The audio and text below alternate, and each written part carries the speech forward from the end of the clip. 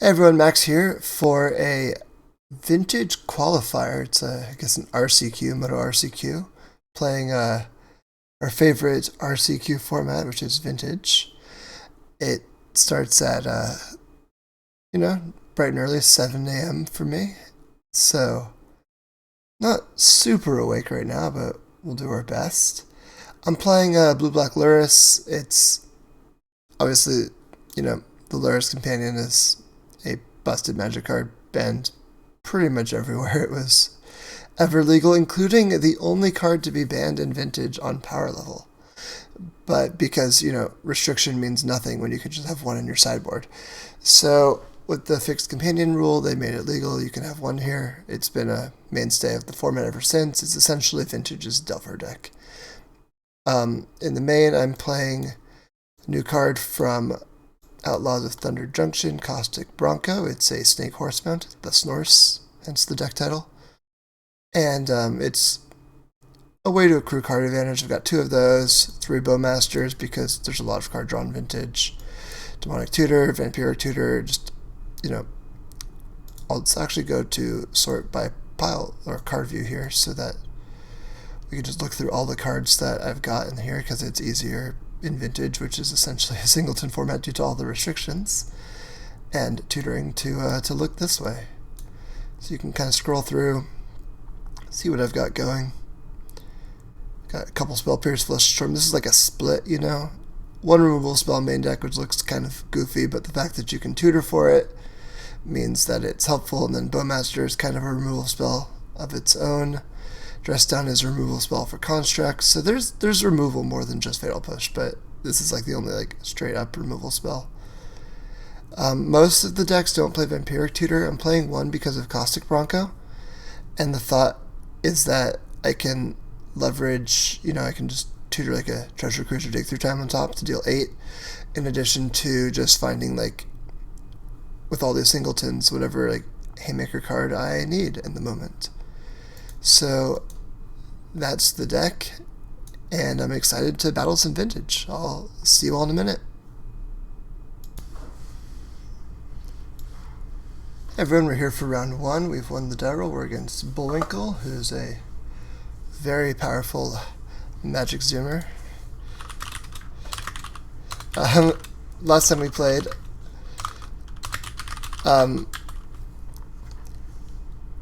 I was his one loss in an event that he got to the finals of, so now he gets his revenge on me, I guess. So this will be fun.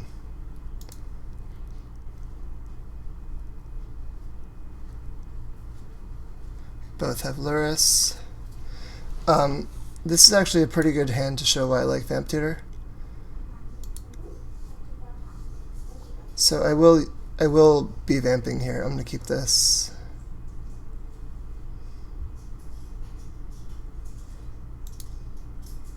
And then I'll upkeep a Bowmaster, I think.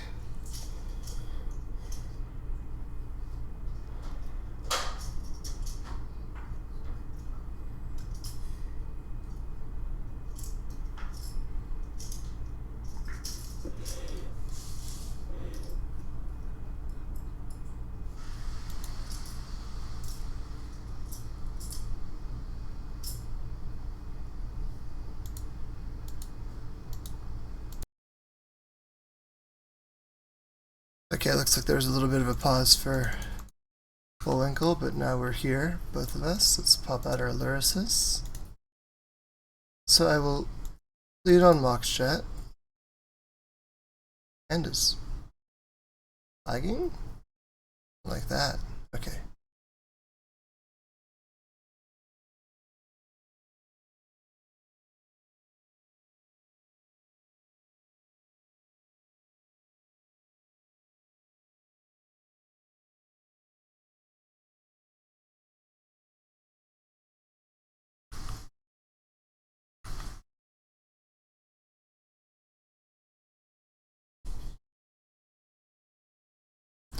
See, upkeeping that Bowmaster was pretty good against this.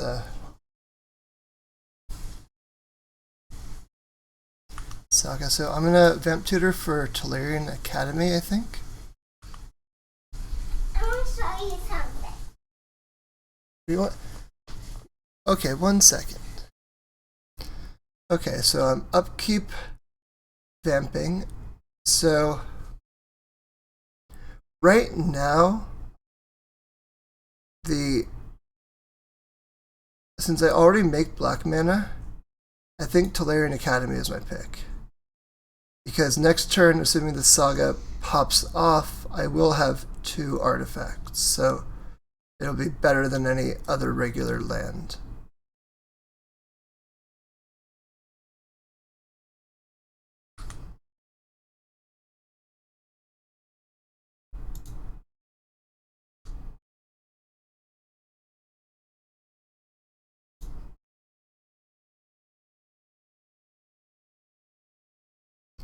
Or Spreading Seas instantly kills an Urza Saga, so that's pretty cool of it.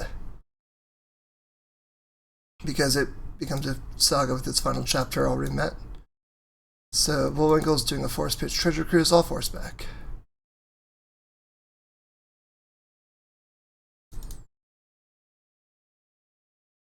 Draw a card. The Mock Sapphire, which is nice because it allows this academy to start tapping for multiple mana as well. So at this point, this was a desperation play for Isaac to for Bullwinkle to use his Mishra's Bauble here, because it does grow my Bowmaster, but he needs the cards.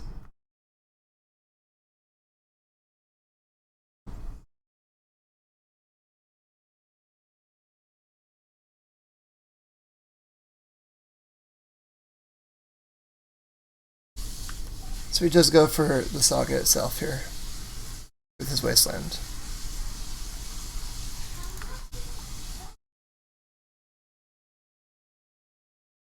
Time Walk, that's a nice draw, huh?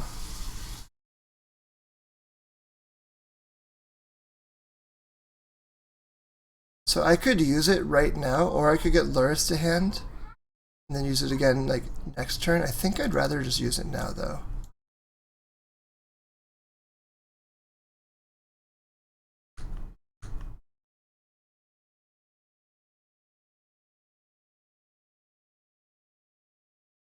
Okay, this is really good.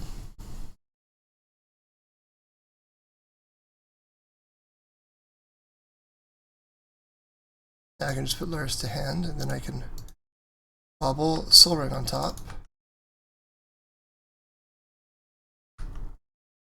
For Isaac. Saga in hand is probably a little slow at this point, but it's still good to have. Yep, Soul Ring comes down.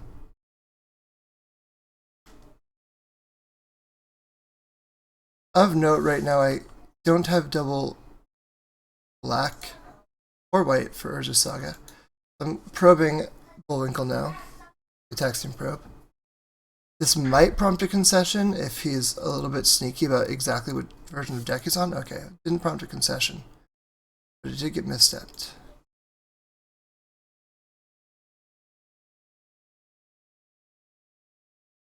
And again, I can't cast this Lurrus because a bunch of blue, but I don't have 2 black mana.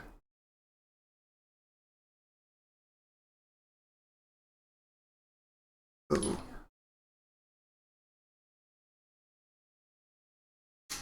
Lurrus play, Lurrus coming down. Yep.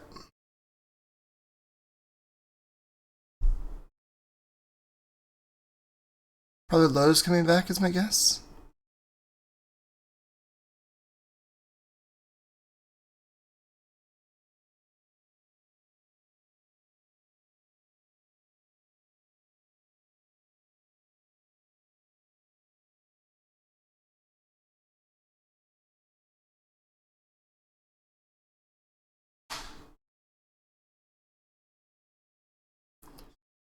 It's hard to say which one he's going to go for, the Bauble or the Lotus. Depends on those last 2 cards in hand.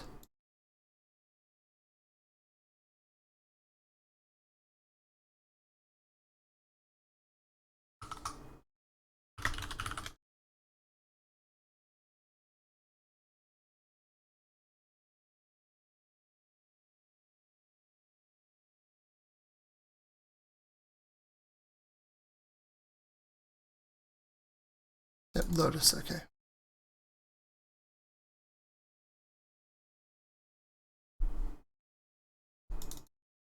Okay, so he's on fair Lurrus stuff. That means.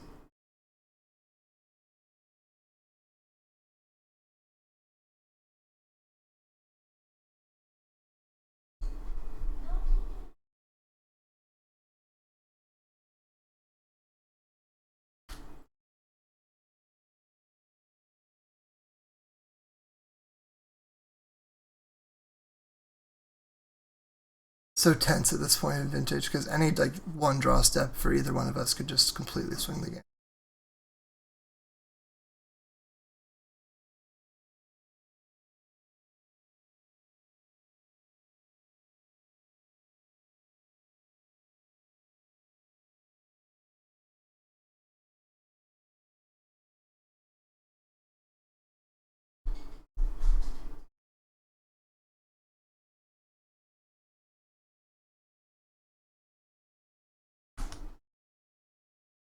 Like that.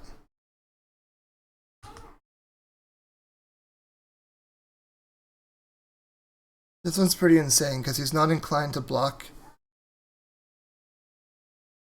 the Orc army if I attack.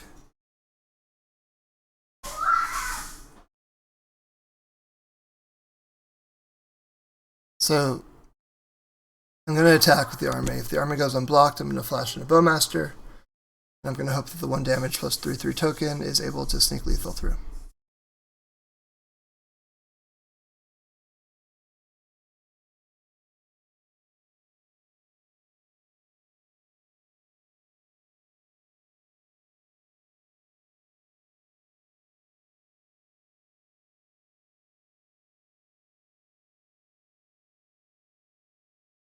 So we did block. At this point, I flash in the Bowmaster. And I deal 1 to Bullwinkle directly, and he says that's enough. Okay. So I'm going to assume fair Lurrus with that Caustic Bronco and not assume that there's like Underworld Breach or something like that, because that's what he was playing last time we played.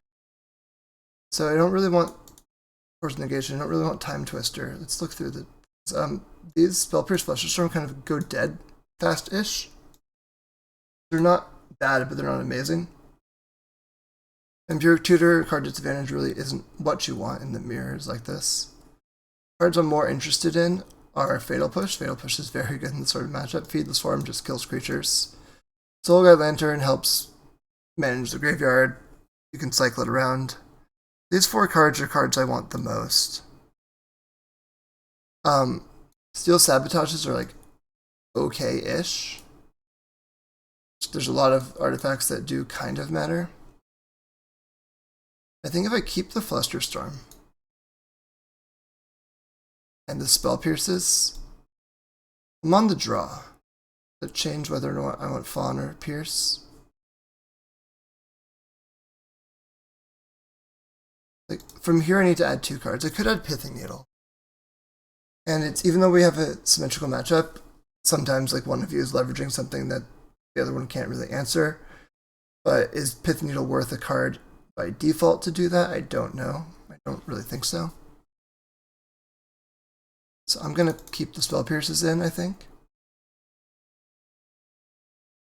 And just run this for game 2.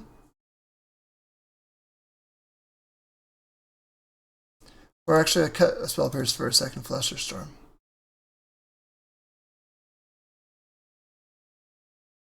I got 2 Flusters. I like that.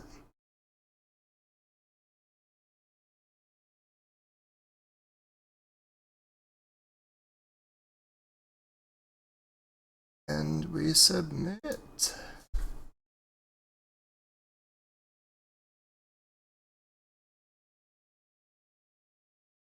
Reveal Lurrus. Alright, so we've got our spell, we've got Force, we've got Soul Guide Lantern, we've got Lorien Revealed for cycling into lands. Yeah, we keep this. It's not like a very vintage hand, but it's fine. It's got horse, the Snorse.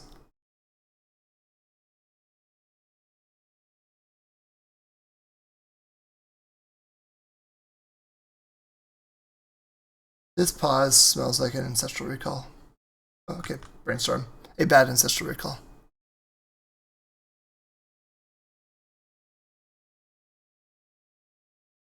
One of the best cards in Legacy, of course, is Brainstorm, which is just bad Ancestral Recall.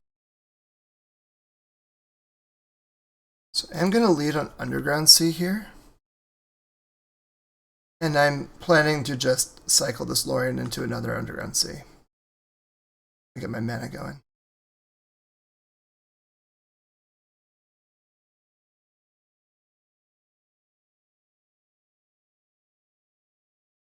Okay, so at this point then I'm going to Fatal Push the Bronco and then play my own Bronco. I can cycle later.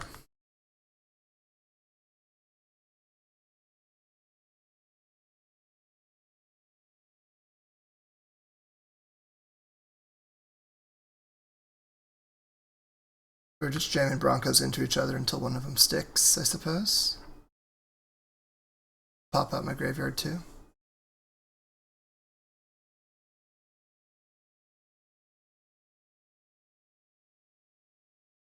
Wasteland. Gets to choose where to point it.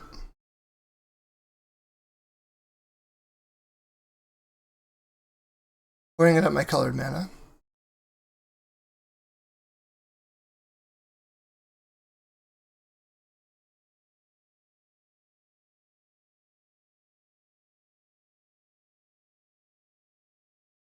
I think I will hold off on cycling Lorien Reveal because I do want to like increase the likelihood I naturally draw land, and right now it's 2 forces. I think I might do it second main. So attack, flip something. There's the Bowmaster. Okay, so I'll force the Bowmaster pitching Dress down, I think.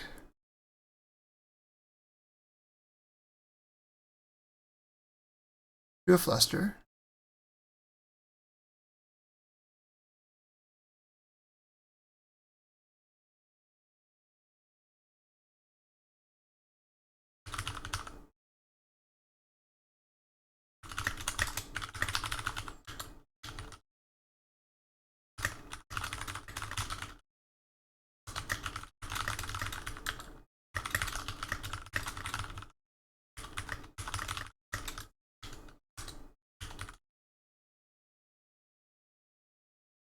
Isaac and I have a good rapport.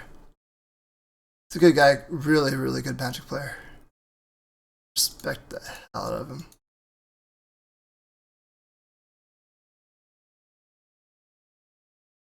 So at this point, because I have forced Pitch Fluster, I think I'm going to play the Soul Guide out.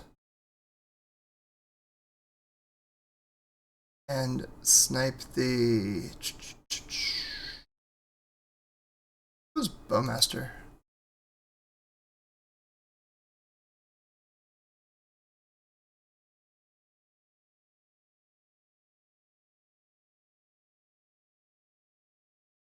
Game is not over by any means. But I do need to be able to leverage this source.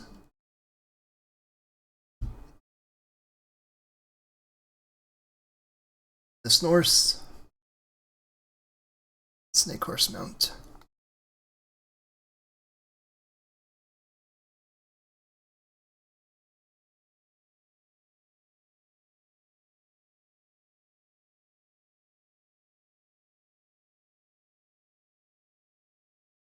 Okay, so he plays a Strip Mine and is strip mining my Underground Sea.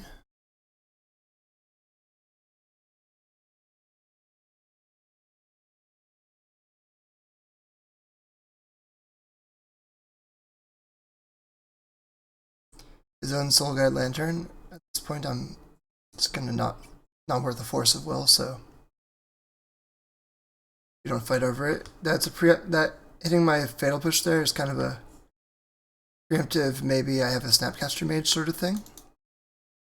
So I'm gonna With this Lorien, I'm going to attack first and see if I find a land naturally, because I'd rather just like play it in Wasteland Underground Sea, but if I don't find a land, well, I did, so there you go. Otherwise I was going to cycle Lorien, but this way I can play this out and pop there. And now, since I do want to kind of keep myself relatively immune to Fatal Push, I'm going to leave up this Flusterstorm.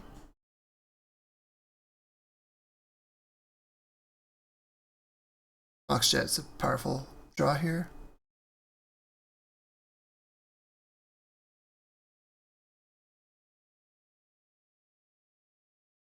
Old Key, yep. I'm also going to cycle this for a Bowmaster, nice. 2 Bowmasters, too nice. And a whole key of my own.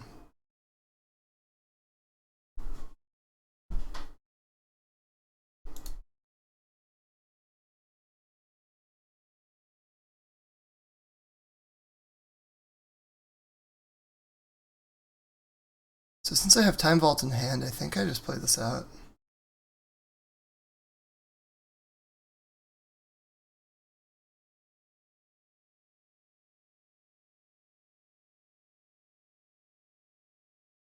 Isaac might have Time Vault too, but not.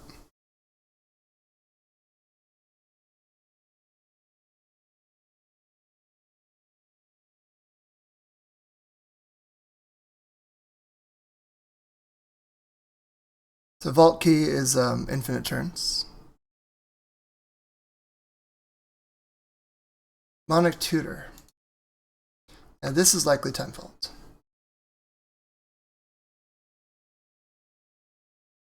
But the reason why I'm doing it this way is because I'd much rather Isaac be tapped out, so if that last card in hand is something relevant, he doesn't have cards in hand.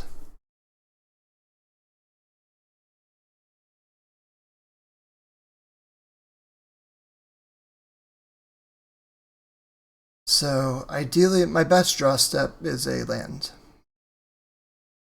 Because I can, yep, so there's Time Vault. So I force this. Then I hope that one of my next 2 draw steps are land. It is.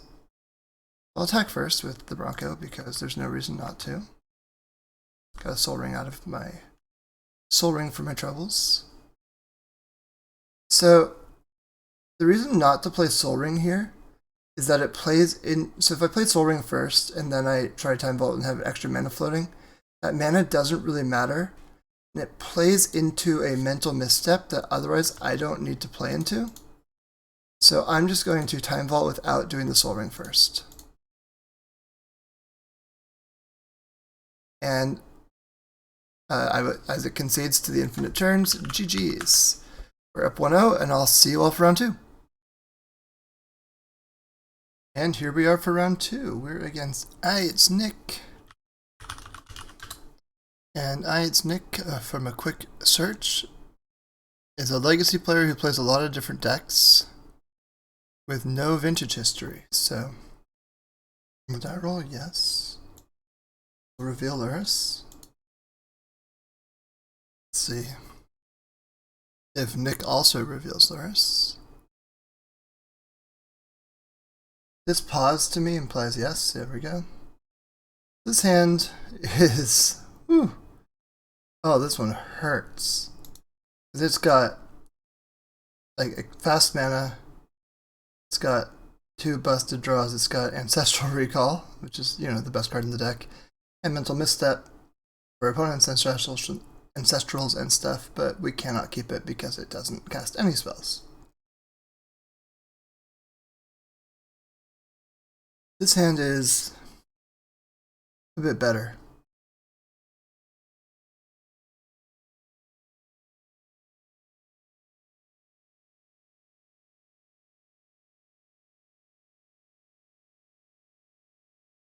So there's 2 ways of really, I think, playing this hand out through. I think I do want to lead on Soul Ring because it's going to make Lurrus plays a lot easier moving forward. Which means that... So I could play out this Time Vault, essentially, as just kind of a looming threat. Or I can mulligan it away. So let's think about that. So if I don't pitch the Time Vault, I'd have to pitch one of my two colored sources, which I'm, as we've seen in round one, it's not a given that you'll have double black or black-white for Lurrus. Lotus is the easiest way to do that, since it, adds 3 mana of any one color. Strip Mine is, I think, great at blowing up sagas and stuff. Dress Down is a good way to bail me out of problems, and also is another card I can recycle with Lurrus, so I think I actually do need to bin the Time Vault, which means that my turn 1 play of Soul Ring Vault isn't there, but I can just go Underground Sea, Soul Ring.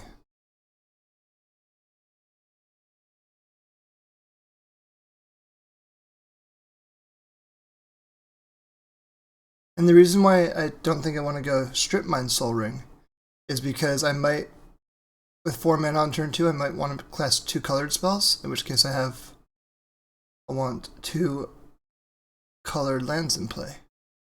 Keep. Time Vault.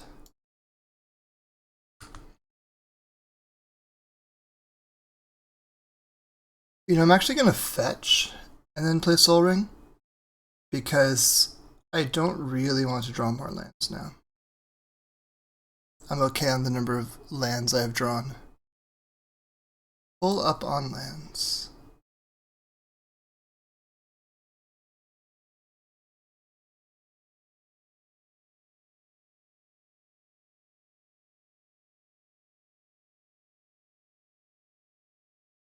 With an extra Mox, I would have been able to put Lurrus in my hand right there, which would have been a pretty sweet play, but when you mulligan, sometimes you're just a little bit light on resources. Yep, Wasteland. Not unexpected.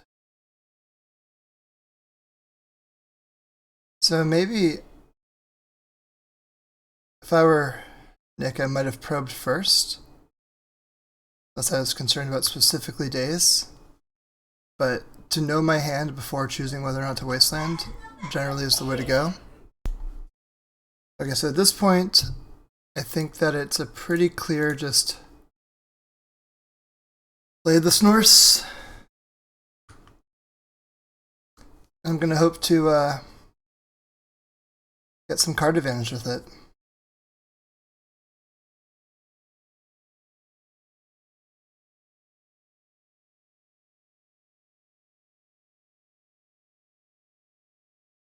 There were no Moxen out last turn, which means that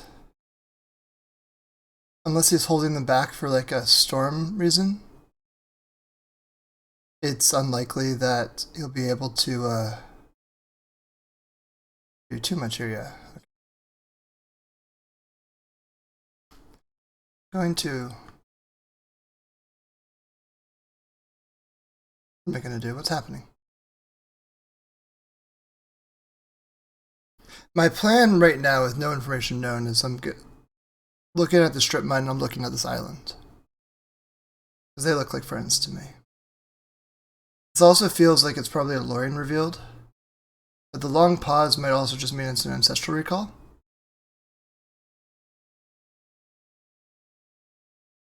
Because I have one unknown in hand. It's Wasteland. So it could be, Fluster Storm or even like a Force of Will. And the reason why he's doing this on my upkeep is to play around Force of Negation, which, I can't cast for free on my turn. And also because since he's already at 7 cards in hand, if he draws 3 and has to discard down to hand size, it's not that good compared to untapping and you go up to 9 cards and then draw a third to get to 10 cards in hand. So it's, far more likely that it's Ancestral Recalling. I'm just going to attack and see what I draw off the Caustic Bronco. Mox Pearl, that's pretty nice.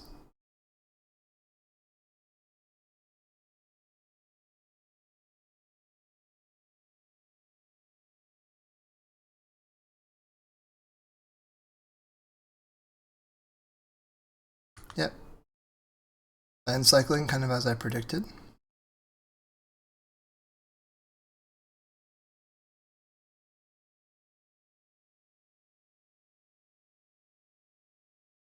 Then I can put Lurrus in my hand, and I'm representing this method here is I'm very clearly representing like Spell Pierce or Flusterstorm or something like that. Now I don't have it, but I'm representing it.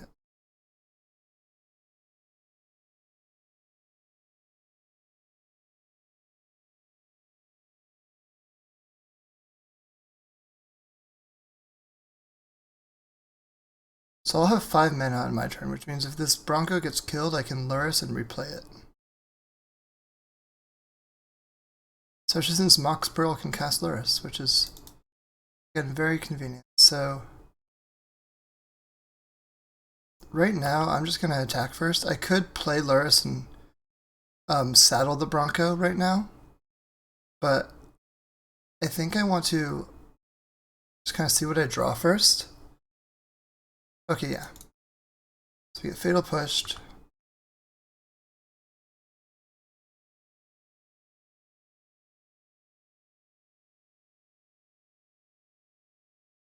And so we go to my second main phase. I play the Lurrus out using Mox Pearl. And then I can use Underground Sea and the Floating Soul Ring mana to recast Caustic Bronco.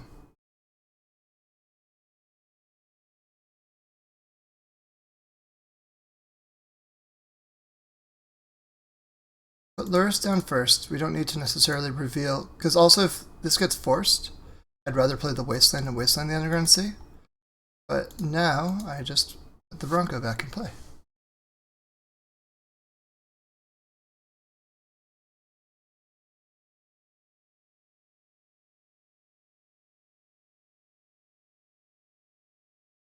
This is a pretty good position to be in.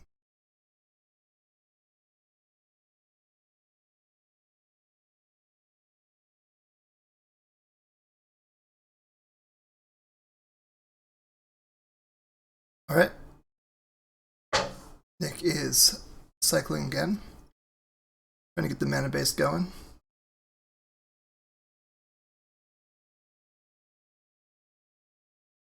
This is it's not Treasure Cruise.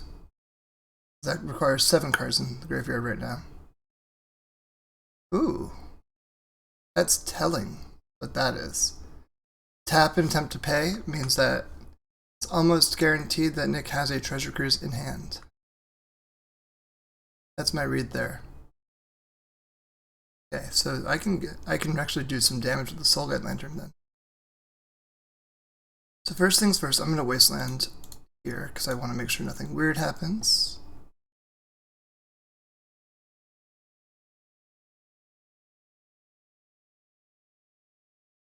And I think I'm going to take the life loss myself to deal an extra 3 with Lurrus attacking.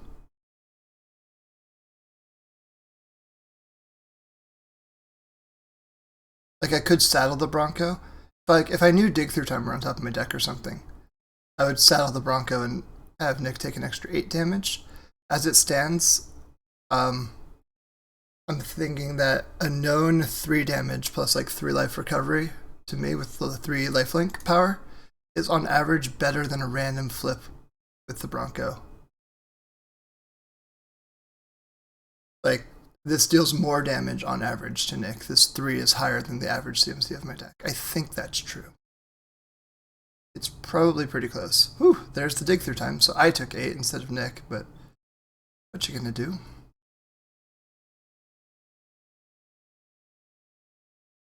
So now I play Soul Guide.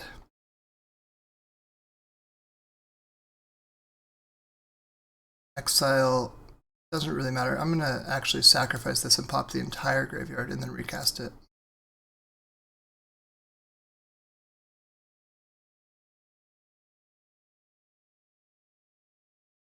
And I'm forced to exile a card from my yard, unfortunately.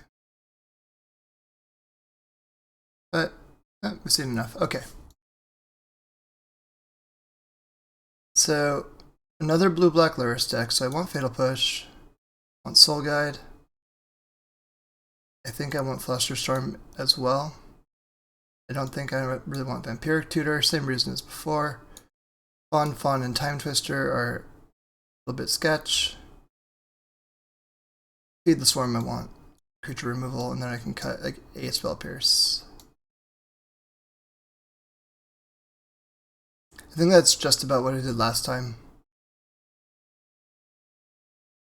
Don't want a Null. This is more for, this is an overlap between Jewel and Oath. Spell Pierce is, as we discussed, exactly fine. Time Twister is very good in some spots, but it's basically uncastable if your opponent has a Bowmaster in play or is threatening one. And so I'd rather have it in the sideboard right now because I don't think I'm going to be able to use it in a reasonable... Yeah, I want this configuration.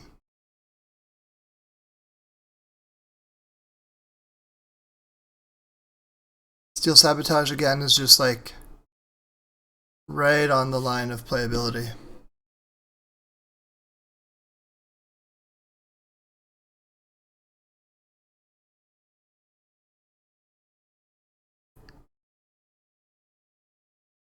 Although the serious lack of artifacts in the first game for Nick implies to me that he is not on a PO variant, because if he was, it would be more likely that he would just have some number of artifacts in the first game.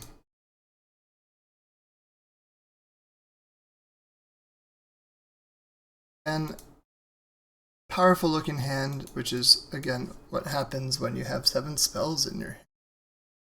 So I'll have to mulligan this. This is great. So I've got these cards. Hoping I find black at some point for the Bronco. Cruise is a little bit late game, but not honestly that late game.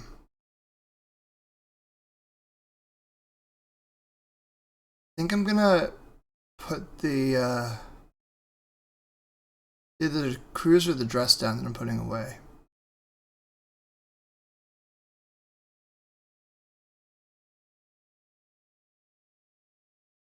I think I'm gonna put the Dress down away.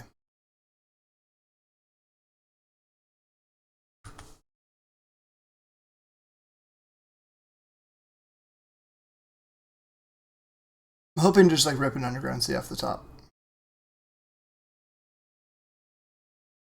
And start leveraging this Bronco again. So, unfortunately for me, Nick knows everything I can do. Or at least before I draw a card, he knows everything I can do.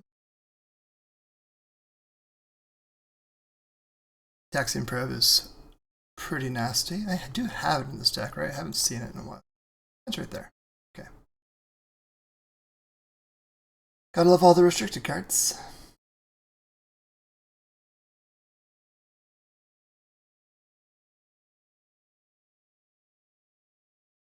So at this point, not quite sure what's happening.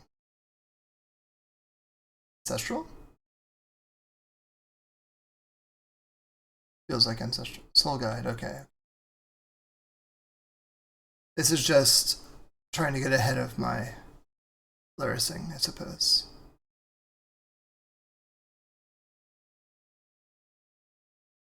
Pop out the graveyards again.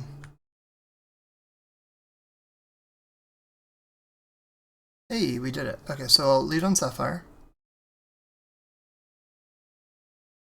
I'm just going to play the Bronco.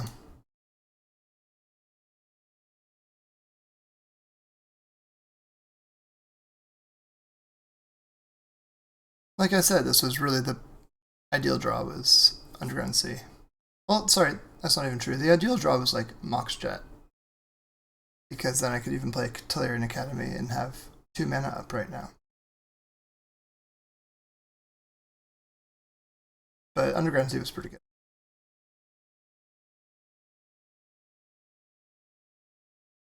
Quite happy with this one.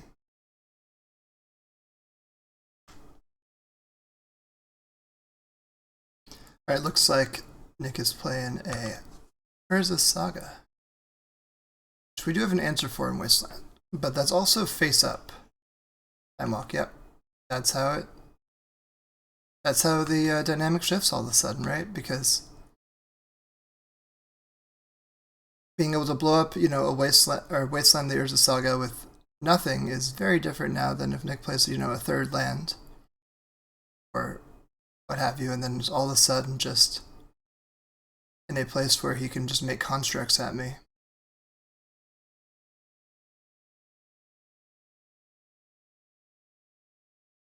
We'll see. He hasn't played the land yet, which doesn't mean he doesn't have it. It might mean he has a choice of what to play.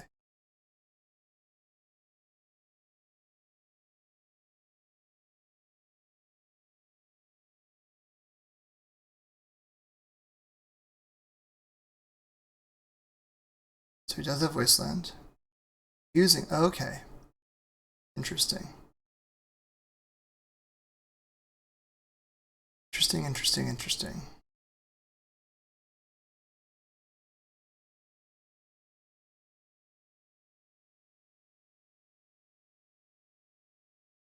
This must mean I have a draw spell on top of something.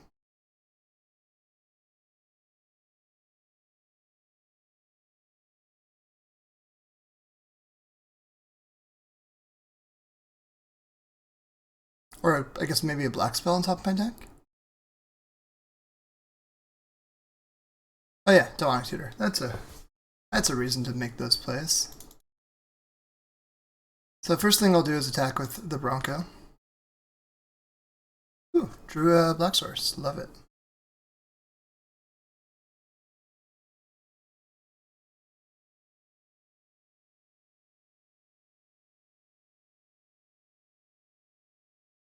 So because of the fact that Urza Saga can tutor up a permanent mana source of any color, or a Black Lotus, or all of these things, unlike in other formats, it's even if they can't make a contract here, the Urza Saga, air quotes, going away is still scary enough that it's correct for me to just Wasteland this now.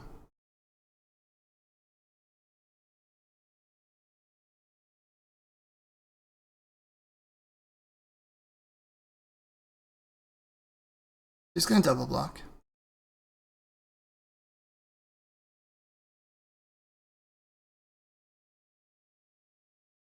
I will Wasteland the Saga.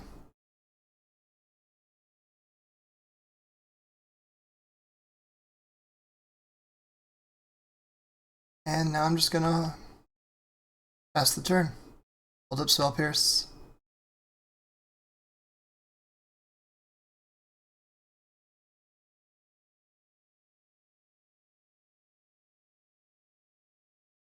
So since I have Demonic Tutor, the default card for Demonic Tutor is Ancestral Recall. But we'll see how this game goes. There might be something very specific that I need. It could be DT for Black Lotus to get Lurrus going quickly. It's another thing that we can do. Because, you can DT for Black Lotus, and then if I have the mana, say I have Academy in play at that point, I can start doing crazier stuff with just like Lurrus and then replay Black Lotus.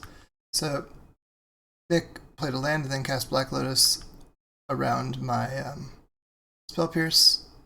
To me, this whole thing implies a Force of Will.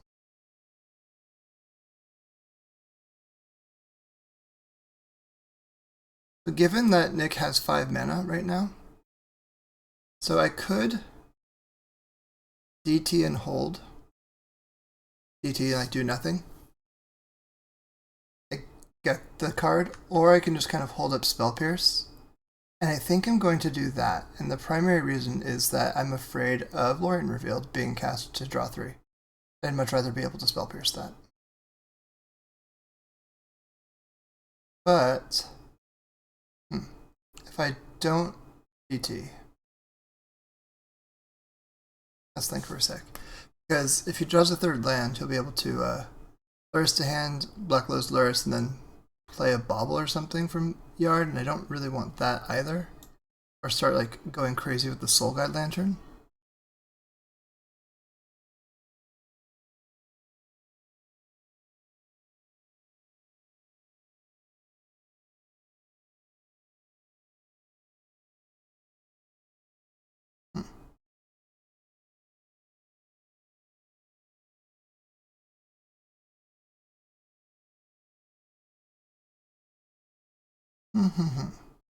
This is tough.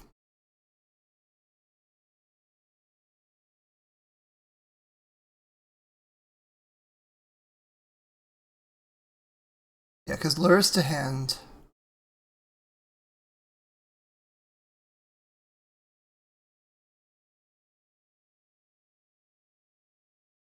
Let's look. So I have Ancestral is an obvious thing to get.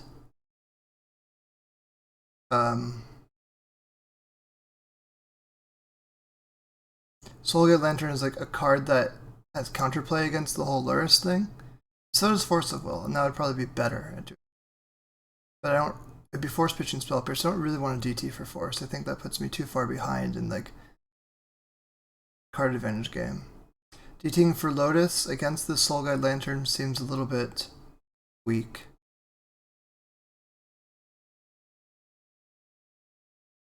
I think I want a DT for Ancestral.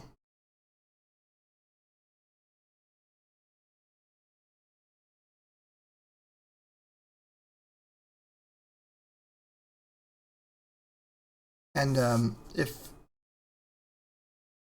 Okay, so Bowmaster in play, so maybe I don't want a DT for Ancestral. Maybe I want a DT for Bowmaster.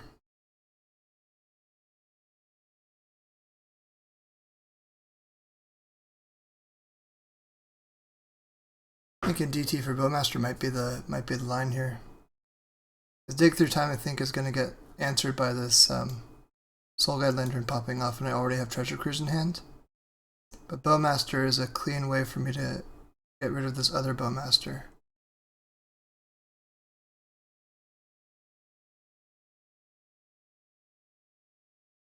That's going to be my pick. I'm going to DT for Bowmaster.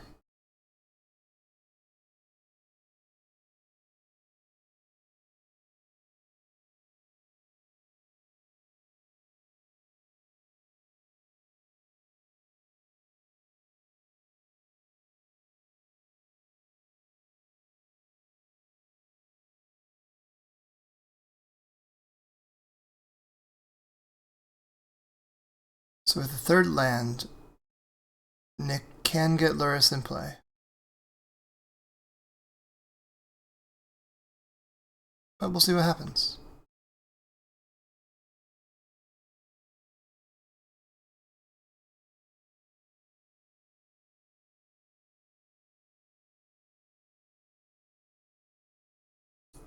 Yeah, popping the yard to play around my Treasure Cruise. Okay. Soul Ring is a pretty nice draw here.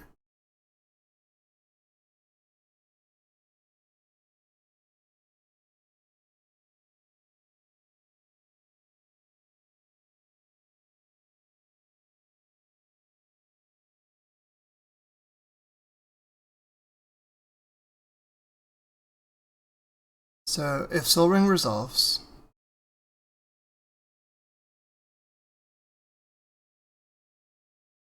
then I will have 1, 2, 3, 4, 5 mana available, which is technically Lurrus to hand plus Bowmaster into play. But that would mean I'd have to main phase the Bowmaster. Is that something that matters to me? Is holding up the Spell Pierce of value?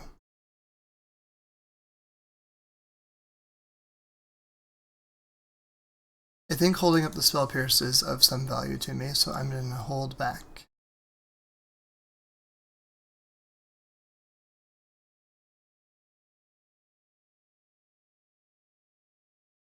Or, I mean, the Bowmaster's known, I think.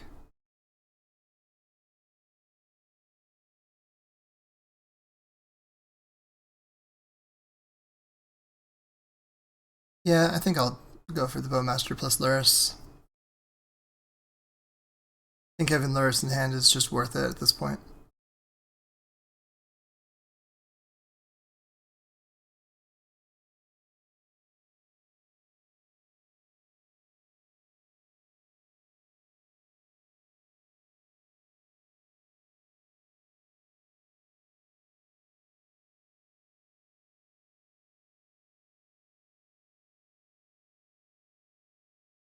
now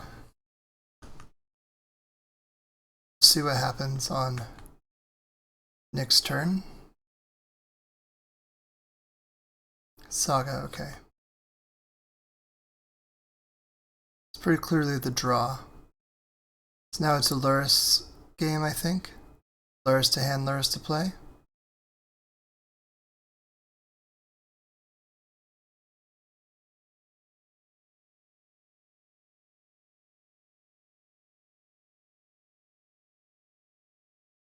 Spreading Seas, okay. So my Tolarian Academy no longer taps for 2, but it taps for 1.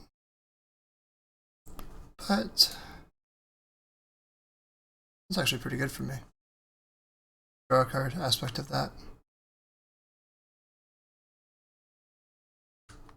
Okay, Soul Ring, so now this is still 3 mana for what it's worth, because Soul Ring and Manifold Key do have a little combo of their own. This can add 2, can untap it, add a 3rd, so Nick could go like Lurrus, play Lurrus, and like replay Lotus.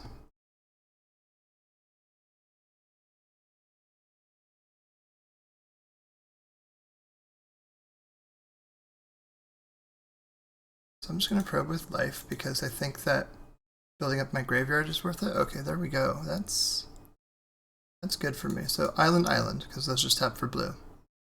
Spreading Seas. There's a Saga. And Mox Emerald is pretty solid here. So now I have... I'm trying to figure out if I have enough mana. So I don't have enough black or white to do a Lurrus plus Spreading Seas here. I do have 1, 2, 3, 4, 5, 6, 7. 1, 2, 3, 4, 5, 6, 7. So I can't Treasure Cruise either.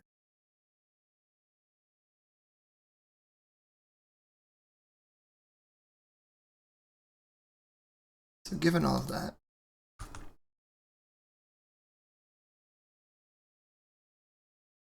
given the abundance of mana my opponent has still though, I think that my best play is just Lurrus for no extra value and just pass the turn back. Because this Spell Pierce is really doing nothing or close to nothing.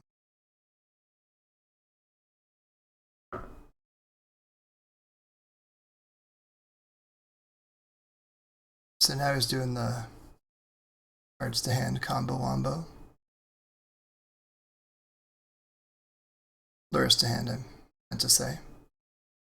So now Lotus can cast Lurrus, and then those 2 mana can cast a Bowmaster, something like that.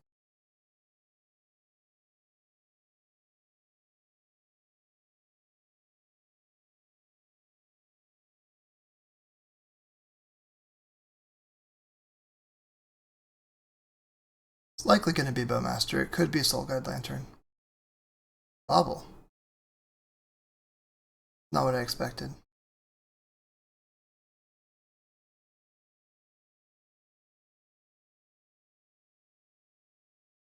Oh, Bobble's from hand, Soul Guide's from yard. Okay, there we go.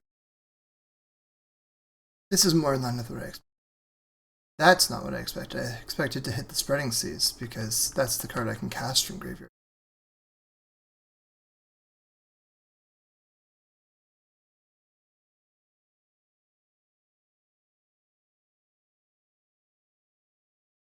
Oh, okay. Exiling my graveyard then, yeah. Fine. 1, 2, 3, 4, 5, 6, 7. 1, 2, 3, 4, 5, 6, 7.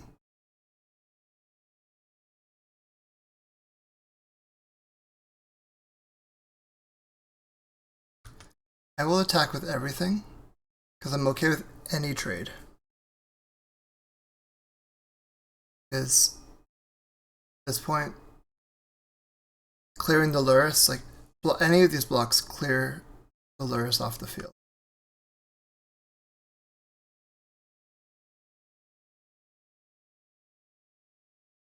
Because I can recast Bowmaster if Bowmaster dies.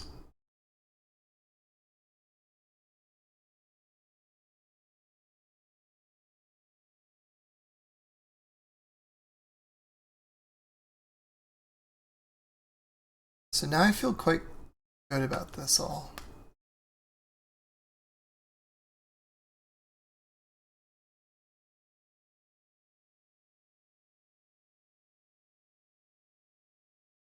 So I get a little Bowmaster ping in here. I get to point that at my opponent.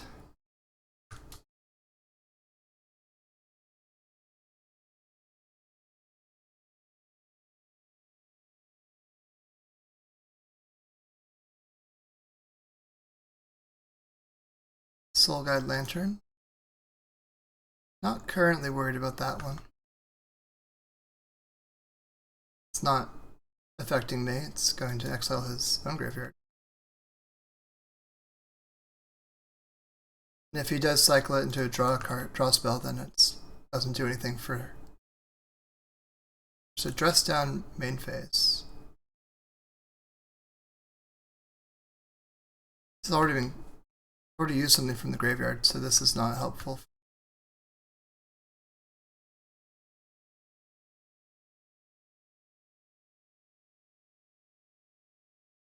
Yeah. Mana. Ancestral. So he's got Soul Ring up so he can pay for this, so gonna the hard way. Best.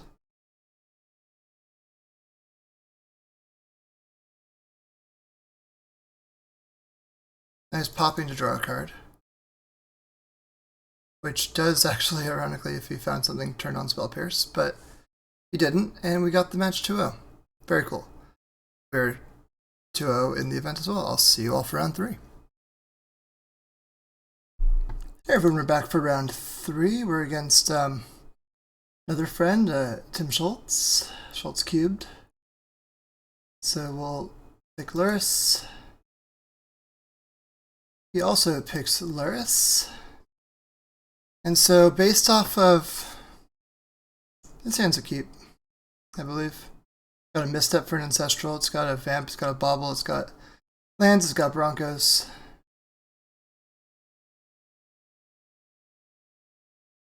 It looks like from kind of looking at what he has in his,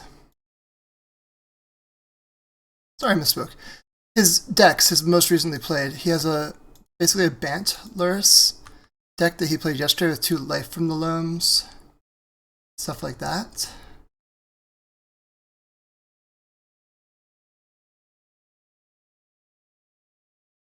I think he was relying on this Soul Ring coming down to make constructs. So hopefully that can be a wrench in his plans. Or the Wasteland. Wasteland's also a good one. So I will bobble him.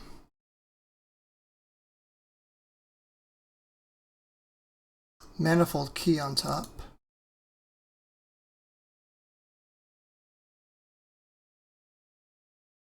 Now I think I want to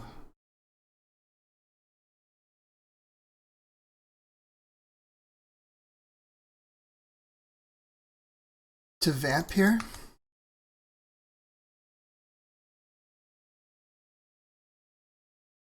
Of note, I could put anything in my hand right now. I think I'm going to.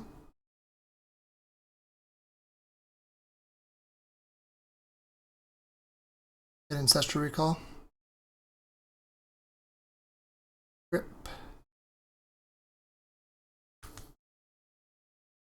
And then I'm going to hope that there's not just artifact mana off the top to make this saga make constructs.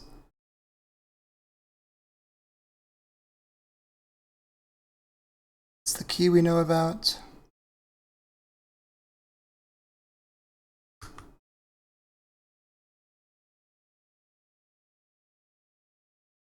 Okay, let's Ancestral myself and go from there.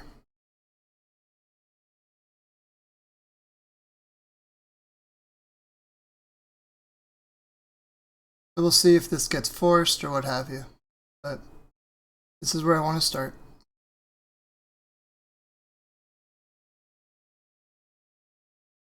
It's like with a Lotus or something, my plays might change. I do think, regardless, I'm very likely to just wasteland the Saga here.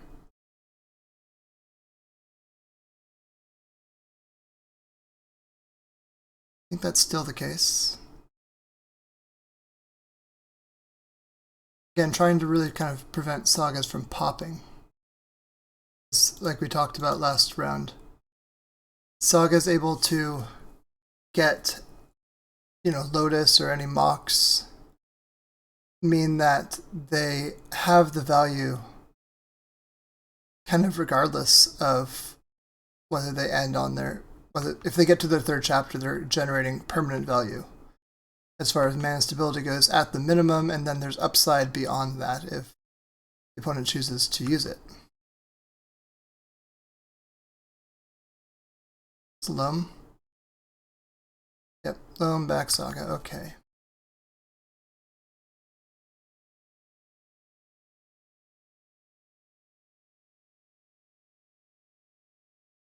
So now for myself, I could either play Bronco down.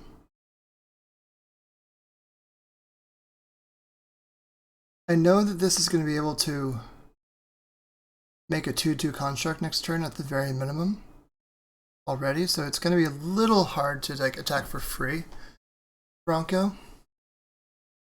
I don't think Loam's going to get cast next turn, so I don't really Soul Guard quite yet. And I don't think I'm going to be making my own constructs right now.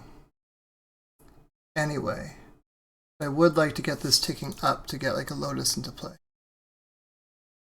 I could use a huge burst of mana. So I'm going to do Saga Bronco.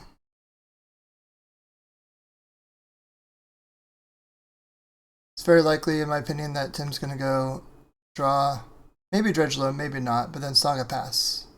Yeah, so he didn't Dredge Loam.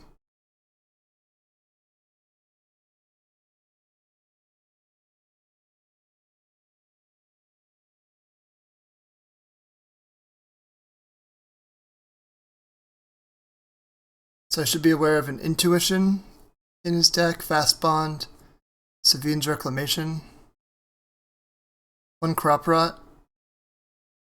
Rotation, I mean, one Lavinia, one Haywire Might, one Outland Liberator.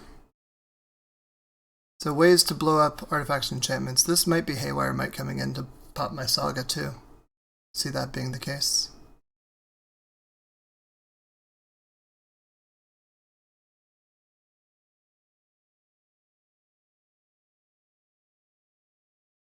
Lotus. Okay, so this is probably the Lurrus play. Lurrus to hand, play Lurrus, replay, yep.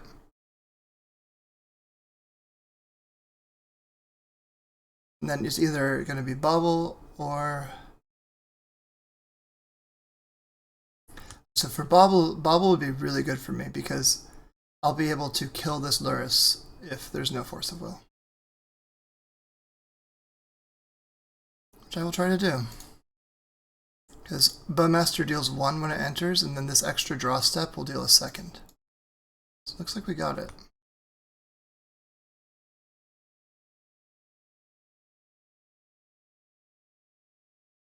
Oh, he dredged. Very clever.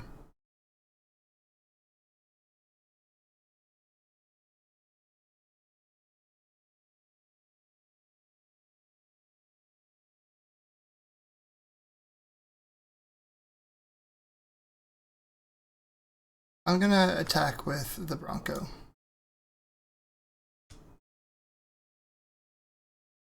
Got a probe for my troubles.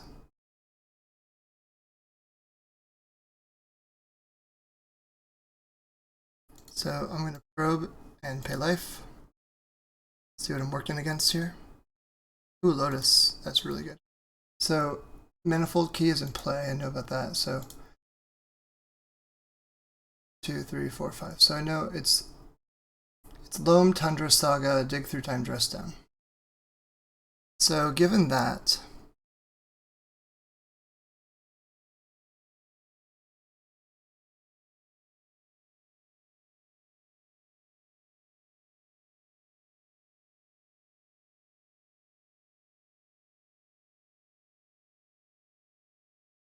think that what I do here is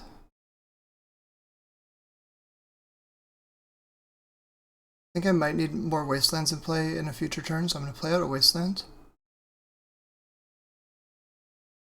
Play out the Soul Guide Lantern.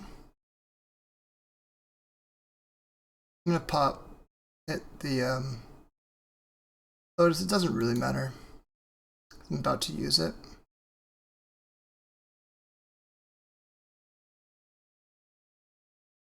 I don't want Haywire Might recurring or anything either.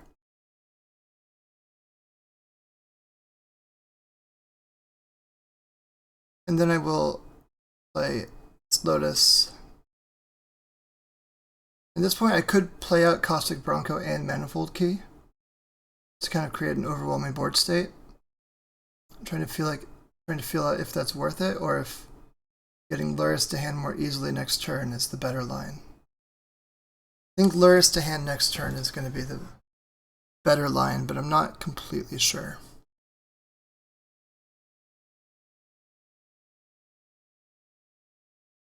It's this dress down kind of looming over, right?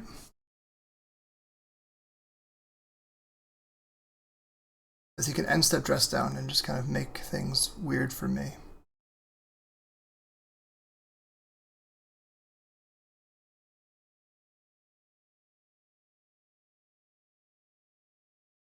Yeah, I think I don't want to do anything. It's gonna hold.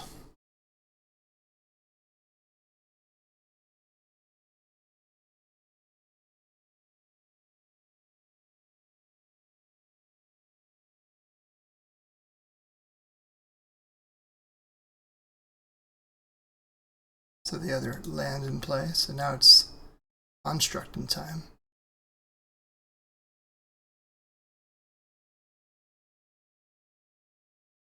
That's really...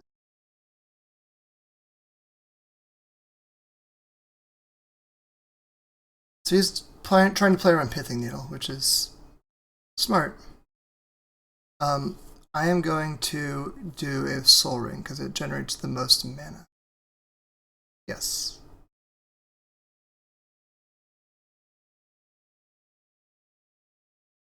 So I can basically do 3 colorless to get Lurrus to my hand. And then, let's see here, how nasty can we get? So,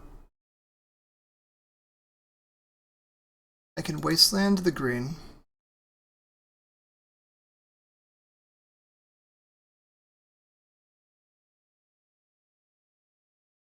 Can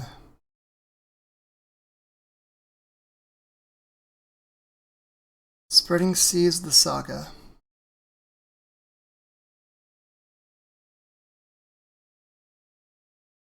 Wow.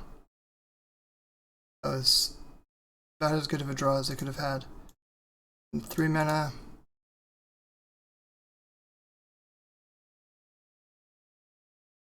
One, two, three. Then I can even replay the the Soul Guide. Tag the Saga.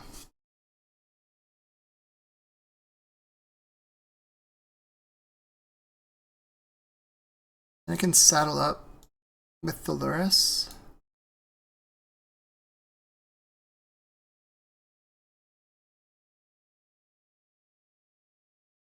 And see if I can deal big damage. Yeah, ooh, dig through time. We did it.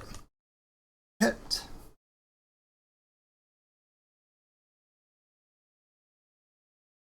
And that trade is something I will happily make.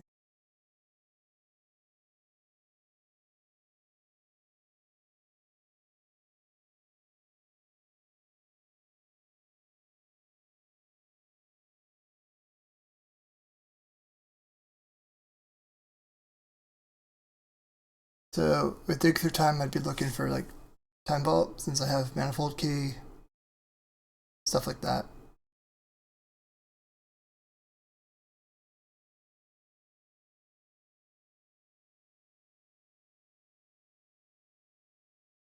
Exciting. Okay, so Saga down. This is likely going to be a dress down, is my guess. End stop. Yep.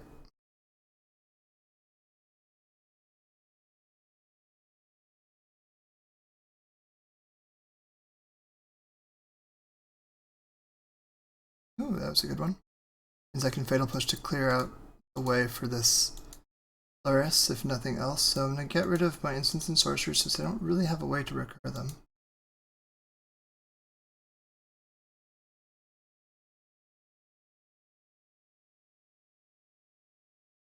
See if we can find... Oh, that just got Force of Will.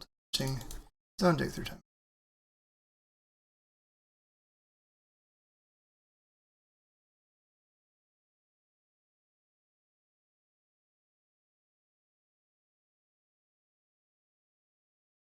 Now we can kill this Lurrus.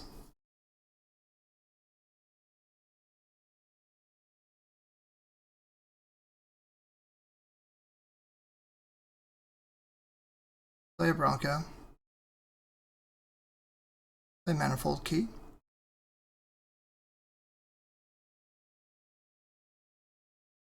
Attack for 5.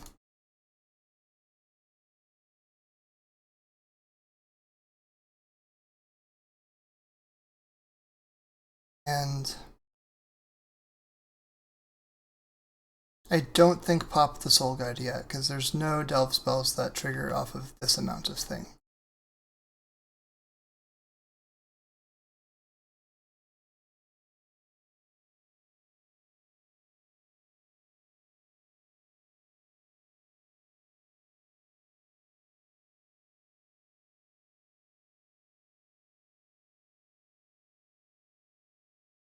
Hey, we found the time vault. Okay, well, we didn't need it.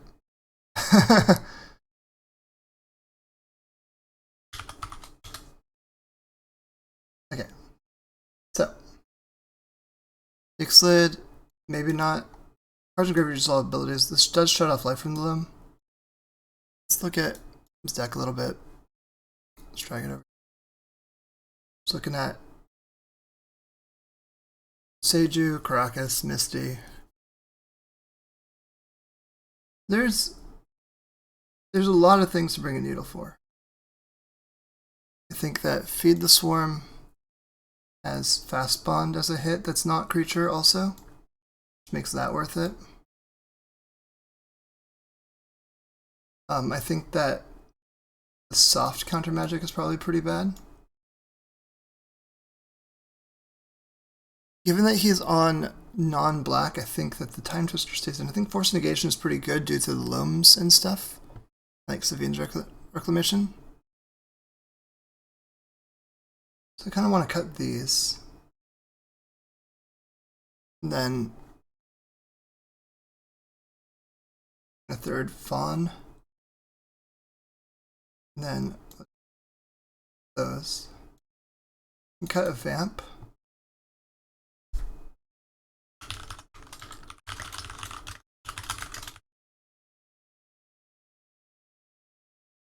Bowmaster is maybe not at its best.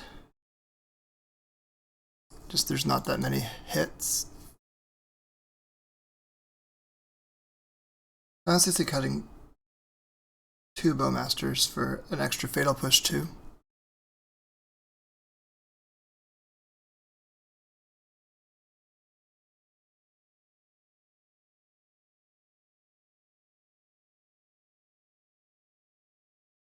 So I think having 1 Bowmaster is better than 3 Fatal Push. I don't want to be like overwhelmed on removal.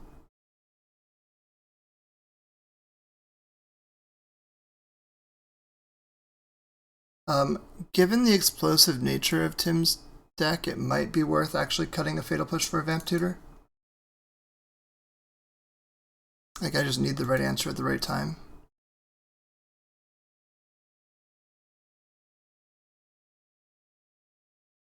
I'll try that. Generally speaking, I do want to cut the top deck tutors, but I think in this matchup specifically, having access to it is worth it. No. I select.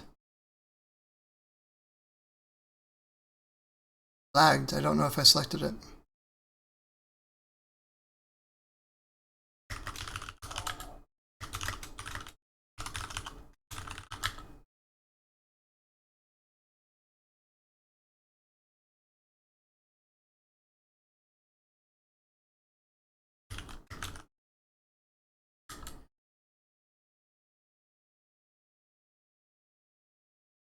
Well, survived. You get Lurrus, which is really good because this hand is a Lurrus hand. Gets Lurrus into play on turn 1.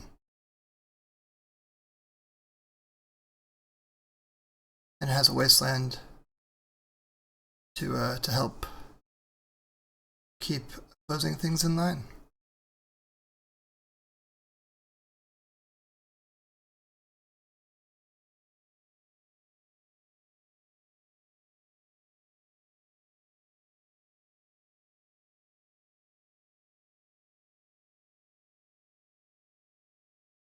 Okay, well, shield's down. Shields are down, the jig is up. Look how pretty the hand is. I love this old border power on Moto. It ain't cheap, but it's worth it. Vintage itself is very affordable on Magic Online. So if that's a concern for anyone, don't worry about that. But like this deck that I'm playing right now, you look up my most recent posting. It's 522 tickets on Magic Online, which is about the same price as a Legacy deck. Sorry, no, it's 468. It's less expensive than the Legacy deck.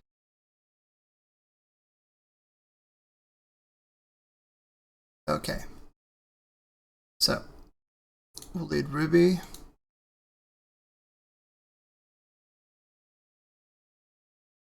Then I'll get Soul Ring into play. Sapphire. Lotus. Lurrus to hand. Lurrus to play. Play Lotus. And then we Wasteland.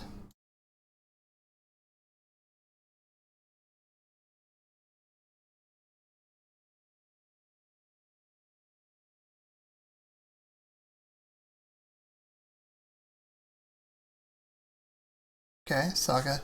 So obviously the threat there is that anytime a Saga triggers, it can get our friend the tutor.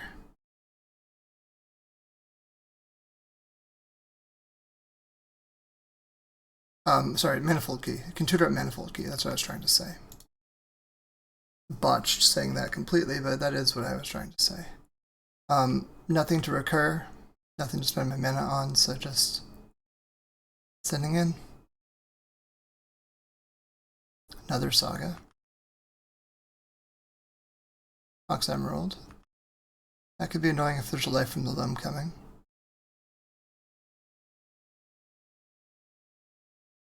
Lurrus to hand, okay. Not the worst.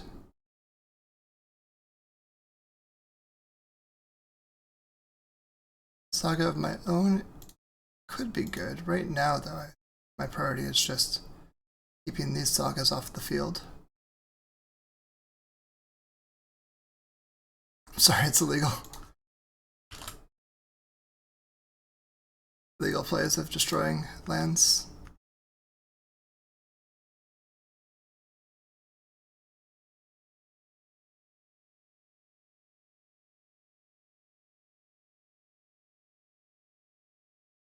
Okay, so he untapped Time Vault here, which is notable because that means he intends to do something nasty over 2 turns.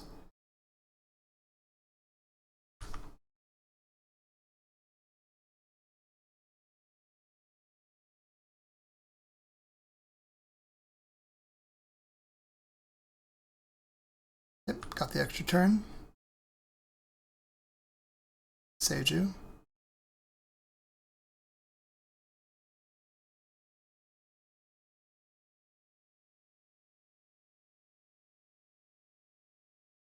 Baracus. Yep, it's annoying.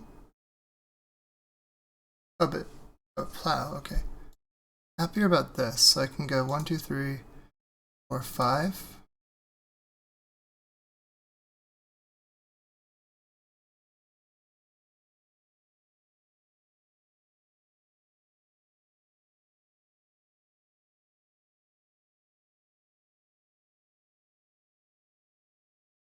Get that out of the yard ASAP, I think.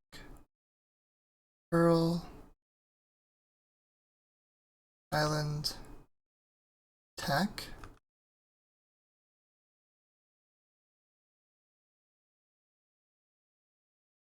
So now I'm threatening what should be lethal next turn. Ooh. Oh, but I didn't make... Yeah, whoops.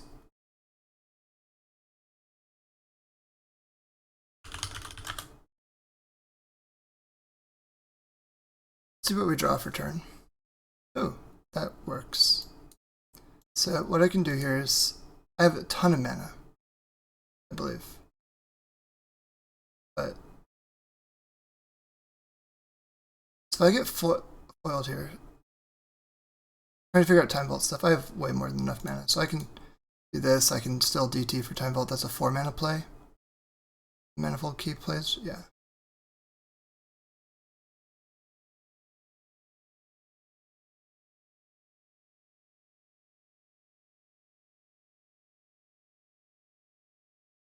So I get my own Manifold Key. Tap this for triple black.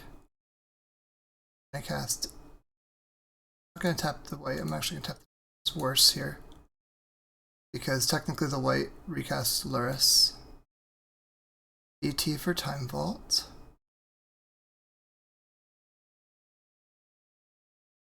And then we will play Time Vault.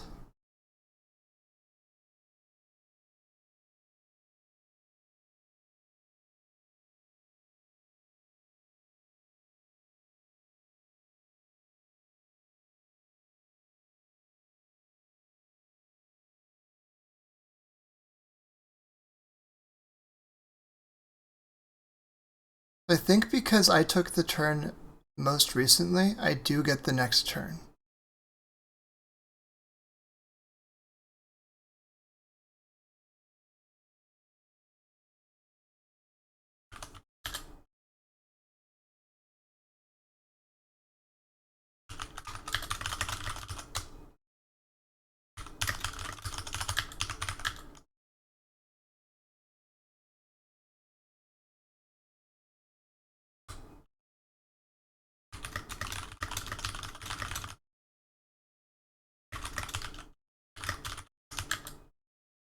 Alright, so yeah, we played around Needle, but we got there. That was very exciting. I will 3-0 and I'll see you all for round 4.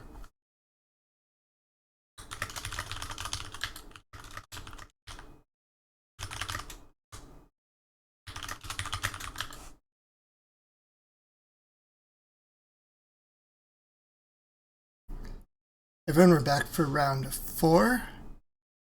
Lost the die roll. We're against Lord Egg. Has not revealed Lurrus. Look them up on Magic Online. Okay, well, no longer need to do that. They're on Hollowvine. So this hand is quite against most things Hollowvine does. The biggest draw it has Bowmaster, which make it hard because they do naturally draw and discard spells. And I have a Saga as well, which can tick to 3. Force Negation doesn't do too much, but I will keep the hand.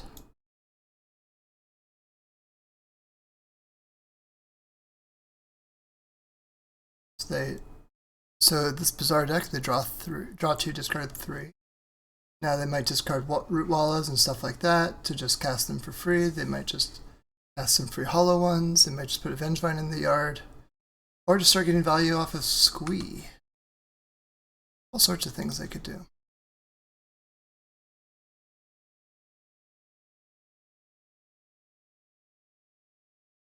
And a hollow one. Okay. Oh no. That was probably the worst thing that could happen to me. I can't counter it because I don't have a blue card. Of course, I draw another one. So I will go land out, and I'll fatal push this Root Walla when I can.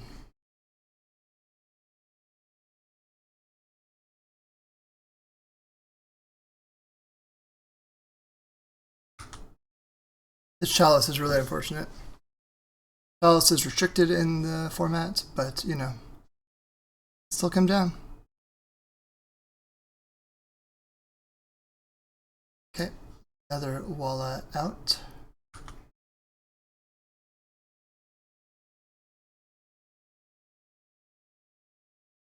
I'll fatal push this first one now.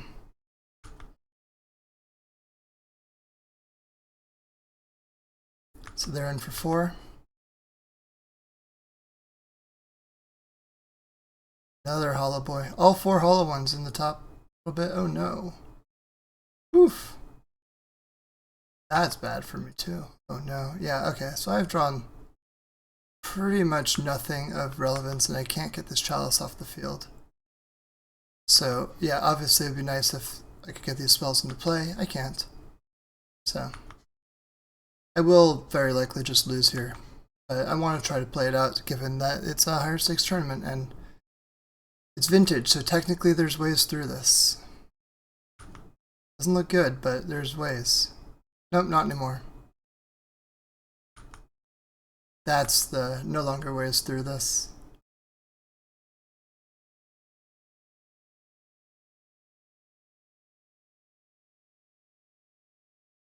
Huh.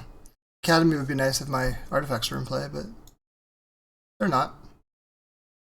Okay, so very quick game 1 loss. Now, Force of Negation does pretty much nothing against them because spells that they cast that I care about, they cast during my turn, like Force of Vigor of their own, stuff like that. Dress Down comes out. Tabernacle is extremely good against them. Pith Needle, Soul Guide are good. Grafdigger's Cage literally only stops Vengevine, so it's not actually that good. Ixalan Jailer is good because it turns off all their like draw spells.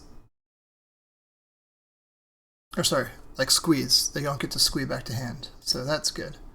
Fatal Push is not great.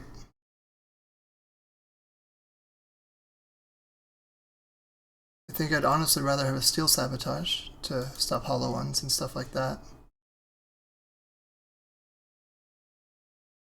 Or maybe a Flusterstorm to protect my stuff. I'm at 61 cards, so maybe I could just afford to cut something. Mental Misstep is good against all the 1-drop creatures, but especially what's the name of it? It's a green Phyrexian mana card that you can put a card on top of a player's library. 1 second, I'm blanking on the name. Card names have never been my strength, unfortunately. But I do try to name things as I can. So the card that I'm thinking of is Noxious Revival. There we go. Okay, so 61 cards. What do I want to cut?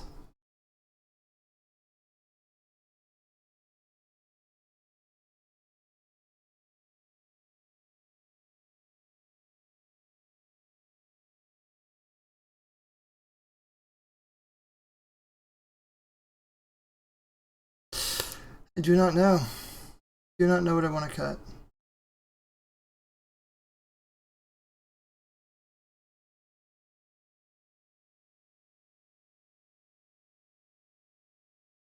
Go cut 1 Spell Pierce.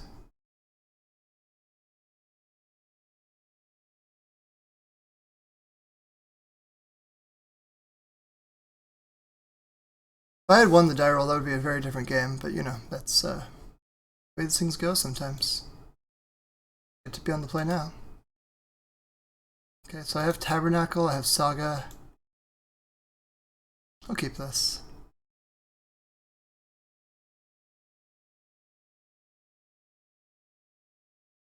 I also have Vault Key in a roundabout way. As the game drags on, the saga can find a key. Assuming it, lives to pop off.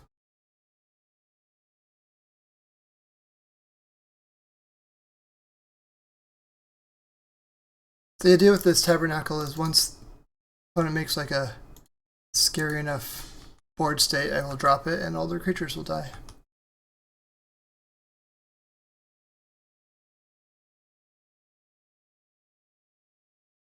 Because Bazaar does not make mana. Vengevine, Poxwalker, huh? Yeah? Okay.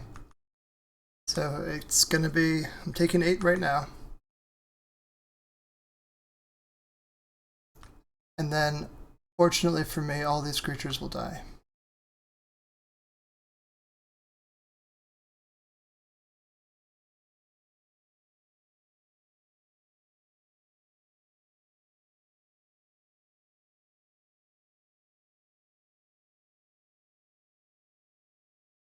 So I'll play Mox Pearl out.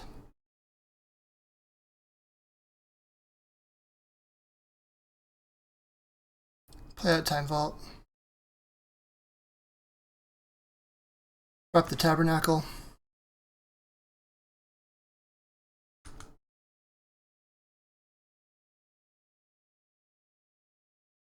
So now at this point, all their creatures die, because they cannot pay any mana.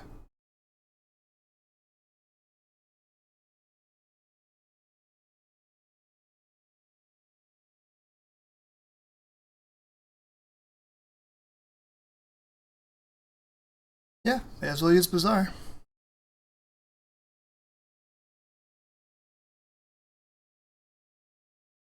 Force negation, actual survival. Okay, so they've got to go for the saga, because otherwise they just lose.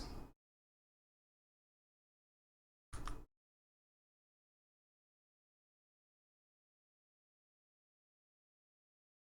think I'm gonna, untap. I did this because I'd rather take 2 turns in a row where I can DT and then cast the Manifold Key all in one shot.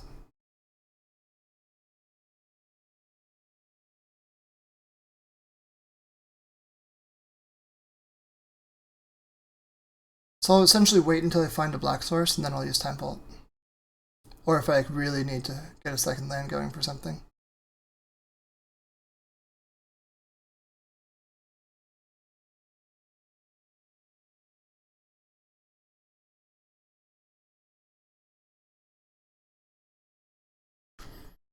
That works.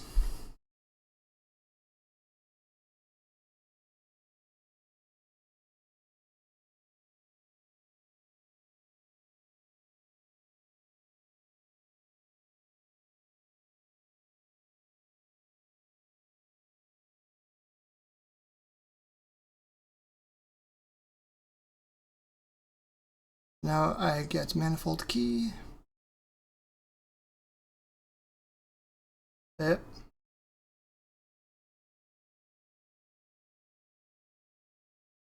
And I win.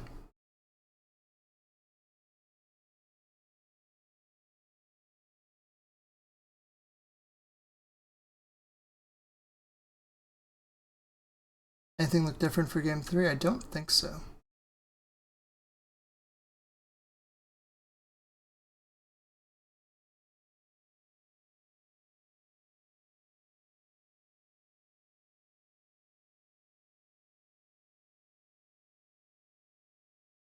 Maybe I flip a Spell Pierce with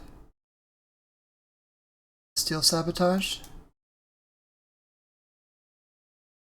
Just because Hollow One can also get countered this way. But they're playing Hollow Ones on turn 1 usually.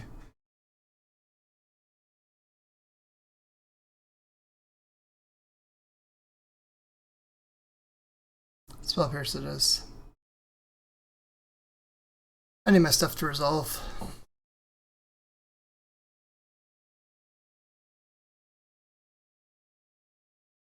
Lurrus. Okay, so what this does is this hand is good. And the reason why is because I can Pithing Needle Bazaar back down. So I keep.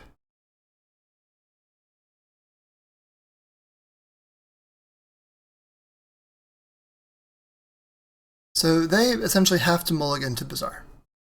Their hands are really, really strong once they get going because they have essentially an infinite churn through their deck. So they're now on 3 cards here. It's kind of the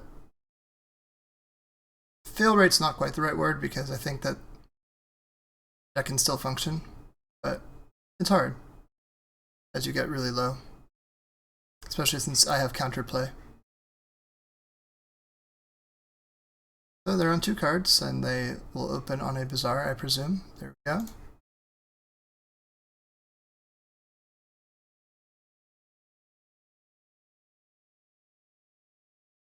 So I could go 3 mana Lurrus to hand. Yeah, I actually like this. So what I'm going to do is I'm going to go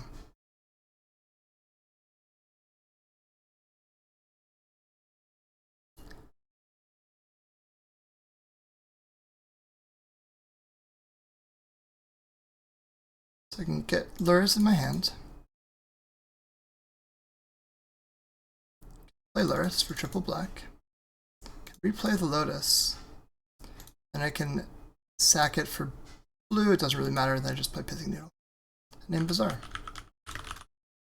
And my opponent's seen enough, so we win. I'll name Brims Malone.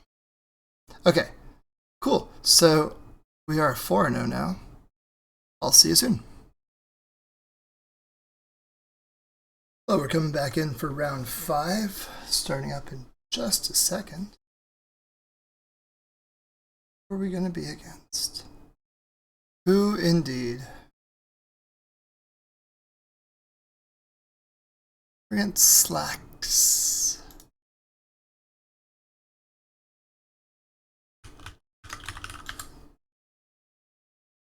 Looking up Slacks, it looks like they were on Jewel Shops a couple days ago. Lurrus Saga a couple weeks ago.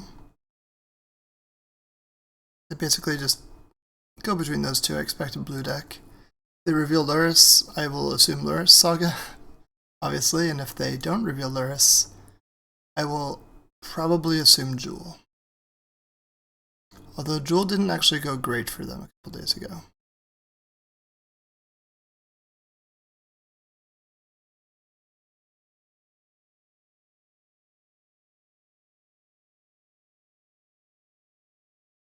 But we'll see.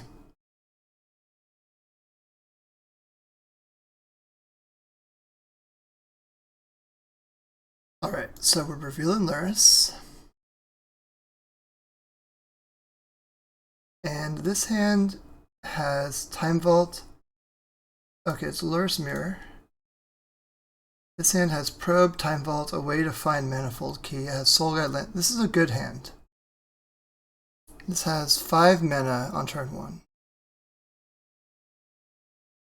If it had 6, it would be even better since be able to, Lurrus to hand, play Lurrus, and then bring back Lotus again. But as it stands, this is still a great hand.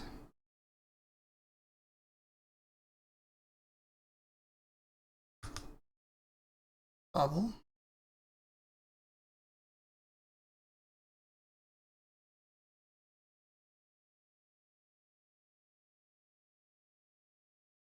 Sapphire.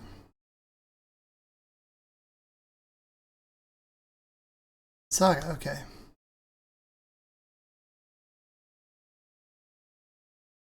Let's see what card they know about, because they know about my top card. Time Twister. Interesting. Let's probe.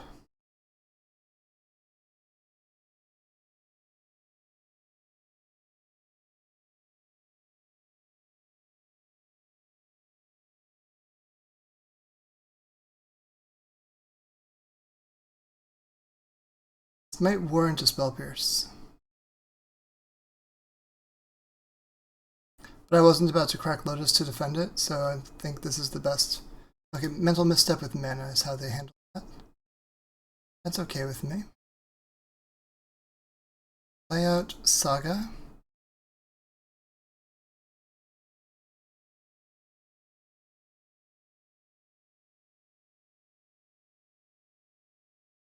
Play out Mox Jet. Play out Black Lotus.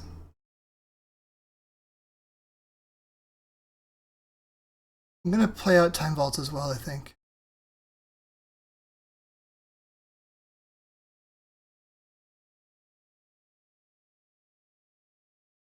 Okay. Now I'm in decent shape. One thing I might do if my opponent plays land and passes the turn is I might untap Time Vault, send it back to them. Because they won't be able to make a construct that way? Okay, well, we'll see what they do now, though. They might just wasteland my Saga.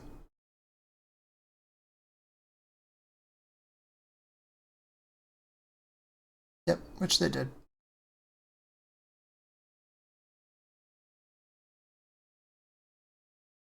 So now I'm not particularly interested in Time Vault thing because I need turns.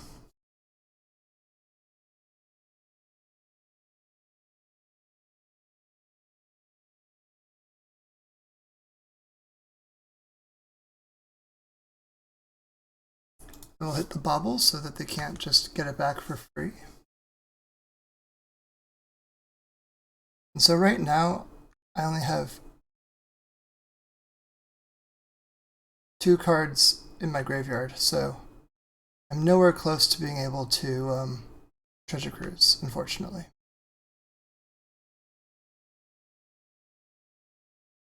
Now I'm just going to hold this up.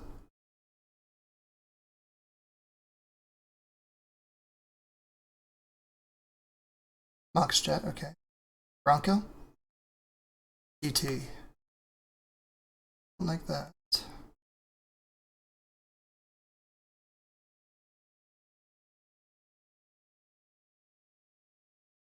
I feel like I have to Spell Pierce this and then also cycle the Soul Guide. I don't feel good about it.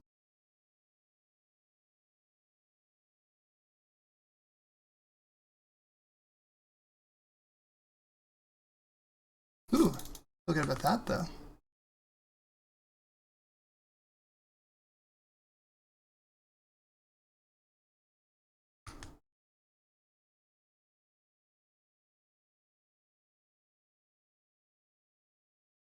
Now we both have Moxen in play.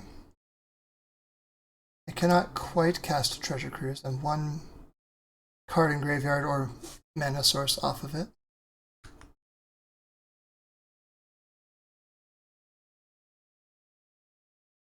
And I will placement effect that. I feel like I can sidestep a Bowmaster or anything they were planning on doing here. Because they kept mana open, so I feel like they had an end step play.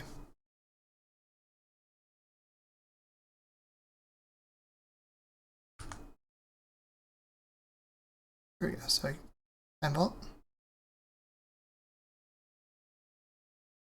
Play a Bronco.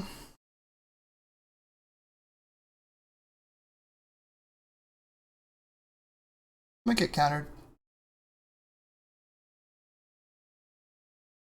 In which case I take an extra turn and I'm able to untap and do a Treasure Cruise.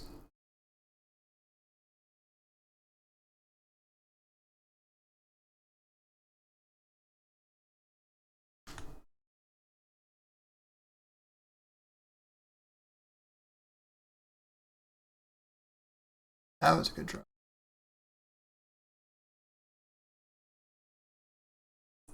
It's crunch in there. A Master coming in. Master coming in.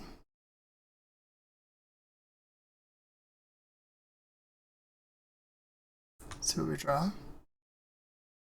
Force of Negation, okay.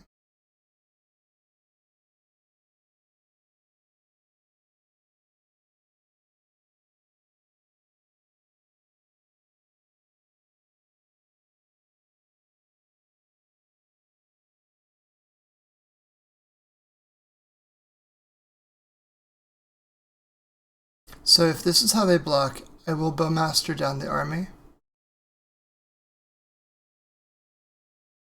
And then I will Fatal Push their Bowmaster on next turn. Okay, got Force of Will, which is okay. A Spell Pierce. It is nice that the air quotes card draw of Caustic Bronco is reveal and put it into your hand. It's Dark Confidant wording, so it doesn't actually draw a card. So it works under Bowmaster.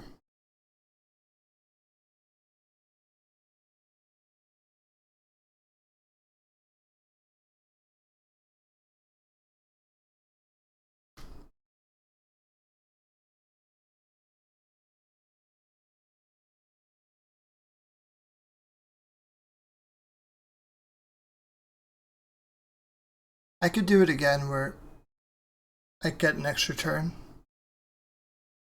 I think I'm going to. Because what will happen here is I can Fatal Push the Bowmaster.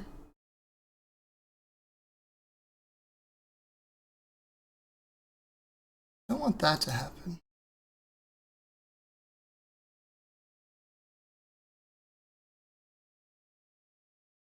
Fatal Push the Bowmaster, Treasure Cruise, take an extra turn, and go on.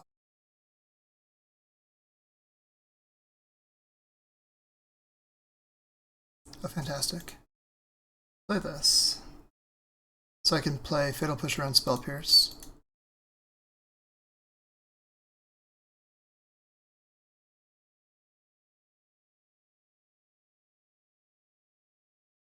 It's a little annoying.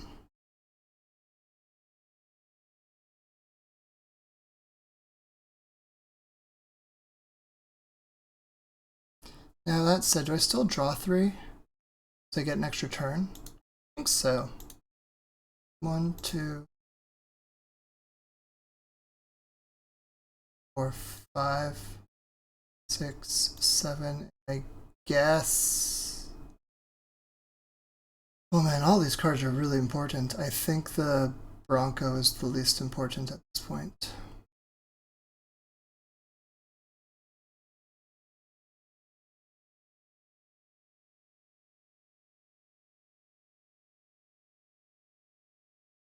Okay, I win now, at least.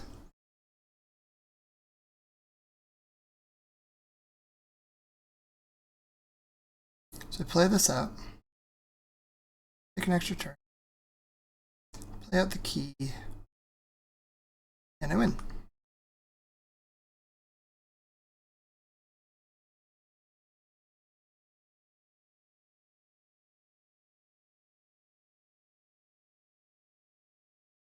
Great. Okay, so fairly typical of this mirror at this point. I think I want to cut these cards. Let's make sure there's nothing else. Spell Pierce is kind of on potential chopping block. I want Soul Guide Lantern. I want Feed the Swarm. I want the Torches.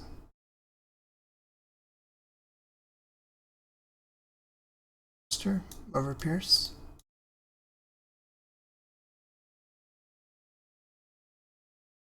That's what I've been doing, and I think it's been working out well. I don't really see a reason to deviate at this point. It's kind of my plan here.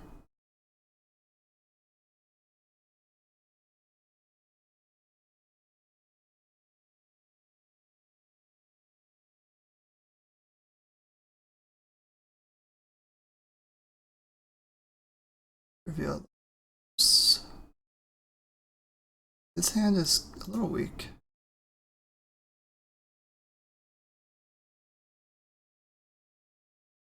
It's a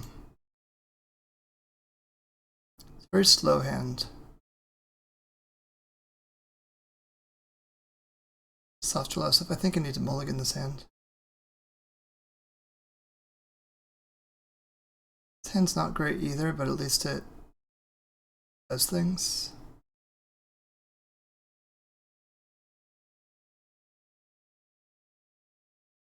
By does things, I mean counters Ancestral Recall. and gets Lurrus into hand pretty like ahead of schedule.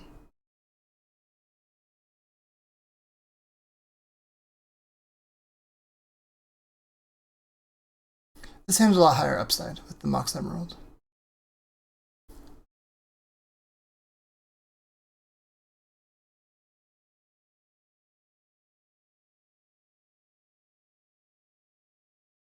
This is much more likely going to be a 5-mana draw 3 than anything else. Spell Pierce, I will actually pretty gladly accept at this stage in my mana development.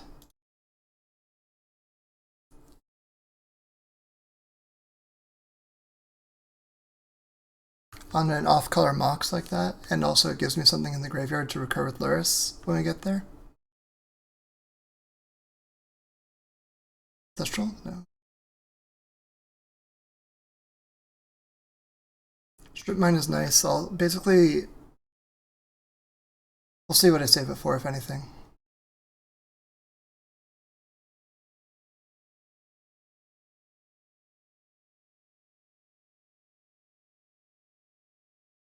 I'm going to fetch out my 4th Underground Sea with this land.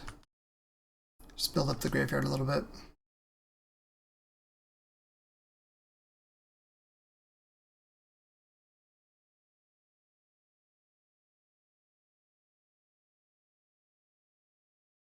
The times are walked.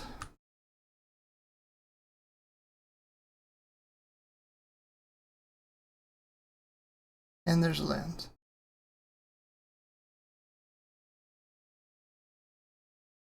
I can strip mine that one, but I don't think I necessarily want to because I have blue anyway.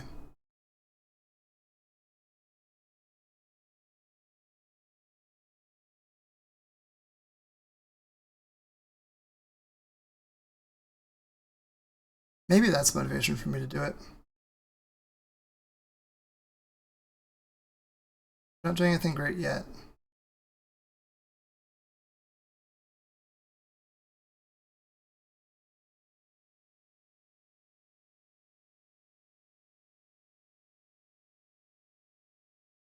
So I can just kind of stay in this holding pattern with them.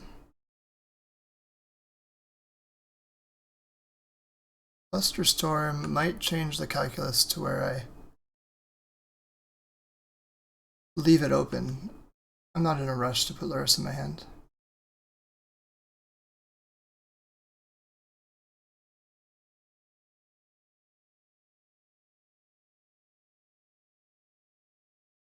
It's a pretty good draw.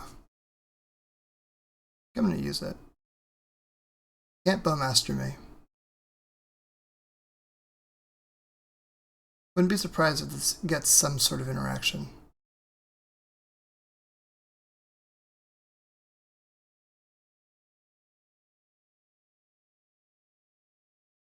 Yes, I'm going to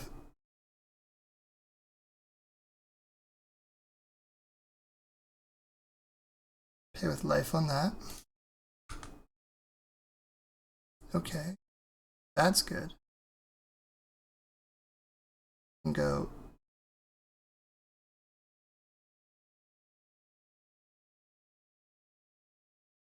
Orion on top. Play out Saga. Play out Ruby.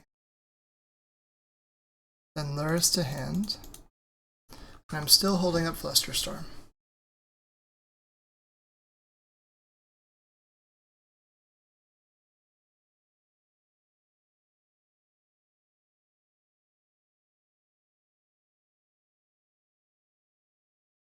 What's happening here? Treasure Cruise? Absolutely.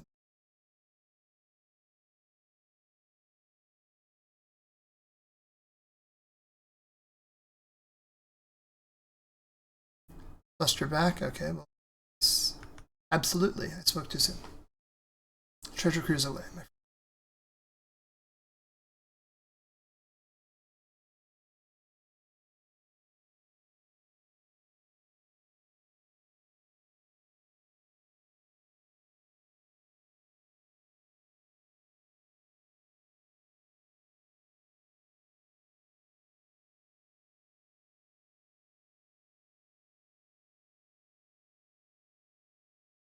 So now jet comes down.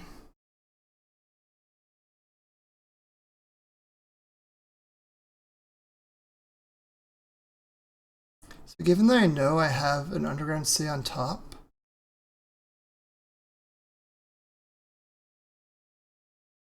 I think I want to draw 3 cards.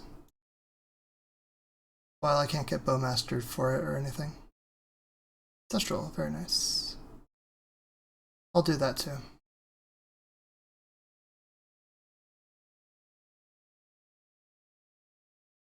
Okay. And now I've got myself in a decent position.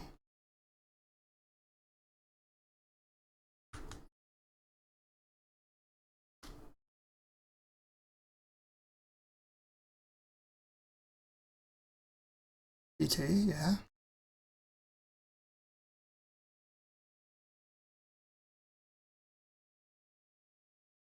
What's DT going to be for?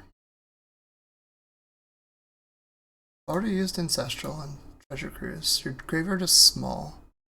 Might be a Vault Key kind of, which I should be wary of.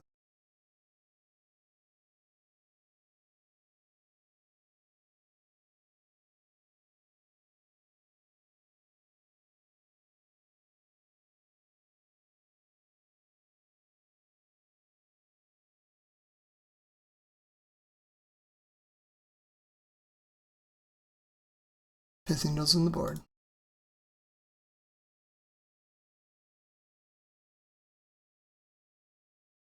Look at my deck. So I could get Soul Guide Lantern, Soul Ring, stuff like that. Okay, maybe, oh, they just got a Wasteland. Maybe with their T. Okay.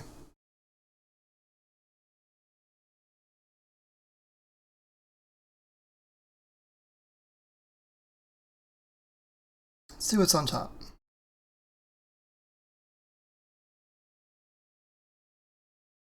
Lorien revealed.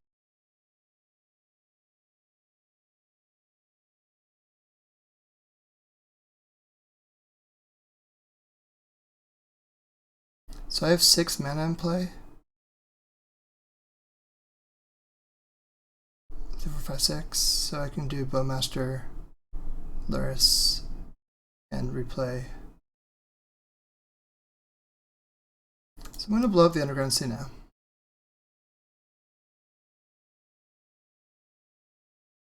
And I will change phases.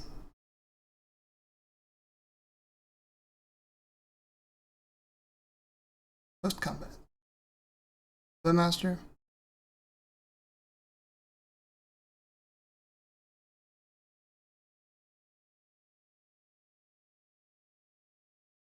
I play a Bowmaster of my own.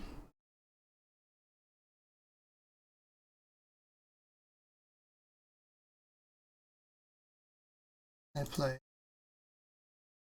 a Lurrus of a Dreamed Den.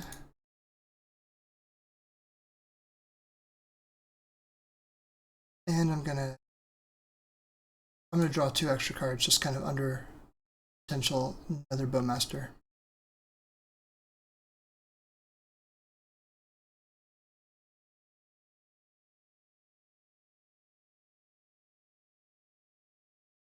Ah, shit. Well, that's unfortunate.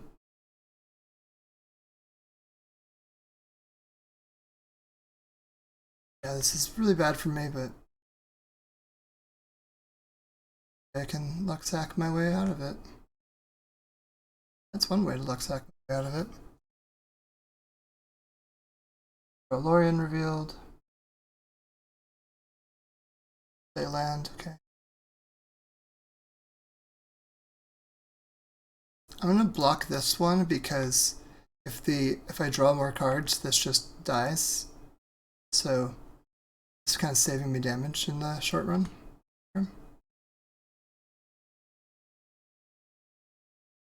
Force is a nice draw.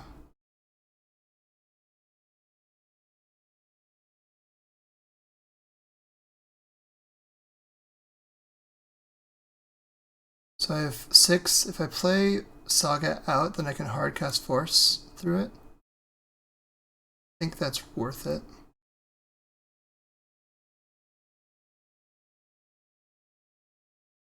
Four, 5, 6.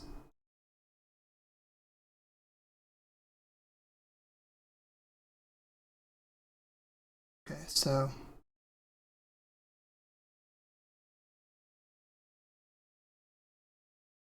Master Treasure Cruise, perhaps?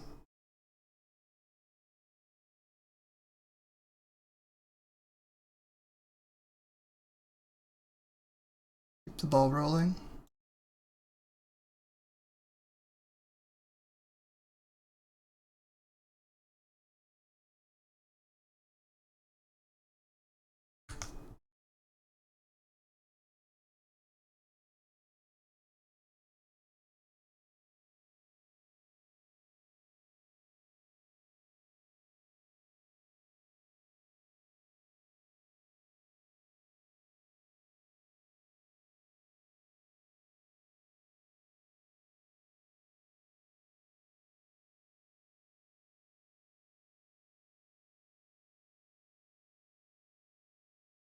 Okay, that seems strong. I'm going to leave it like this.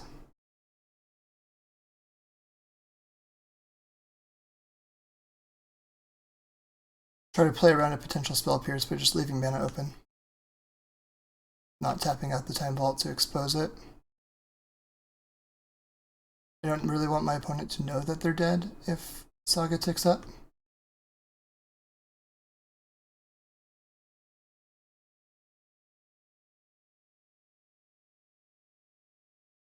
That's fine.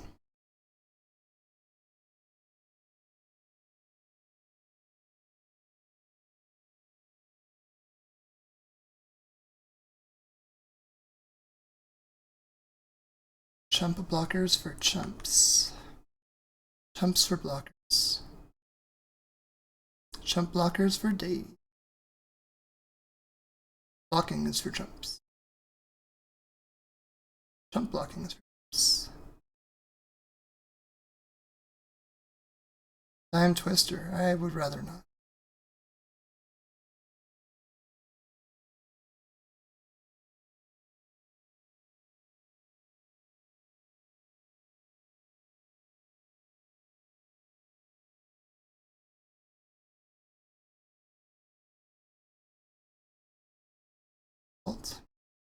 Yep.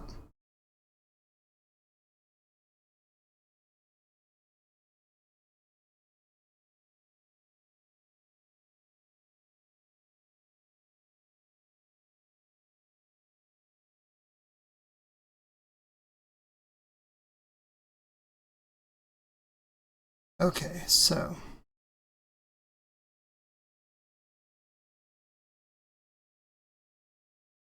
I tap these two to cast Time Vault.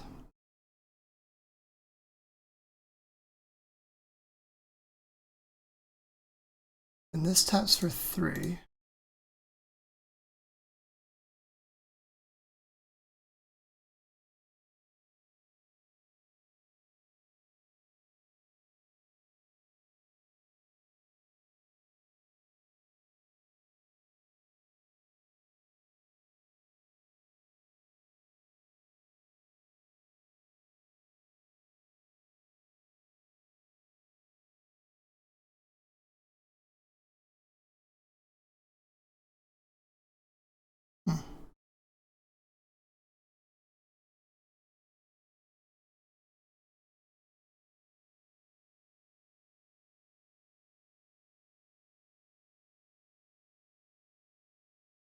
I'm trying to figure out how to leverage my Bronco here.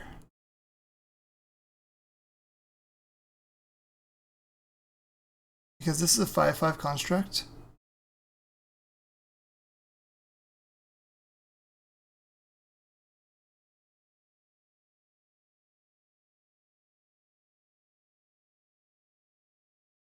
It becomes a 4/4 if I do this.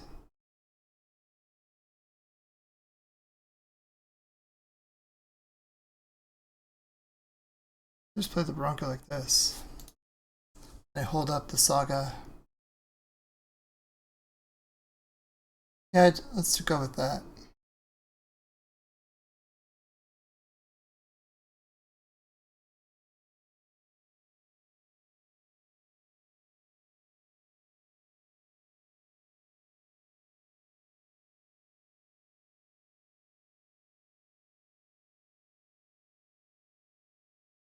Okay, what do they? Wasteland. I will make a big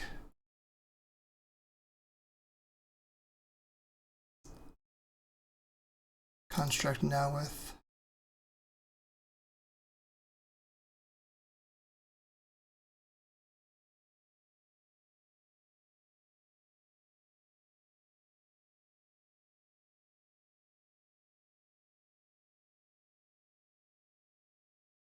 Soul Guide Lantern.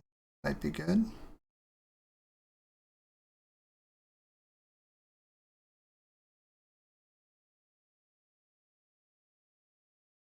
Let's get rid of the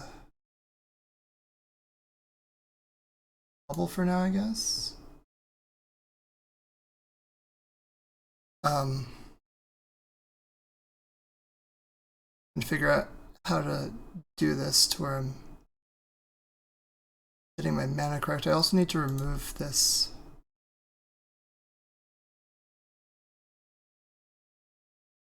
Orc Army. Feed the Swarm will do that very cleanly.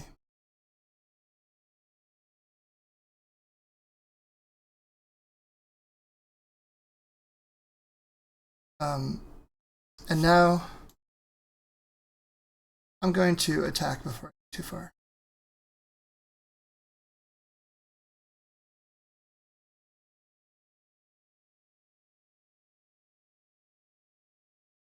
Full ring, okay.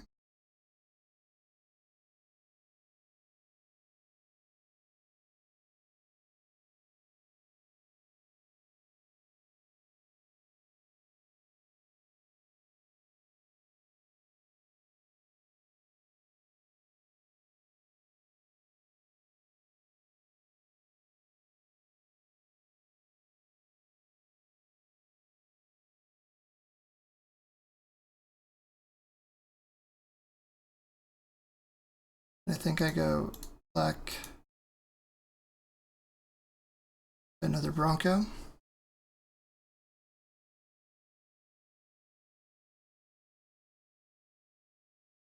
And yeah, I just kind of hold the Soul Guide Lantern because I want them to be able to leverage it.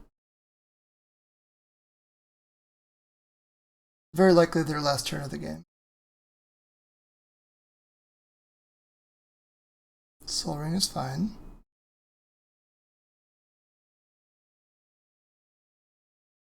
Lurrus to hand is fine.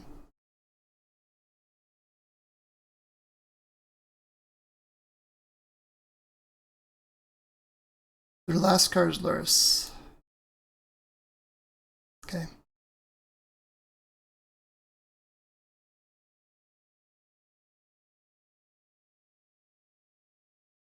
No more graveyard.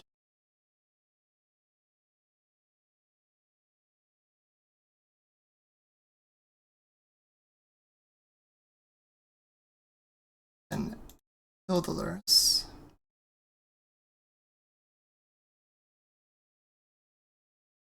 Not going to skip this turn.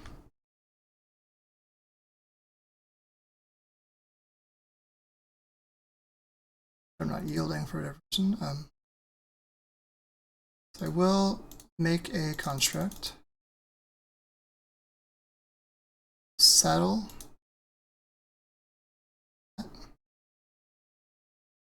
Attack.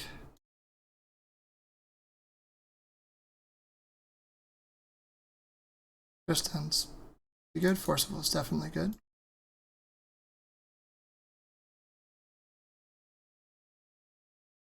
And that's lethal.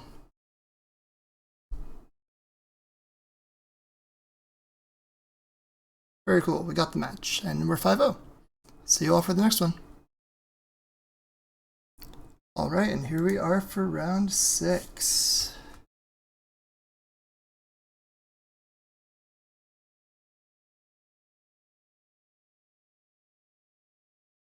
Pepe team.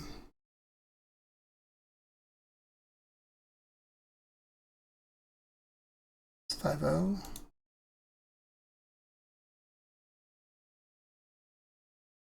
Also a Lurrus. That makes this hand quite good.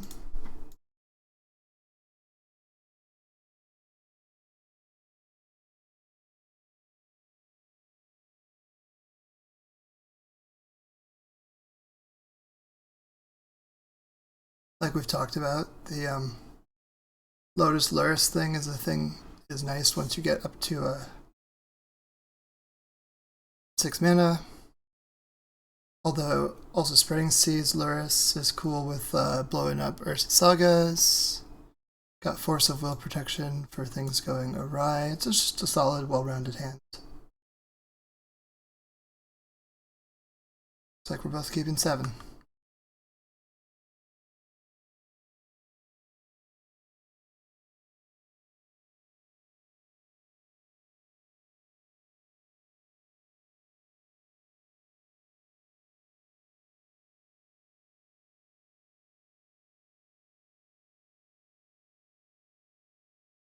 So here I am potentially going to cycle this Lorien, but probably not.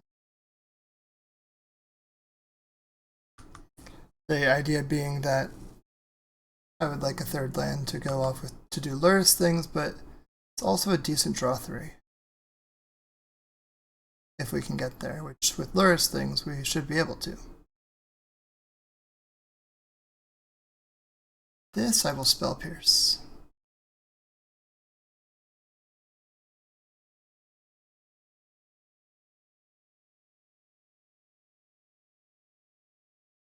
Okay. Now I would like to be able to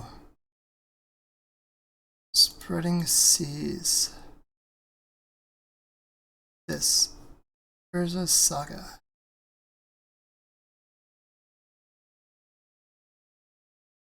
Master comes down, I'm okay with that. I think, or no, I guess I'm not really okay. I don't know how okay I am with it. I guess not very, because what will happen is they'll get 2 triggers off of it because of the draw. So I will Bowmaster.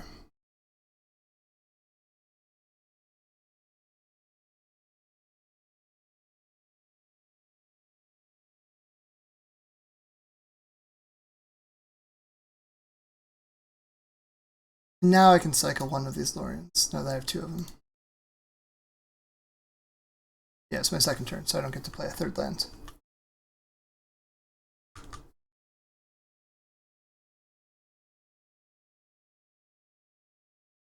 Which way is Wasteland pointing?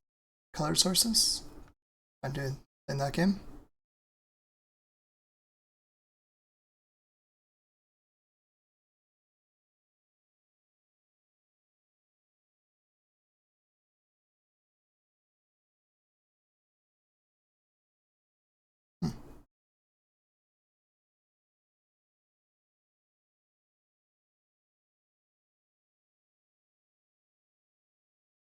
I think I'm going to play an Urza Saga here.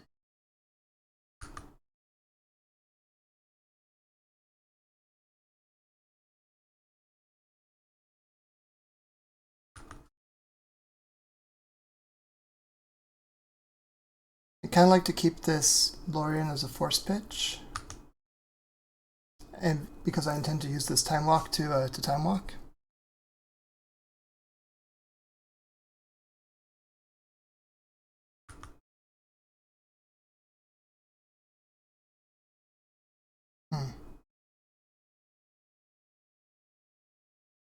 Doesn't look like that's quite what's going to happen here.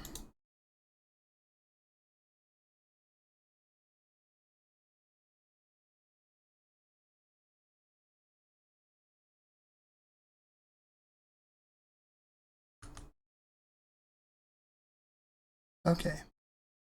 That's nice, because that means that I can Lorien. I can use Lorien to get a land. So in my opponent's upkeep, I'm going to Wasteland the Let's see.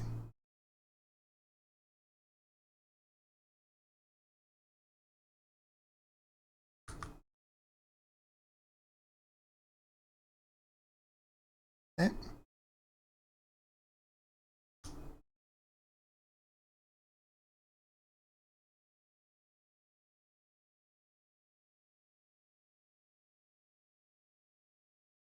Just playing small ball magic over.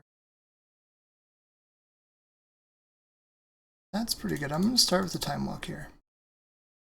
If I can get up on more cards and make that extra land drop, take advantage of this brainstorm, that seems like a good place for me to be.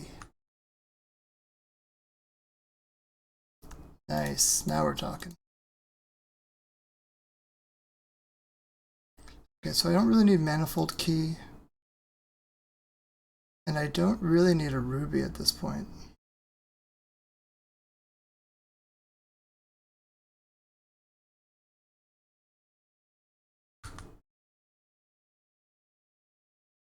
I think I'd rather have just like Force and Pierce up, because this game looks, it's tight on mana.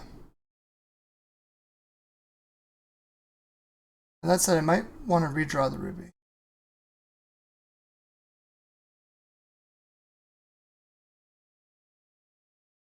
To increase the odds they'll be able to successfully get Lurrus going.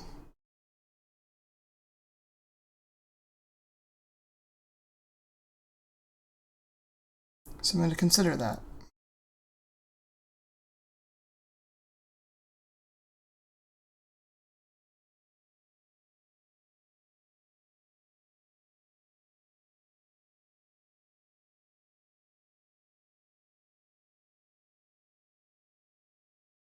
It's looking like what I'm going to want to do here.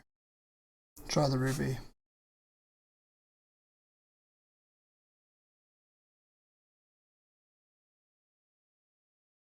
I'll do this now, since I can only do it sorcery speed and I don't want to get wastelanded in combat. Would I force a Bowmaster here? I don't think so. I can get Lurrus down next turn.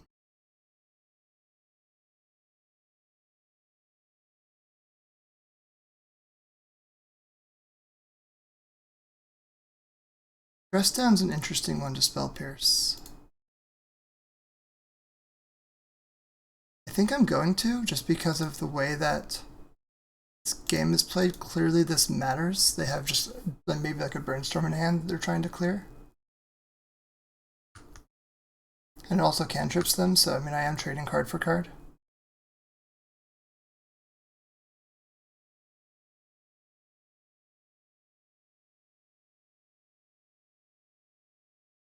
Three mana.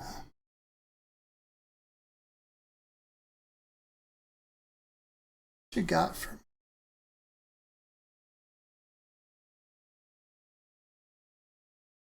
Be like a Time Twister or something that they're like terrified to cast.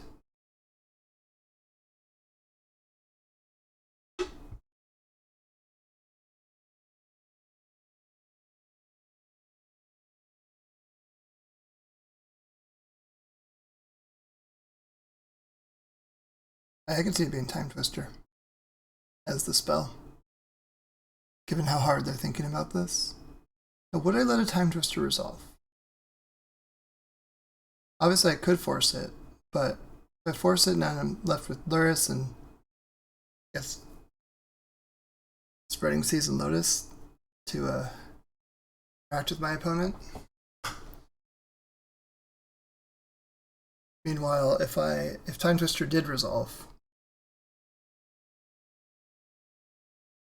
my opponent takes 8.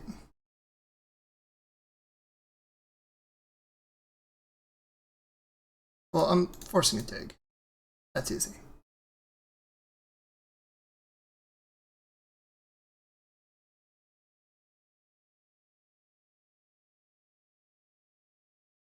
Okay. Now we play Lurrus.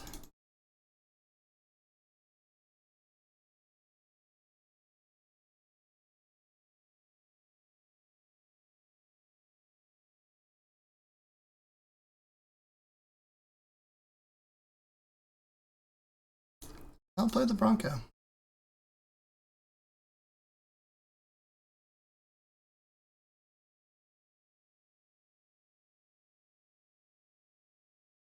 this point, I'm feeling pretty good.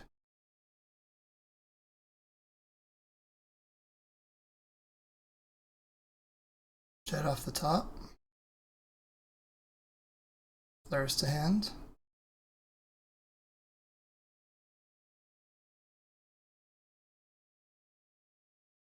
Okay, so I can...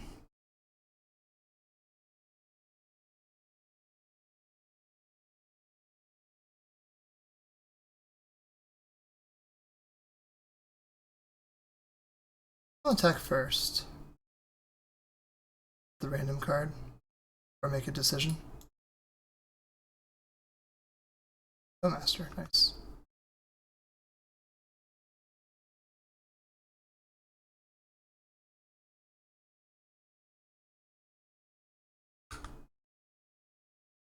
Time Vault, huh?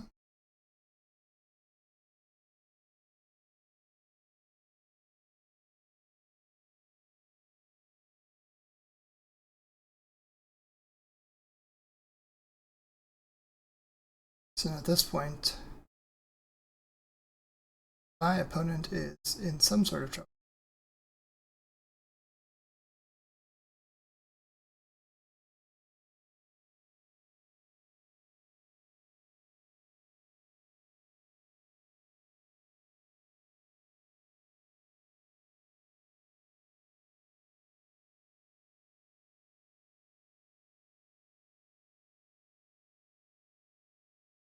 They might do a dress down on step, or on their own end step, I mean.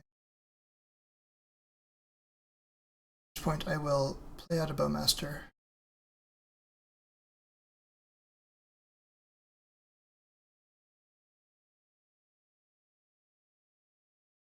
Surprise damage, essentially, because they can either Bowmaster now, or they can dress down and try to, like, fade damage and fade card advantage.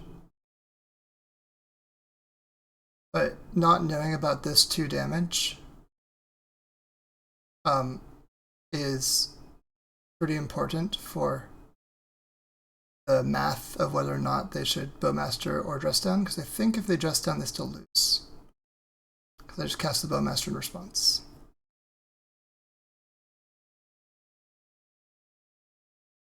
But as the board is shown, dress down works.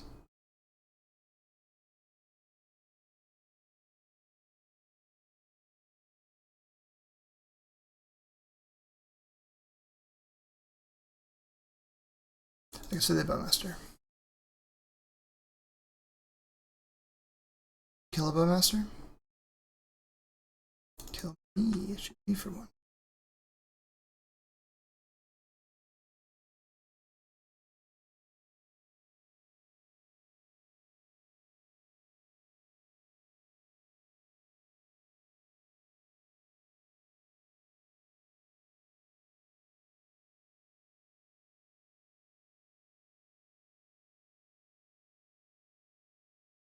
So if I swing out,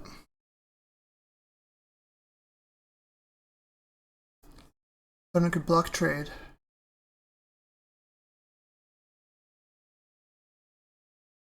I think I don't want to swing out, I think I want to crew.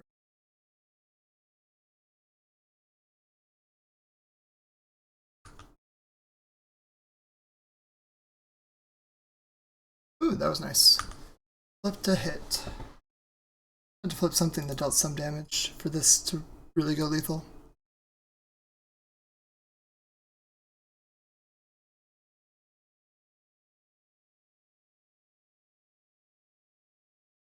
Because now they gain 3, but, you know.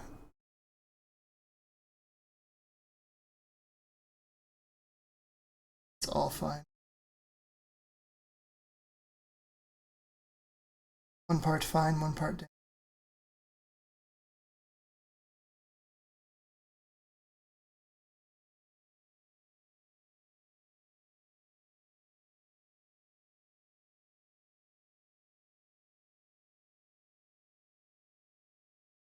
As Bowmaster can come back in, that's okay. I have a force negation for anything that's like super fucked.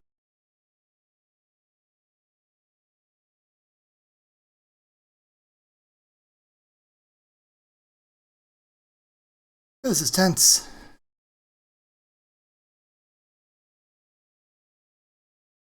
Oh. What's that pointing? That's me. Okay.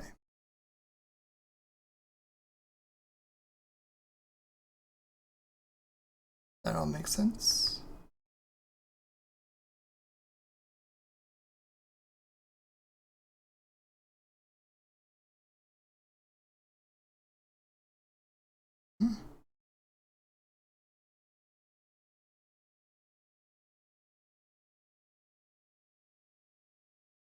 That's good for preventing this Bowmaster from coming back another.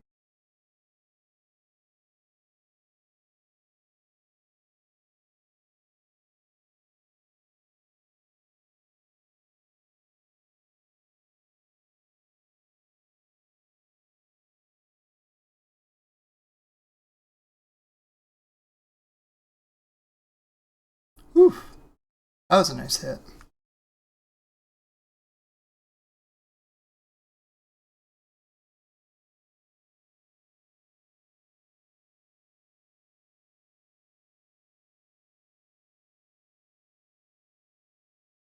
Yeah, okay, cool. Got the game.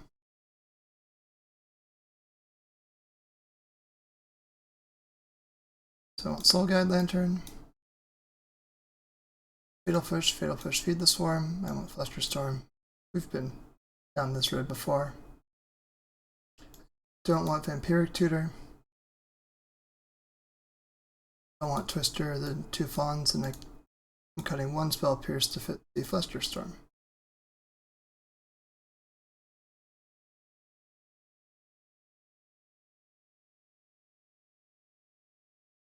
Alright, everything looks good. Let's submit.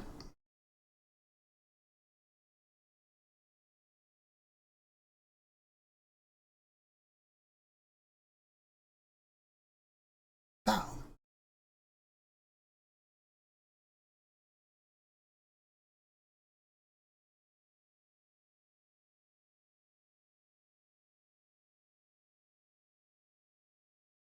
Yeah, sounds solid.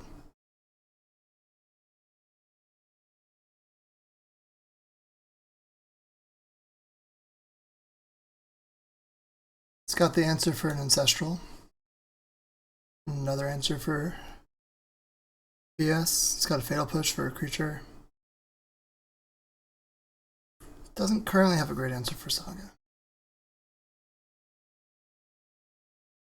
Now, I don't know if this is worth misstepping. I think it probably is. Because they've already shown themselves to not have blue mana right now, and I'll have Fluster Storm up soon enough.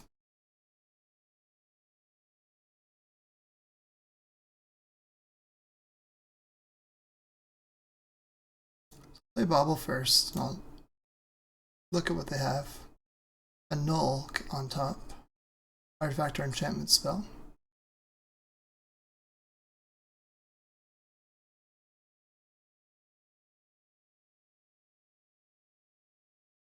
Ooh, there we go. Wasteland. Perfect.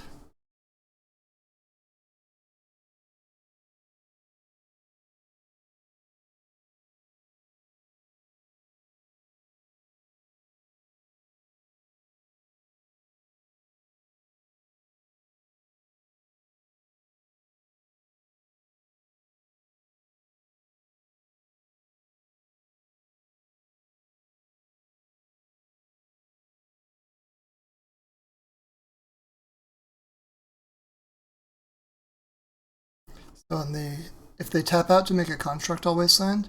Otherwise, I'm doing it in the upkeep.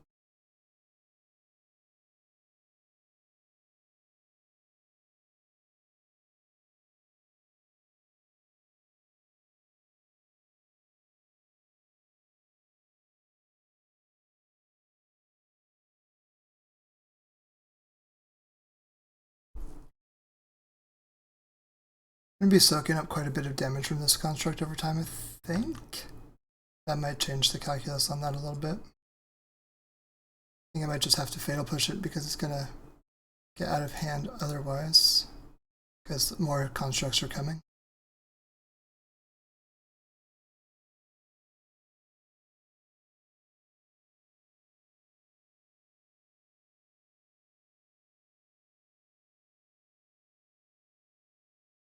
Misstep, okay.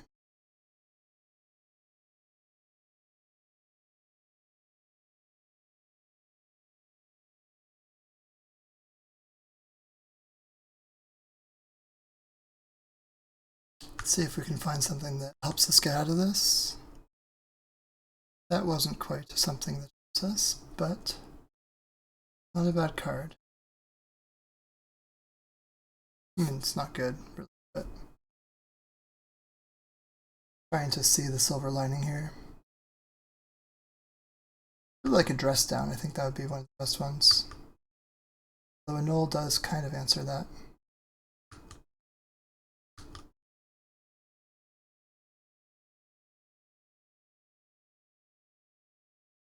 Yep, so opponent's beaten down with the constructs, as we kind of expected them to do.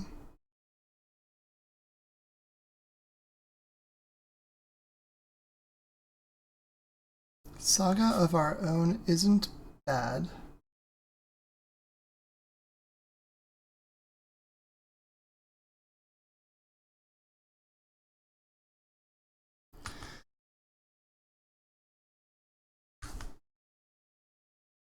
I think that's my best shot right now. I think I just have to put Lurrus in hand. I'm a bit behind in this game.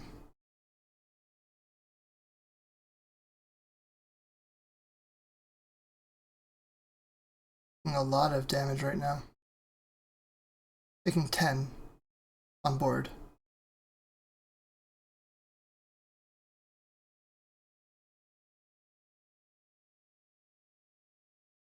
This gets like some sort of like Mock Sapphire.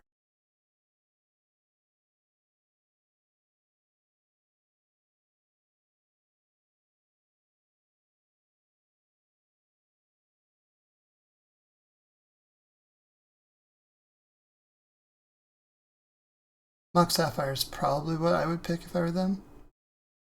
The other option, of course, is Black Lotus as like a mana sink. Yeah, Sapphire is what they chose.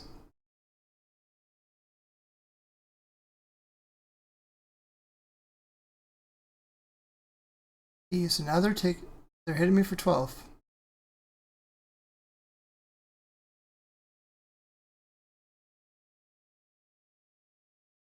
So if I get Time Vault off the top, I win.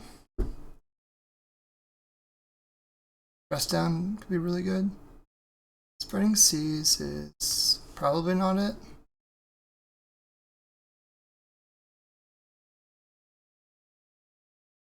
Could find me a dress down.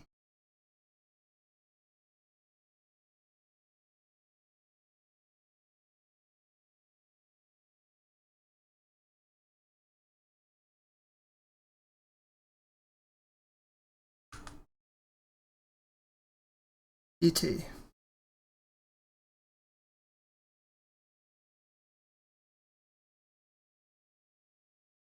DT is a little bit too late, I think.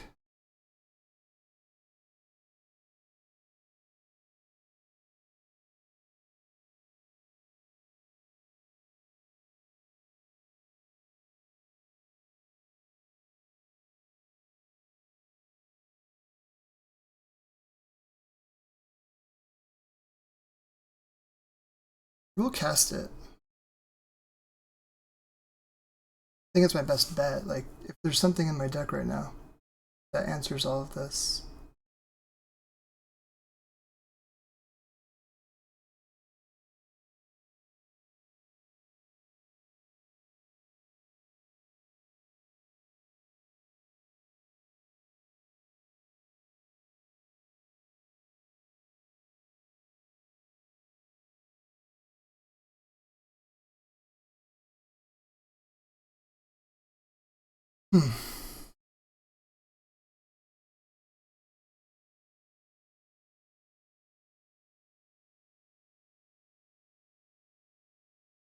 A secret 0 mana win the games. Fortunate.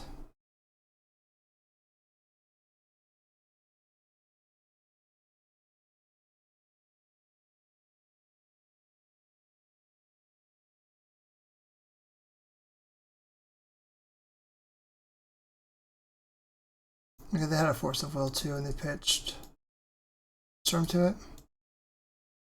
Okay.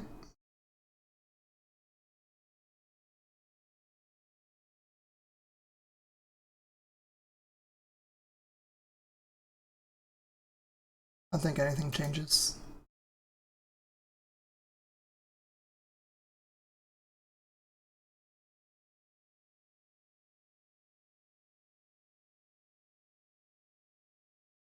Be on the play for game 3.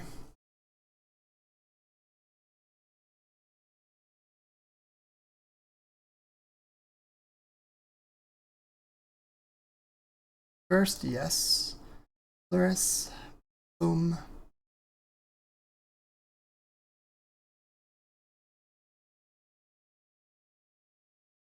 So this hand doesn't have mana, and doesn't have like a saga or anything. I think it's a mullet. Hand is better.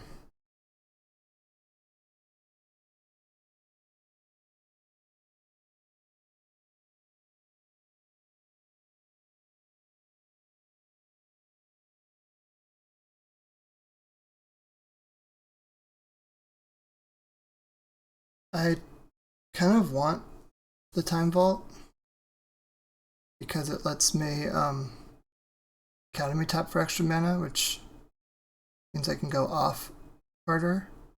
So I think I'm gonna play or bottom the Caustic Bronco. Is that right?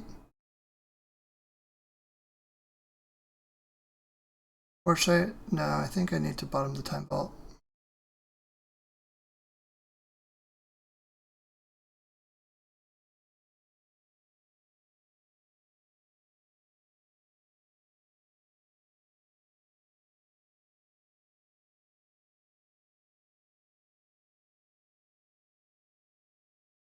So next turn,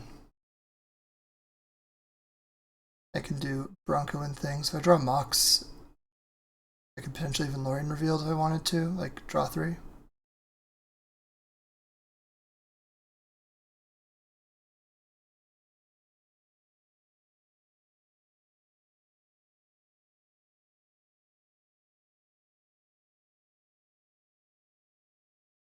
So far we're mirroring each other. No longer mirroring each other.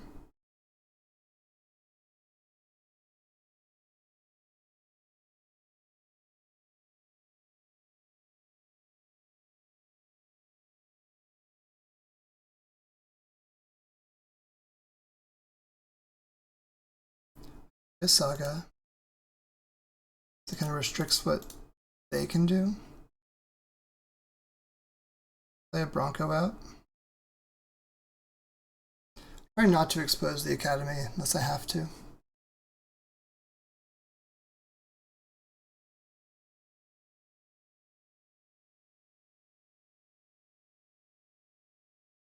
This might be like a Lurrus play Lurrus kind of situation.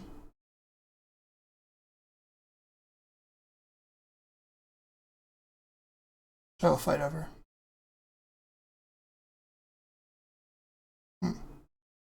Saga.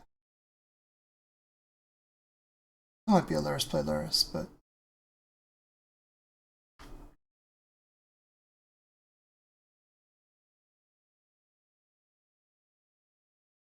yep, I'm gonna fight.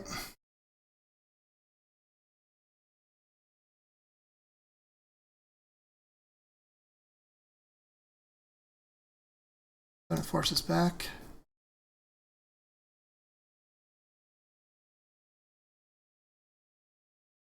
Play Lotus, yep.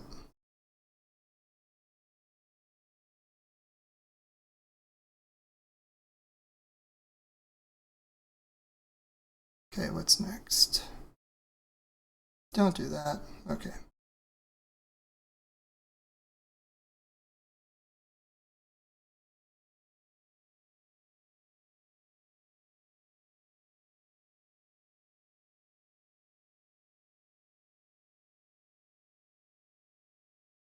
Let's see here. So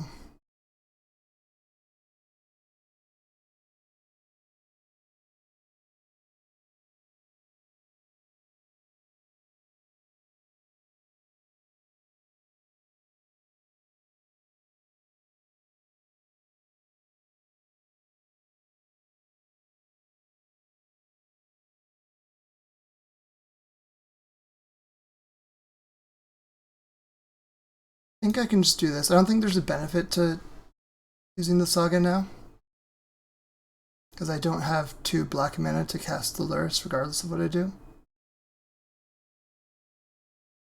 So I'll just do it like this.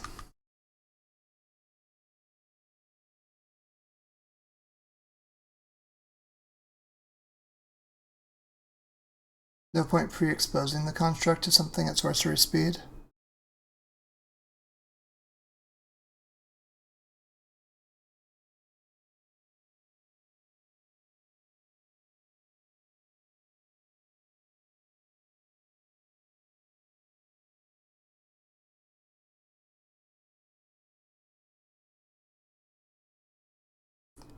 This is tense. This is really tense.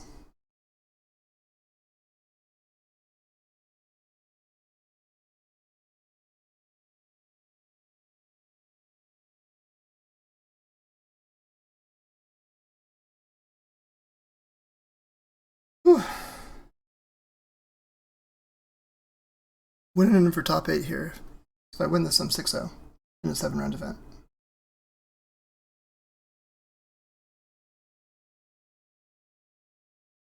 Yep, I know that's a possibility.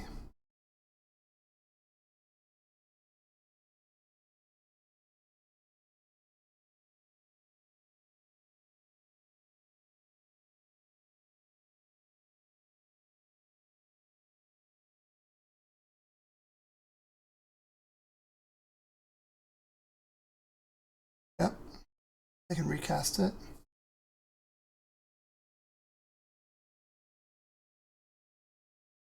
They want to.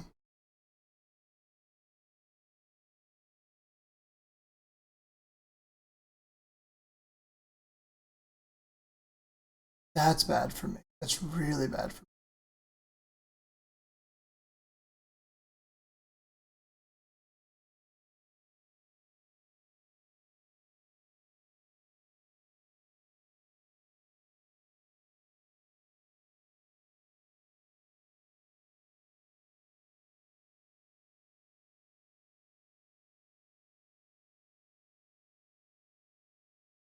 It's getting ahead of me on Saga is pretty crazy tempo swing.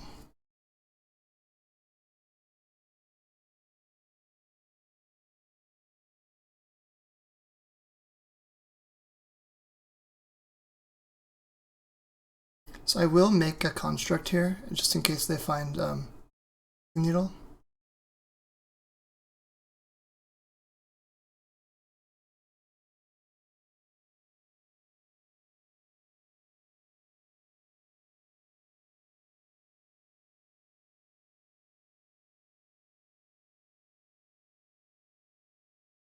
Pithing Needle would be a pain for me.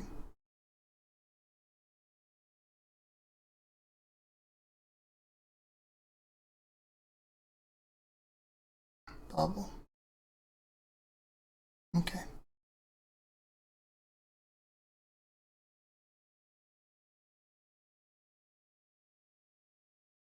Using it pre-combat. Maybe not the play, but it's in their hand.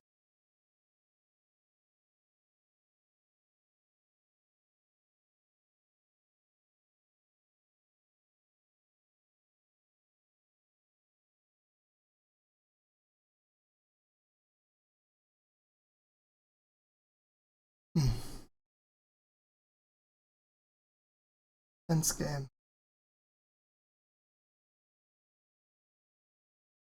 God, that time lock was good.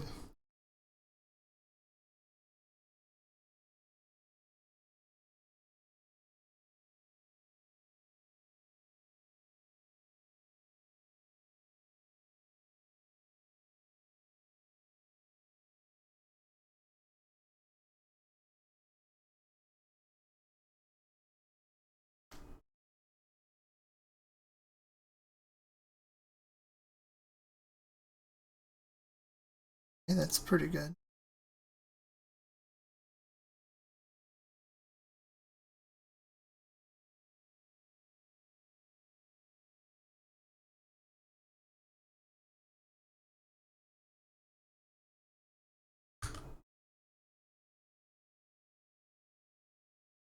If I get Soul Guide Lantern,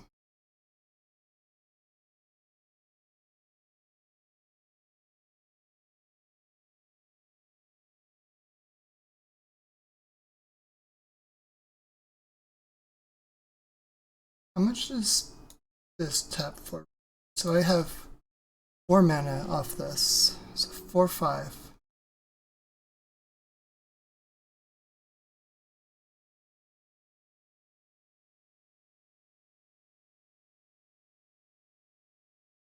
I think that's the way though, because otherwise, what am I gonna do? So I gotta take the Soul Guide. So now at this point, it taps for 5 right now. So if I pitch this, I have 5 mana still.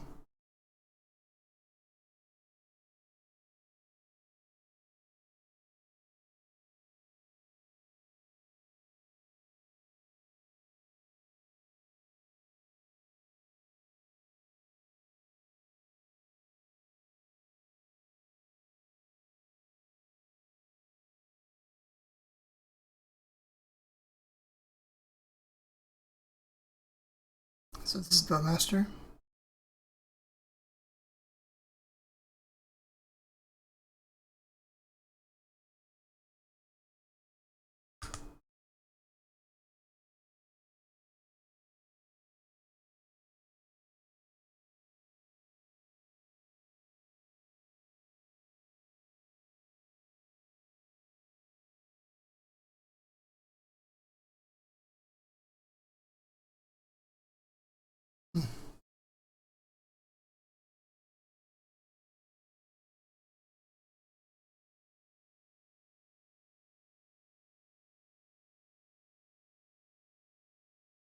Opponent uses Bowmaster instant speed to deal me 2 damage on their upkeep.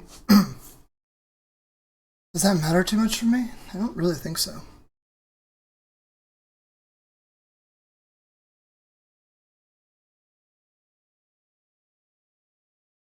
Because then these aren't 5/5s.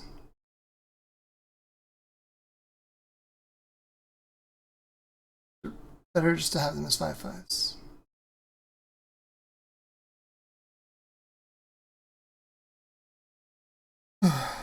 Then I don't draw the card.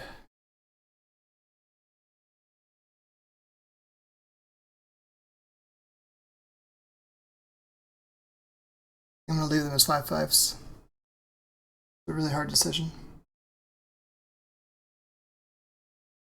Now they're 4/4s. That's worse.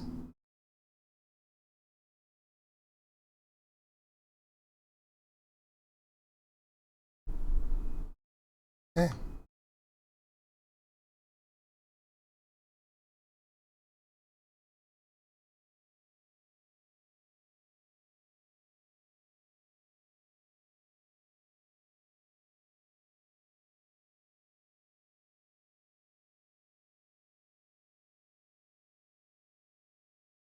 Okay. Lotus. Sock out. Shit. Okay.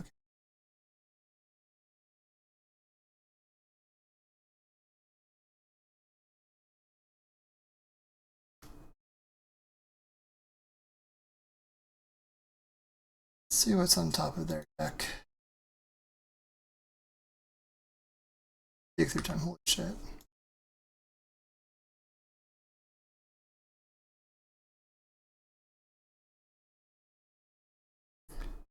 Trying to figure out if it's worth having the extra artifact in play for the extra mana, given how much I need to have go right now. Yeah, I think I just go to 4.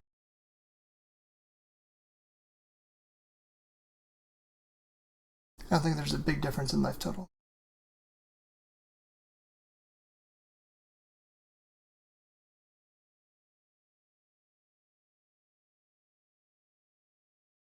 It's bad for me. Means I have dig through time now.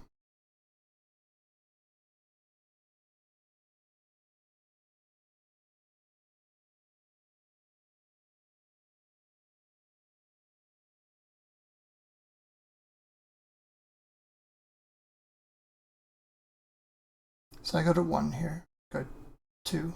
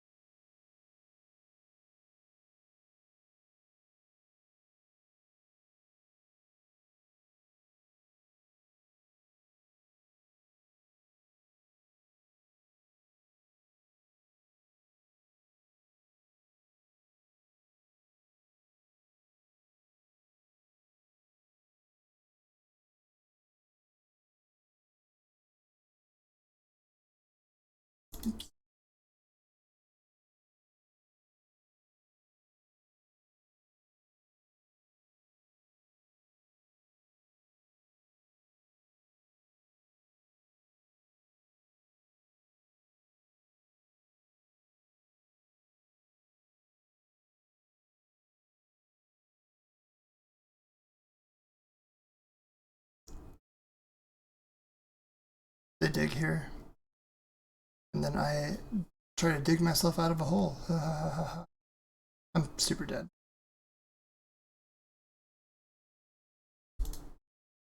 But I will try.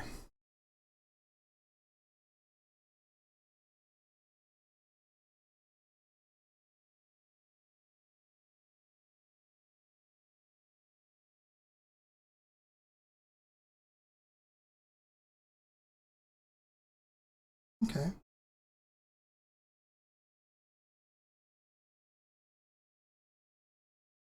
Ah, that was a mistake. That just doesn't matter.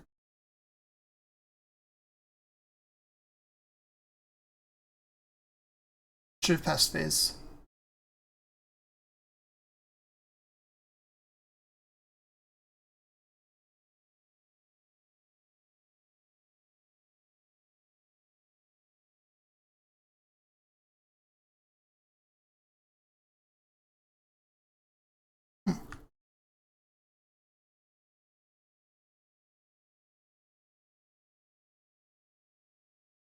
So this makes a creature unblockable and I just lose. So the soul guide didn't really matter.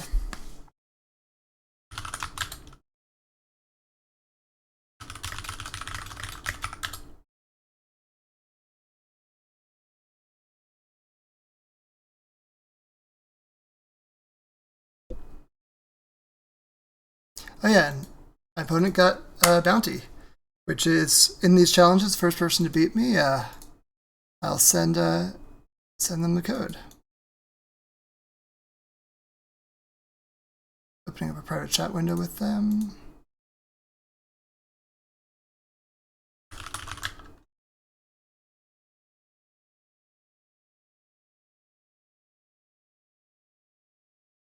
And I lose.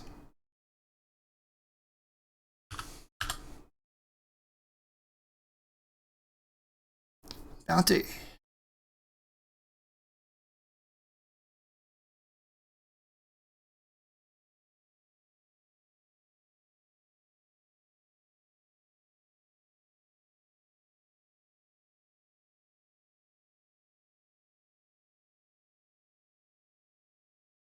Then I'm against Lurrus.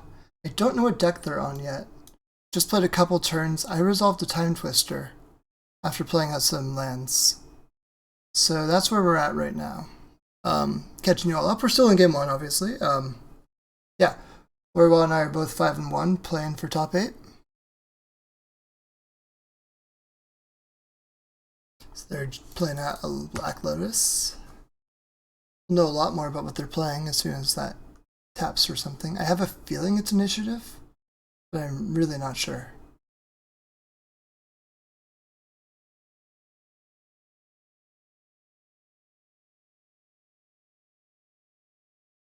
I don't have good justification for why I think it's initiative outside of just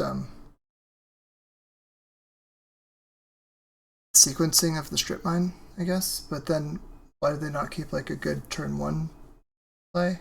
I don't know. I don't quite know what they're on.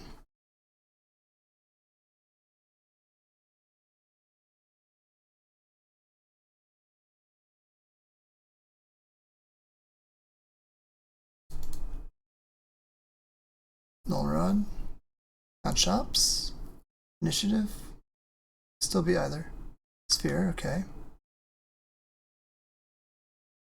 It's the strip mine again. It's funny.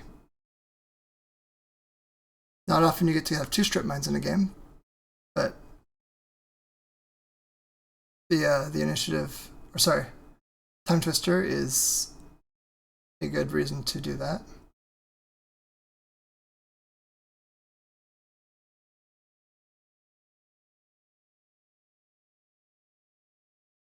I think at this point, I'm just going to hold.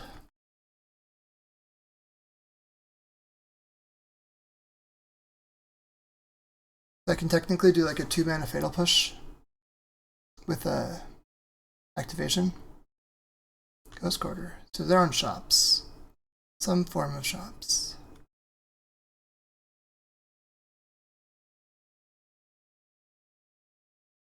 I will brainstorm on their upkeep.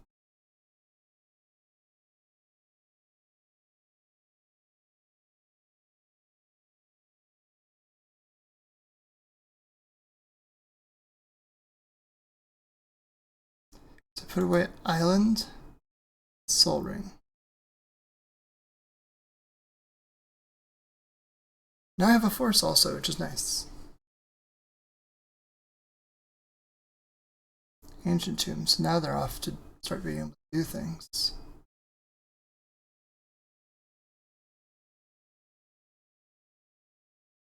I think I have to force that, as much as I don't want to, just because. No, I guess I don't really.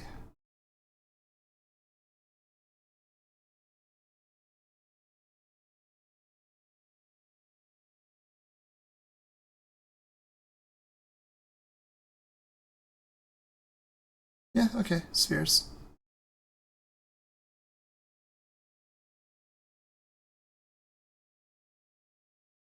Spheres galore.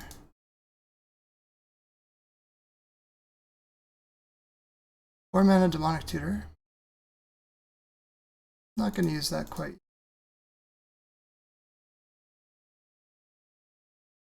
Again, I'm going to get rid of that Ghost Quarter first. The reason being, I plan to win a Saga.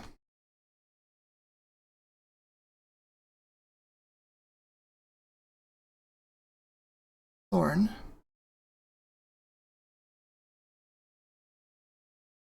And not really a threat.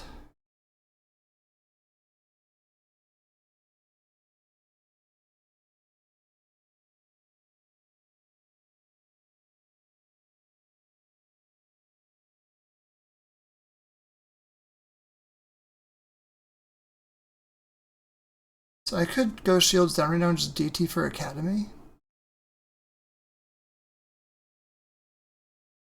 No, DT costs 5. I cannot do that.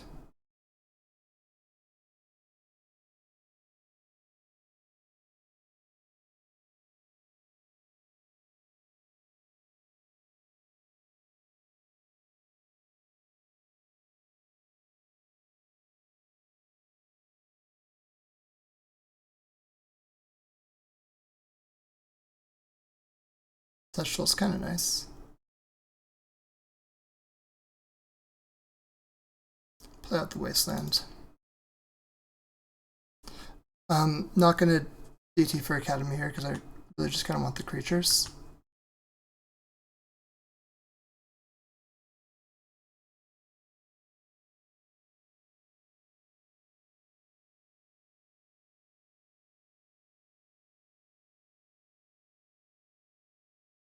Let's go with a Soul Guide Lantern. Hit the strip mine. Play a land. Deck for 5.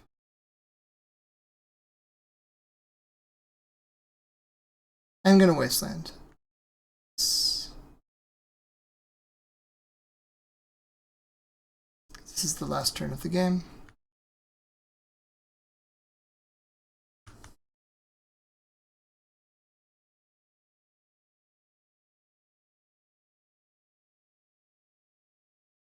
Deck for 10.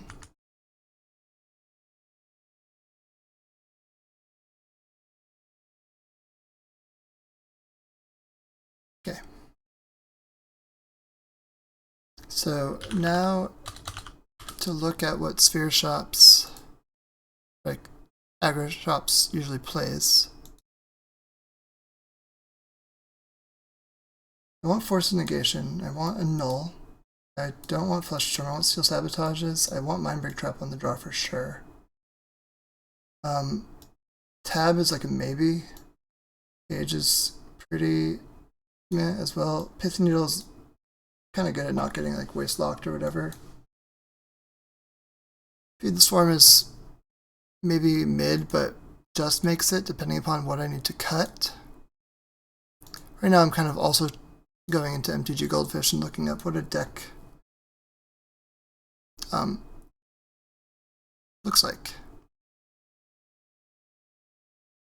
Just to like see their sideboard, because you don't board against game one, you board against post board. Tabernacle, Crucibles, Ley Lines might be in there. Worm Coils are probably in there. Worm Coil motivates Feed the Swarm. I bring those in. I don't want Mental Misstep. I don't want really Spell Pierces or Flusters. I want Fatal Push. I don't need Manifold Key. Bowmasters do next to nothing.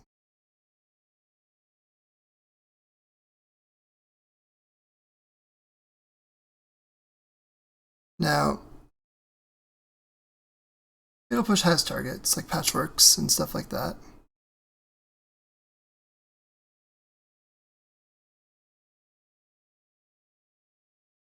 So that might be how I run it. Oh, this is 59. Another Fatal Push.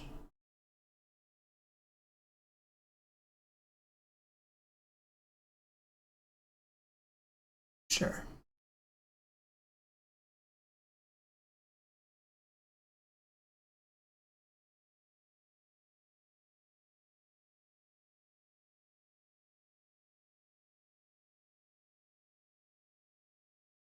Okay, nice hand.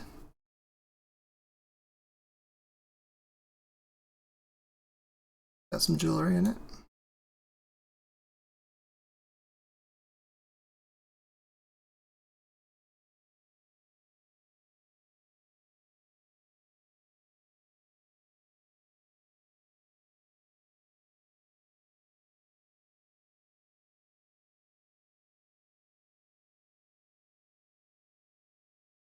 Yeah, I can Lurrus and replay Lurrus this.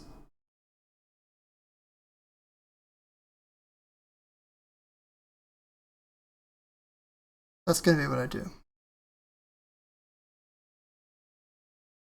I'm gonna do it off of Wasteland so that I can Wasteland and Saga next turn.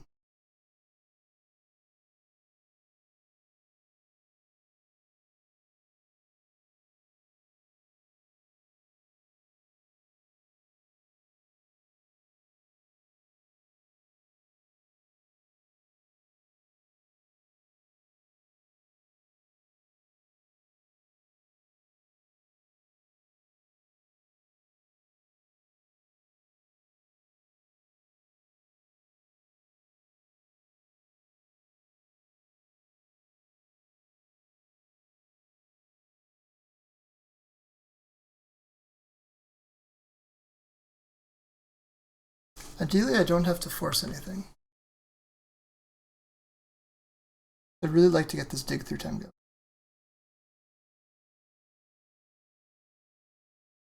Okay. Okay.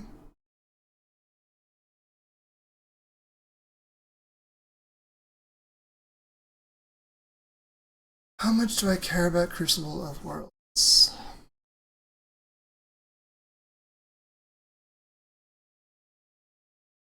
Not enough. Get it.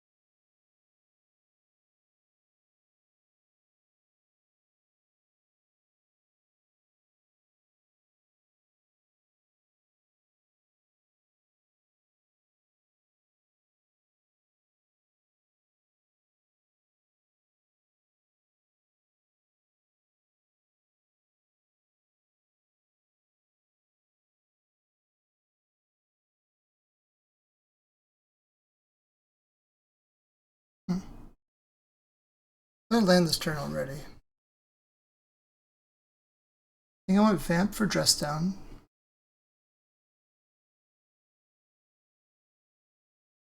Steel Sabotage?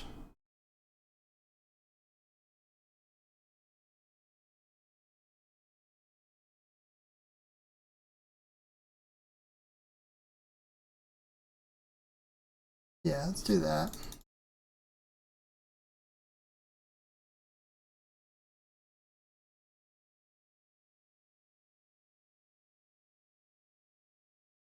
And then I can Vamp with Black Lotus if I don't find a more natural source of black mana.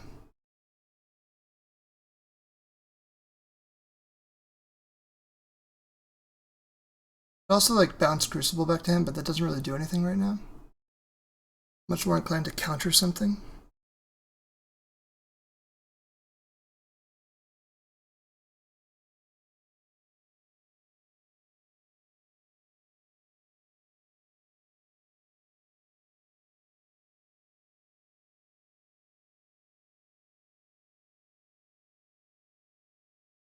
Attack for 3, we don't skip our attacks.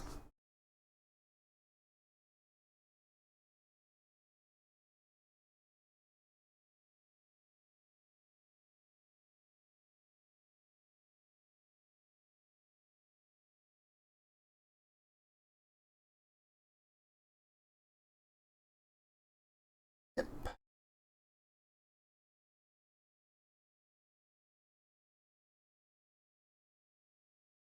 That's a good draw.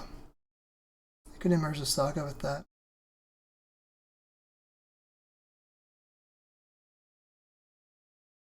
I think I'm going to.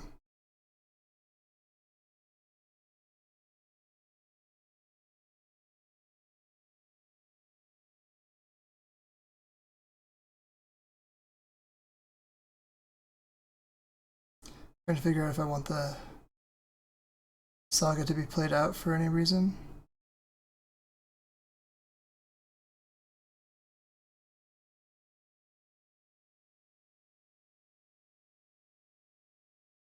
Yeah, so I can potentially do manifold key stuff.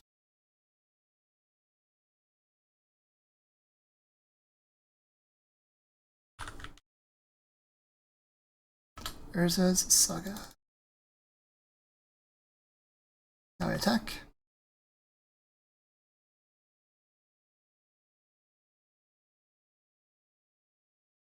So no more threat of constructs is nice.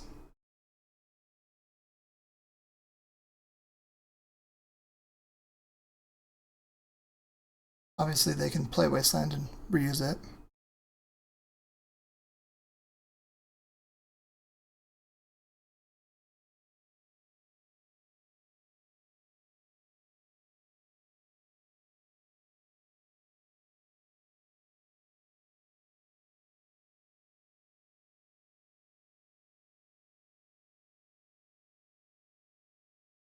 Brainstorm. Hey, Time Vault. I could vamp a manifold key to the top.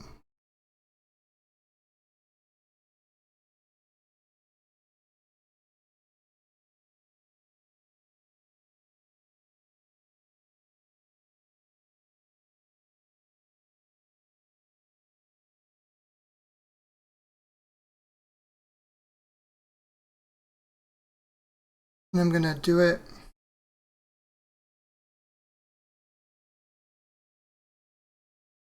Have I used Lurrus at all?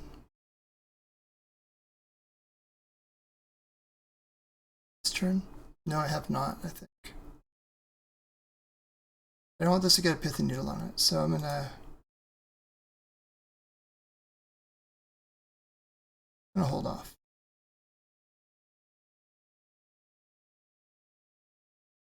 So I will fetch now.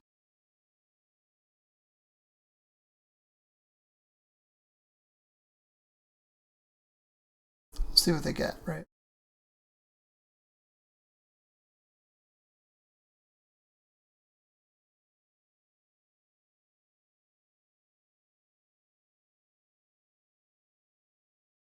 I don't want them to like blind name Pithy Noodle on either Time Vault or Manifold Key, and if they do, I'd want to change my play. What's this? Inventors Fair. Okay. What are the Inventors Fairing for?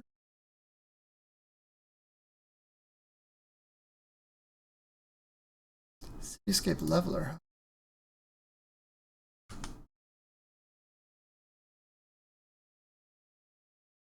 I'll get Manifold Key.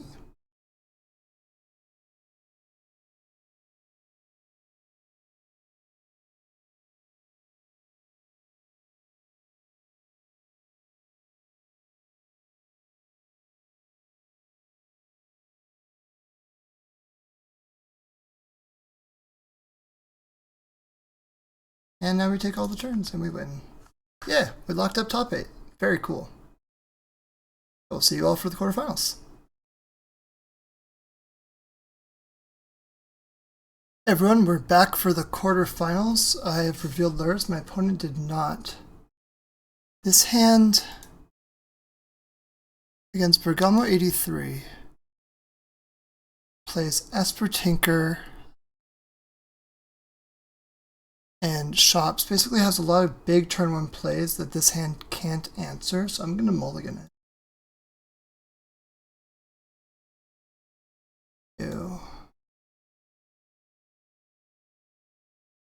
I guess I'll keep the 6.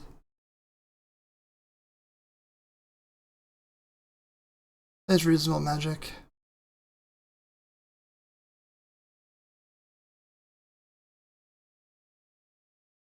Keep 2 wastelands, kind of hoping that that does some heavy lifting.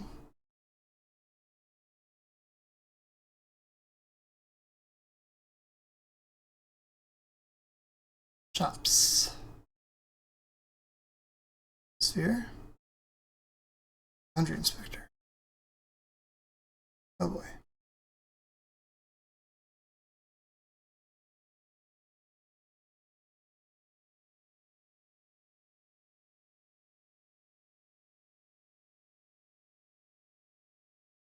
Yep. Wasteland the workshop.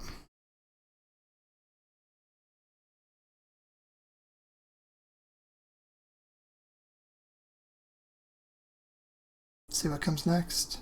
Pithing Needle.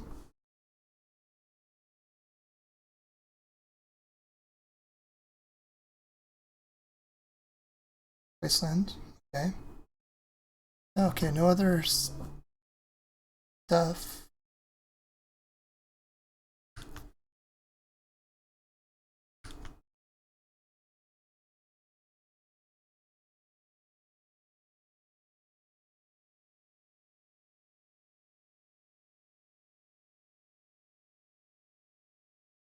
I will go Island Go, because I'm not sure if I want to Spell Pierce something, or if I'll Brainstorm, or what have you.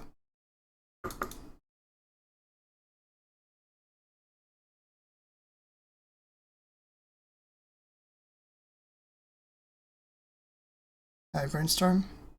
Okay, nice. So, can redraw Time Vault.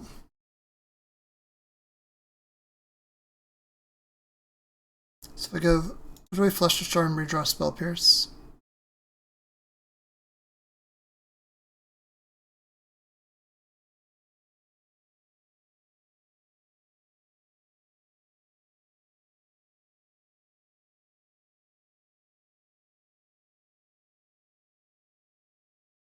So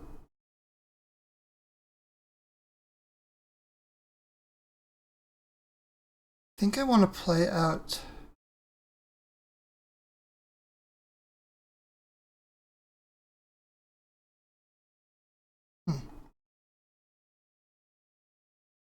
If I play out Time Vault, then I can just DT, but then I don't DT play the thing as a 3-mana play, so that doesn't quite win yet. So that's like I want to take a turn later. Question is, do I play the Bronco now or do I leave up Spell Pierce? Or in case things go awry. And I think it's I leave up Spell Pierce in case things go awry.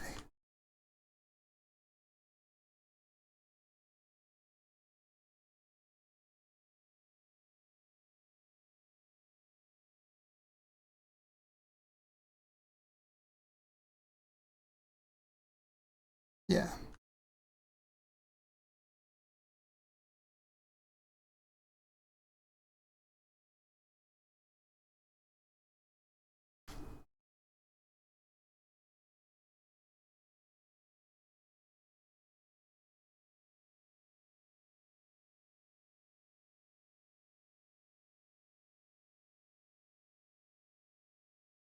So I'm gonna cycle this Lurrus revealed. Get another underground stage just so I can stock up on lands at this point.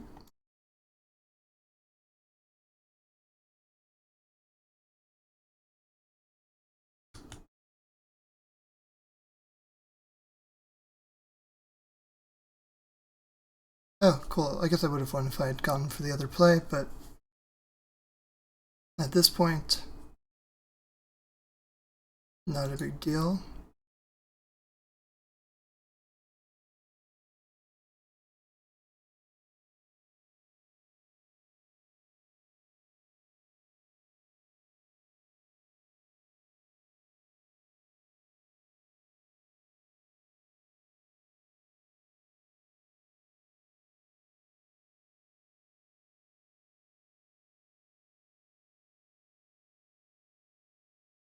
Manifold key out. And next turn I'll try to time vault.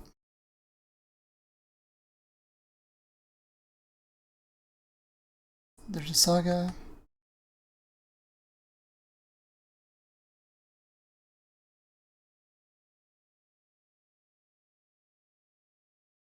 That's annoying. I should have fucked that up a little bit. Shouldn't have revealed the manifold key.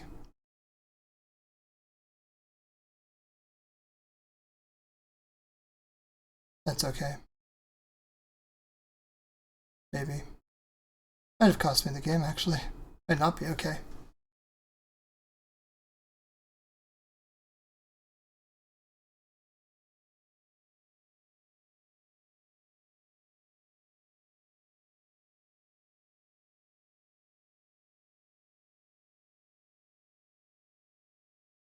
Let's get horsing around.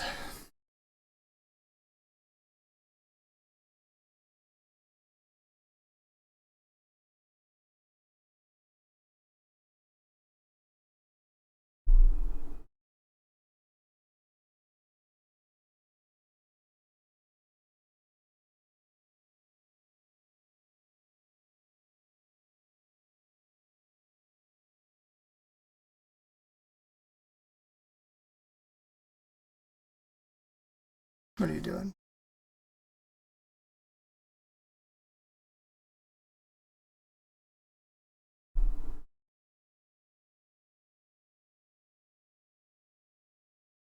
Okay.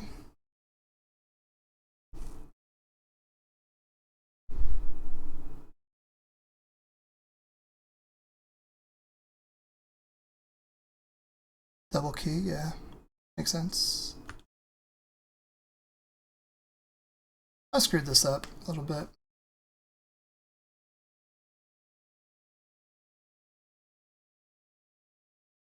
Bubble's a nice draw. It's on top of my deck.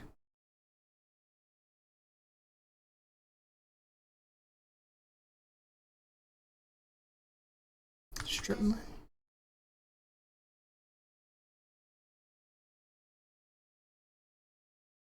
Okay, so I have a strip mine on top of the deck, so I can attack one of them, draw the strip mine, and use it on the saga.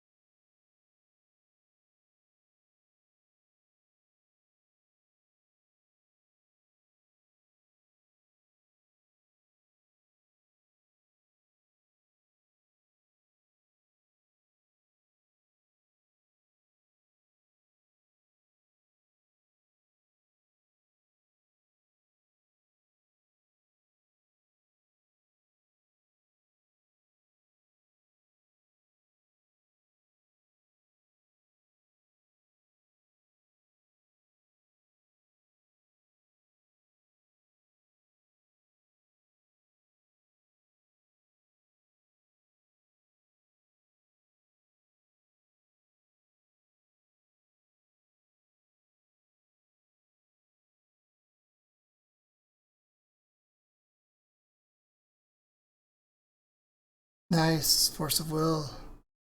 Love it.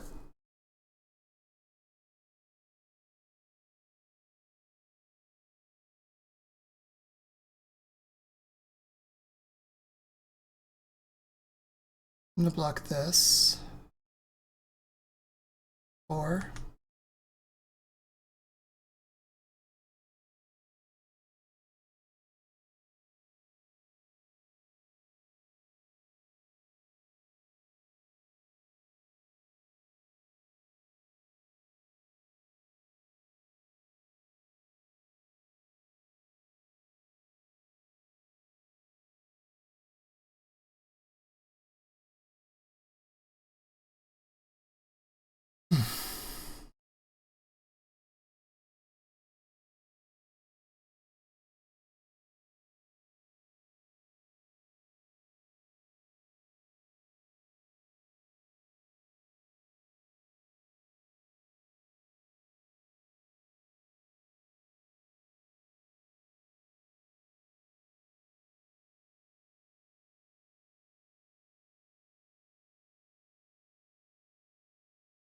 Okay, so now...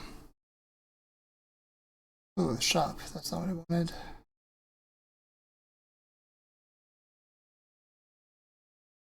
Okay, I can Spreading Seas it. Not ideal.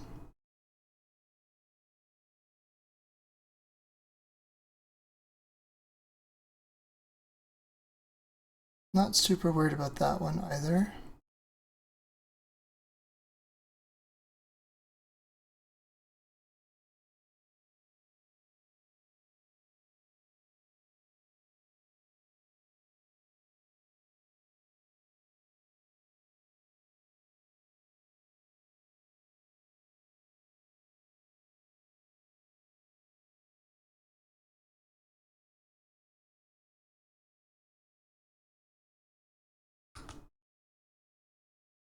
That's good.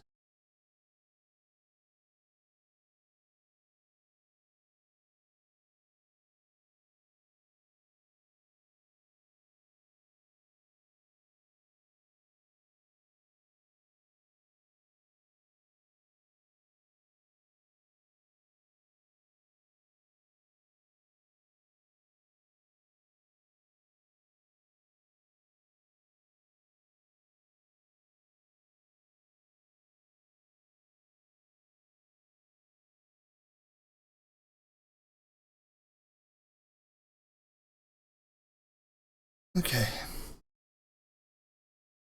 This is just really tense. Sorry, I don't have too much to say. I'm just kind of pretty deep in thought. Manifold key I don't think matters because as soon as they have a manifold key unlocked, like we're in the same, I can just take all the turns.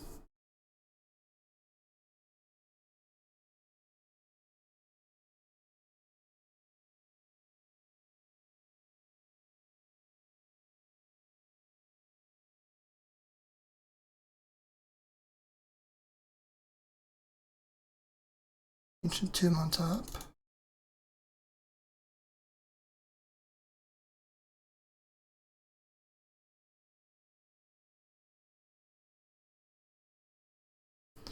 So, Nova Ancient Tomb on top of their deck, and they've decided that's enough. Okay, so I don't want Mental Misstep.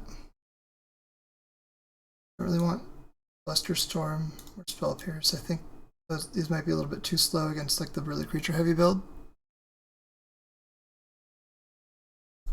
Let's look and see. So Aggro Shops 5-0'd yesterday. So this is what they played yesterday to a 5-0, or a couple days ago. So Foundry Inspector, Lodestone, bunch of those, or One Ring. So okay, maybe I do want Spell Pierce. Patchy, Masticores, yeah.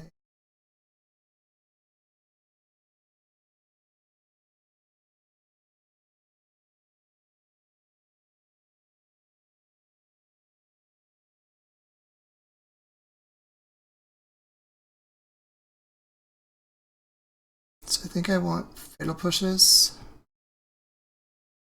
Pithing Needle seems good against like the One Ring kind of stuff.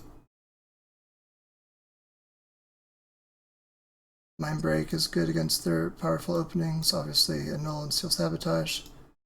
So these are all the cards I potentially like could want.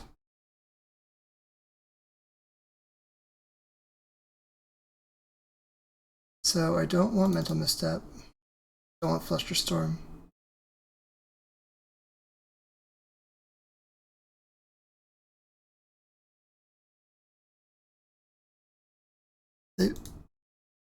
I'm looking at Crucible of Worlds. I don't see any Crucibles in the deck, but Nettle Cyst is there, so maybe Spell Pierce belongs. But Soul Guide does not. And then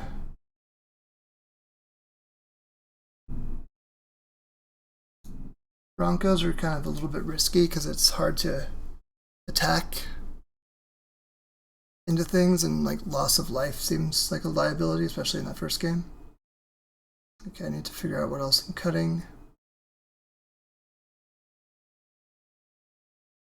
Cut the Twister. Cut one Spell Pierce.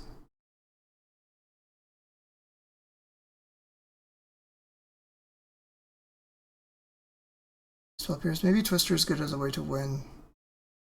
What do I cut? One Fatal Push. Try that.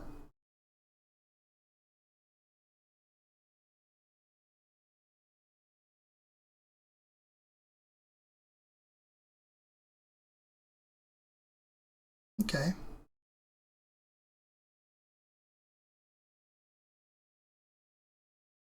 Deep.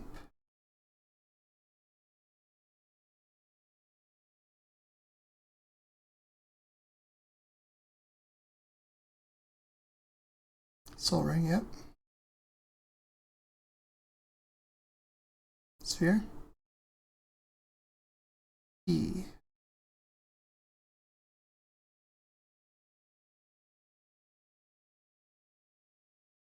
Sphere, okay.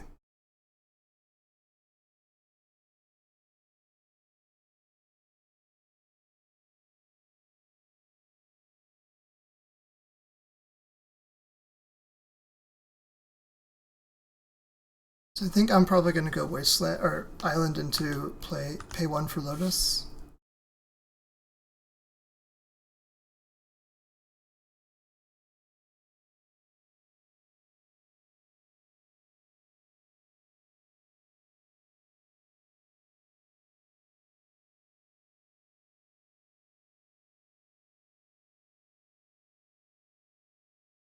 A pair of Wastelands. Granted, I have a pair of Wastelands too, but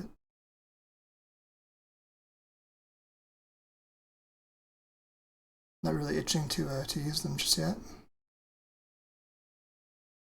Revoker's probably going to name Lotus.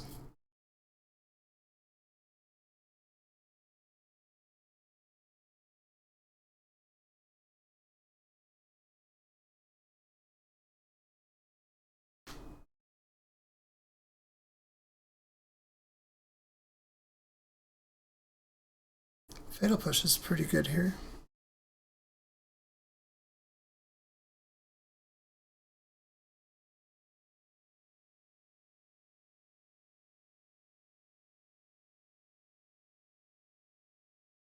I think I will do. I'll just wait until opponent either taps things or doesn't or whatever.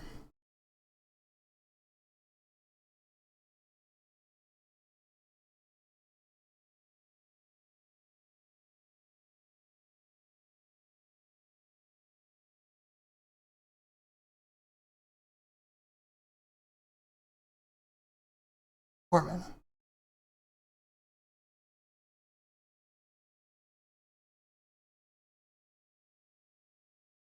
The One Ring? Lodestone. Okay, does that change how I do this? Do I need to pay 3 to kill Lodestone instead?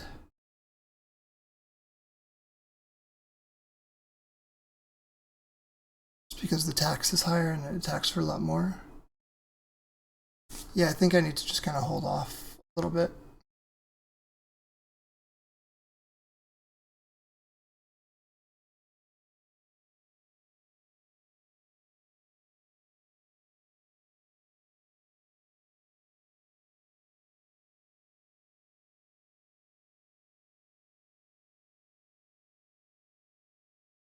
Okay. Not a bad draw at this point, actually. So we'll play at Wasteland. I'm very likely to do a 3-mana Fatal Push on this Lodestone on my turn. Or on their turn, I mean.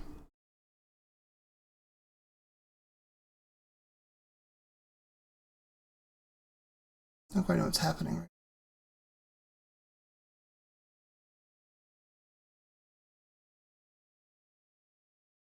Five.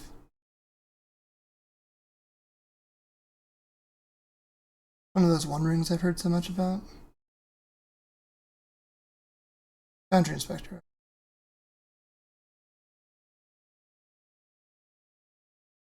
Sphere. Okay, so I need to get in under the sphere, so I need to do this now.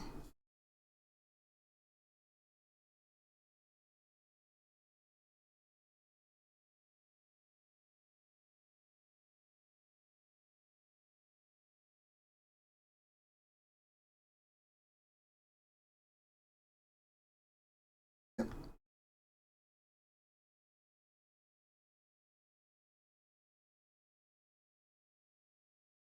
So 1-mana spells cost 3.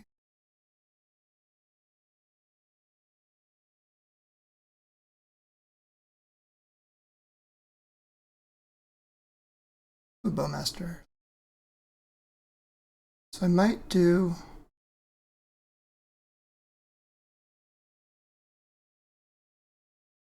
So this costs 4 mana currently. So I could Wasteland, I could Pithing Needle on Wasteland, and I think I'm going to.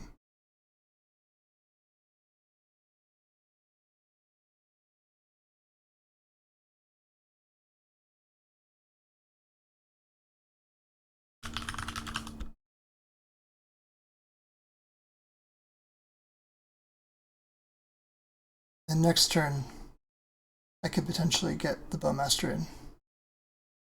Saga, right on time.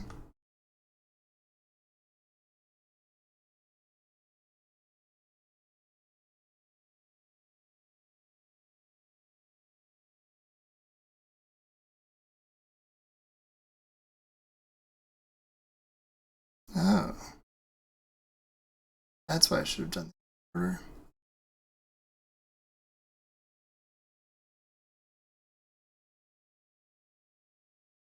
Like I should have played out an Underground Sea earlier. I'm trying to play around like Strip Mine, but Saga is relevant.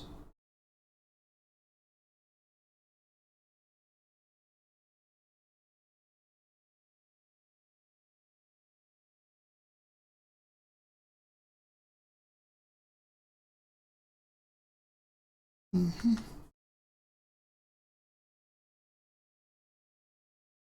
Yep.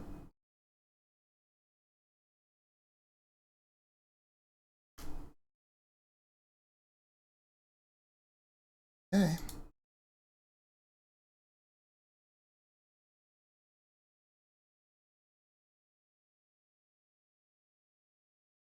I make the Foundry Inspector unblockable.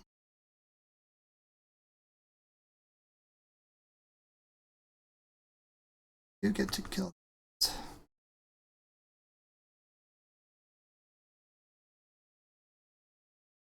Yep, can't block it.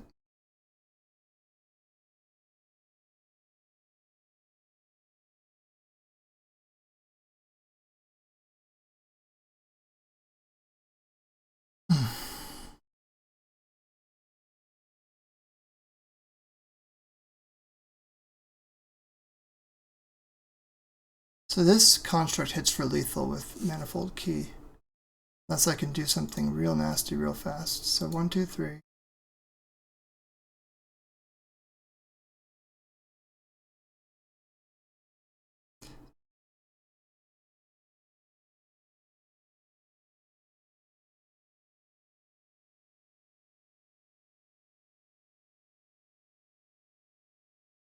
I don't really know what I can do.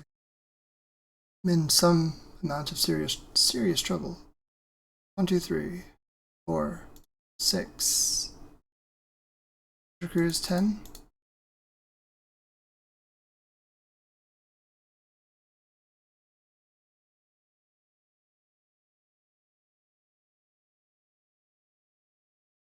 Fatal Push is too expensive. I'm pretty dead in this game.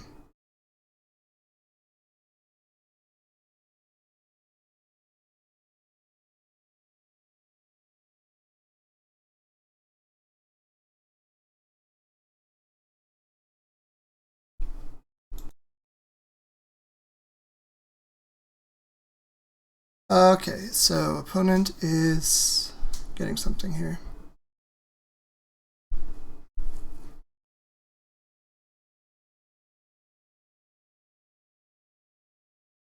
Pithing Needle on...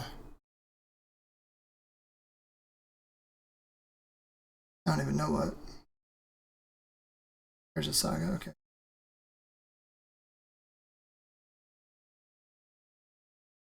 Yep. So game 3.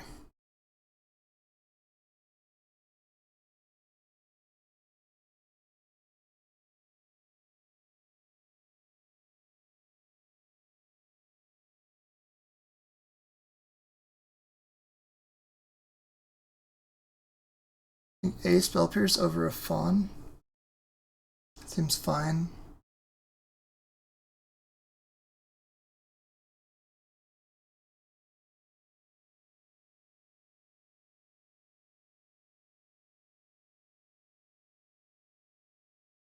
I don't know if I want to do too much different.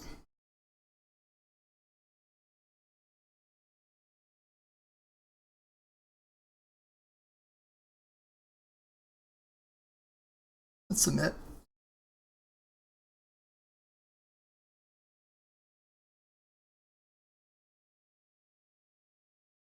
And the play. Okay, what does this do? Looks powerful. The high upside. Let's keep it.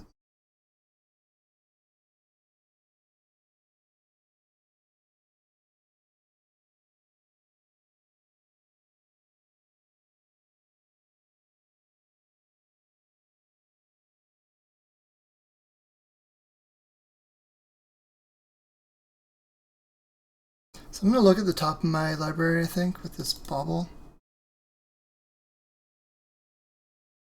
to help determine whether or not I can brainstorm if everything's like safe and clear.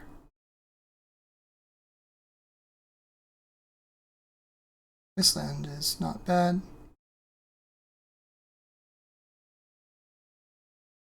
I will use that as motivation to brainstorm. And vault, very nice, okay. So Vamp and Bowmaster are not currently usable.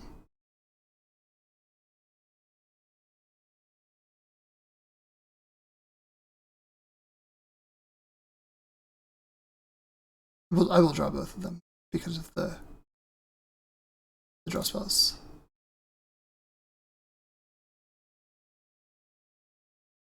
Eventually I will Vamp, and then I will be able to Vault Key.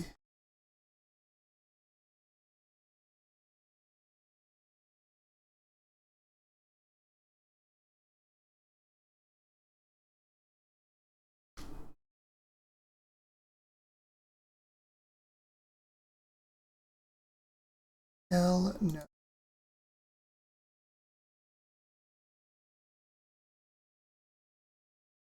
Crypt. Okay.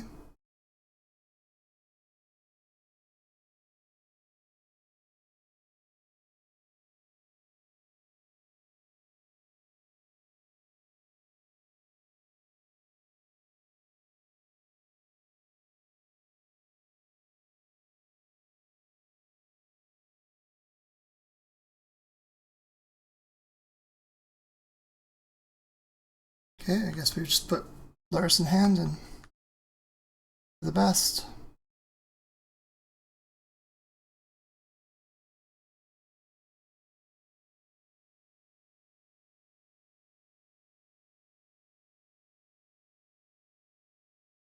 Okay. Doesn't really matter.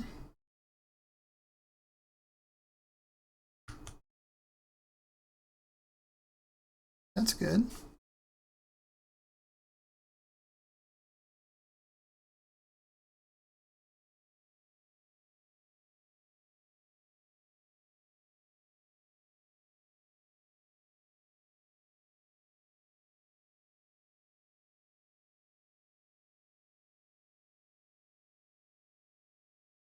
I'm going to wait until as long as I can to be able to vamp tutor here.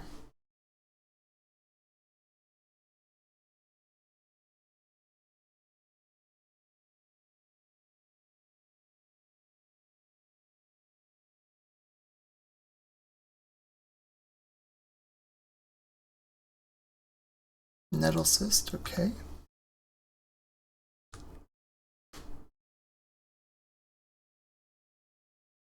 Vamp.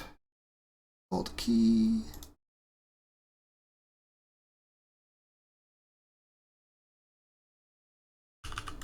Nice. Opponent sees the writing on the wall.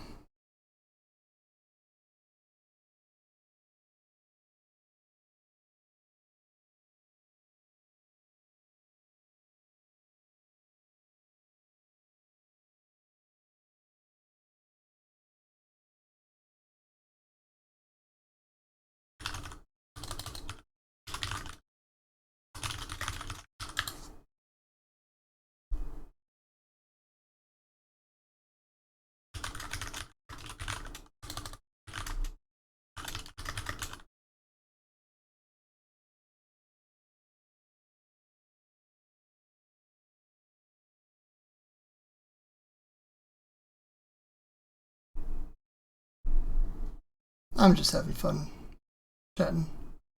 Opponent is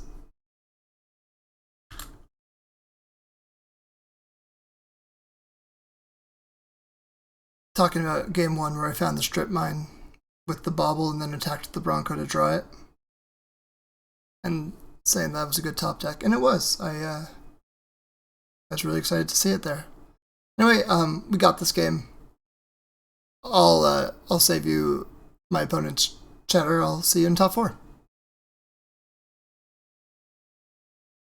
Alright, I did have to ask my opponent to either let me take my turns or concede, and they chose to concede. So we did do it. Now we're on to top 4. Alright, we are back for the semis. We've got an amazing hand with no lands. I don't think we can keep it. I really would like to if I had a land on top, but not so. Keep this.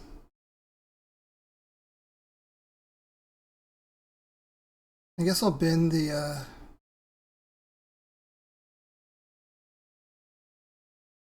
Wasteland.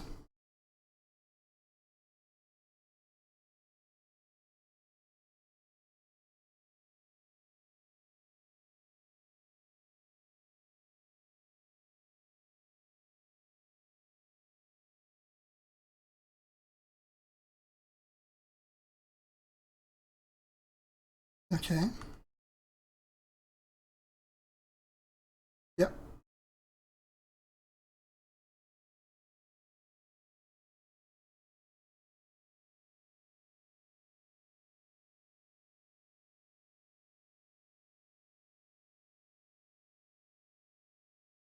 Yeah, we'll do this on upkeep.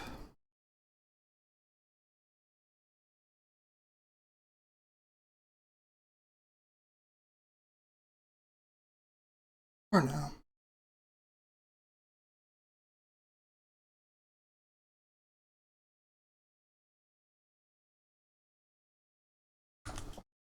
I will make sure to do my own little cycle before my turn too, so I can play a Bowmaster.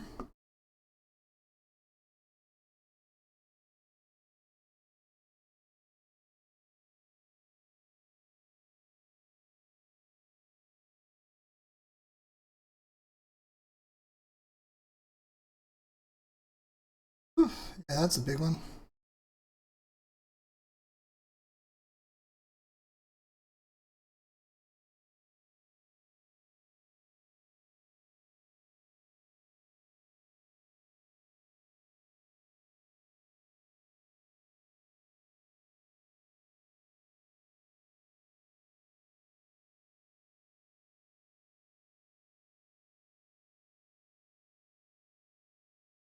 Right now, I'm just kind of trying to fight through the card advantage machine. Since I have 2 Bowmasters, this is actually kind of reasonable for me.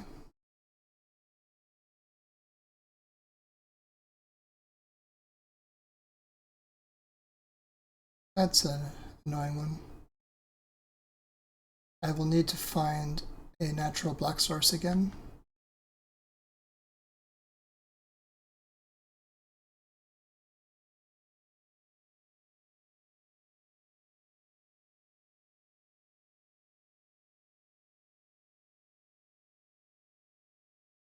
For now, I'll just put Lurrus in hand.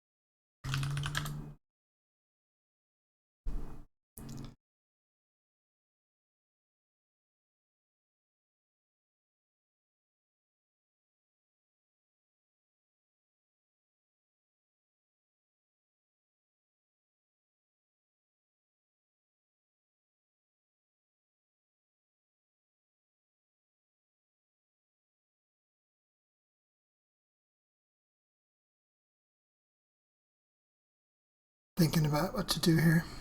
Can't cast in my spells.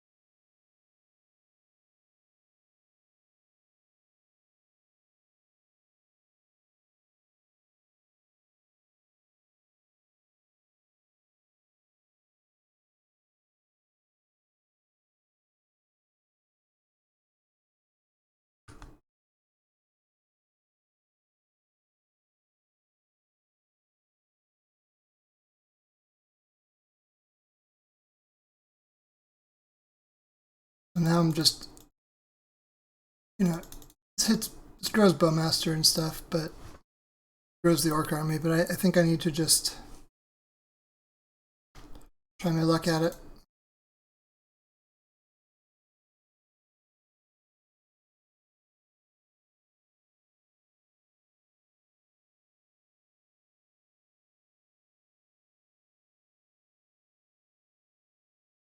Okay.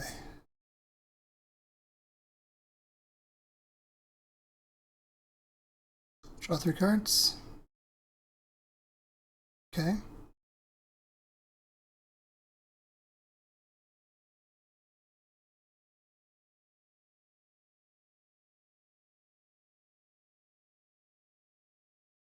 Those are cards I don't mind drawing.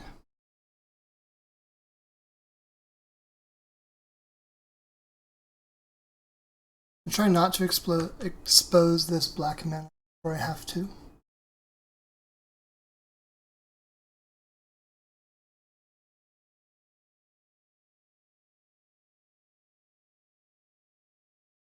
This is likely Lurrus. It might not be. Might just be Saga.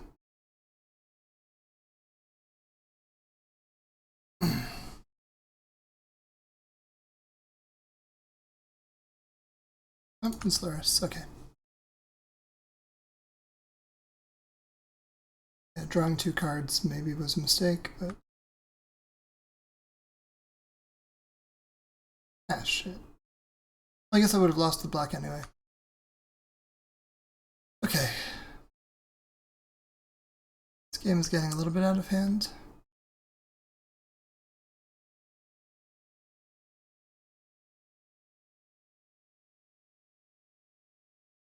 Cannot flash into Bowmaster because I have no black mana. Time Vault.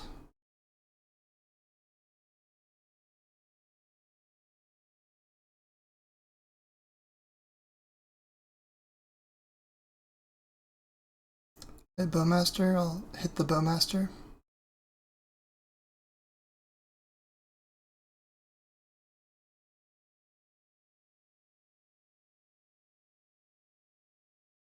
Then I'll play a Spreading Seas on the Saga.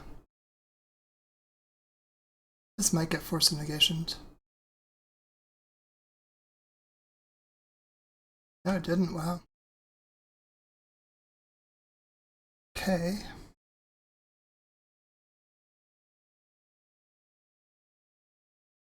At this point,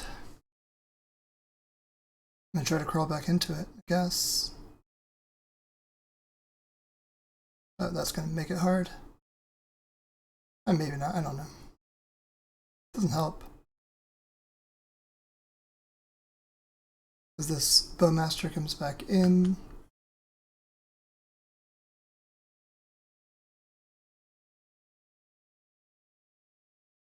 Oh no.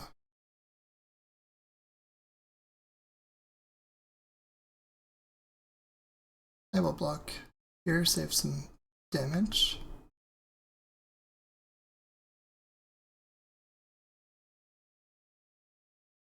Vamp.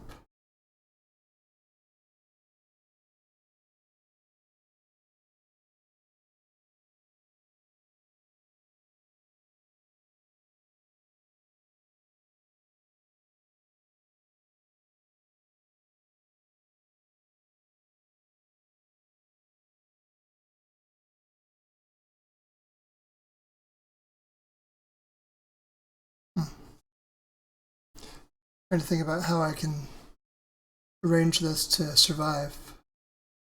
Because if I can set up Vamp Time Vault, I can eventually. But to play out Lurrus, I have to basically tap into Spreading Seas. Draws me a card.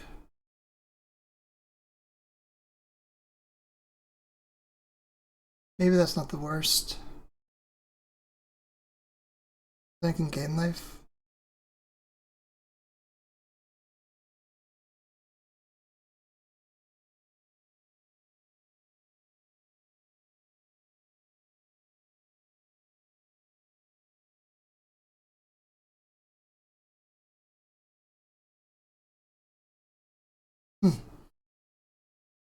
Go Lurrus. Can also shut off blue. Eventually. All roads start with Lurrus, so let's start with Lurrus.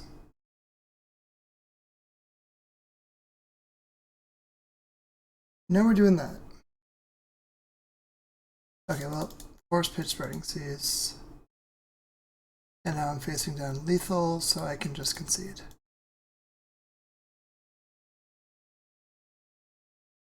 Onto the sideboard.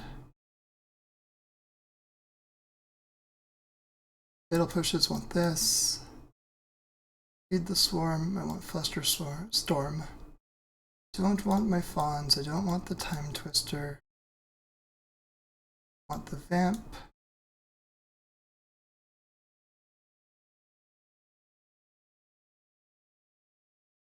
I'm cutting 1 Spell Pierce.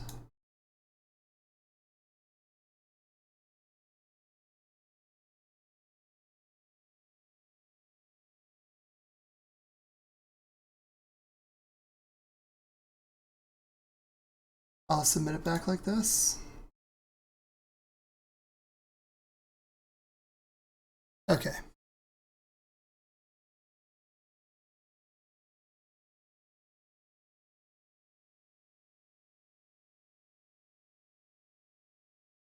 First, reveal the Lurrus.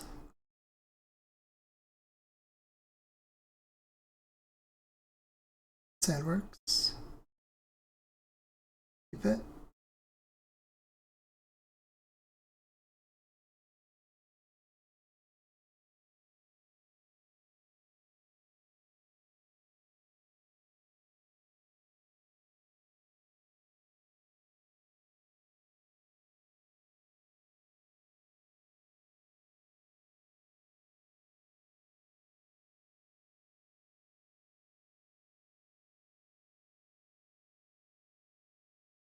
I think I'm going to reveal the wasteland yet.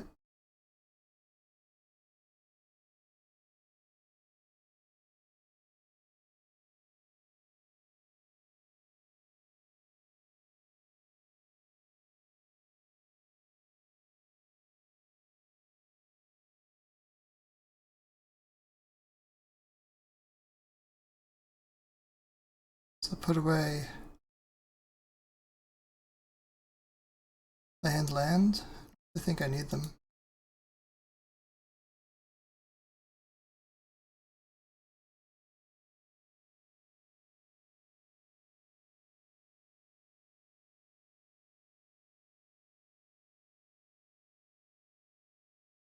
Okay.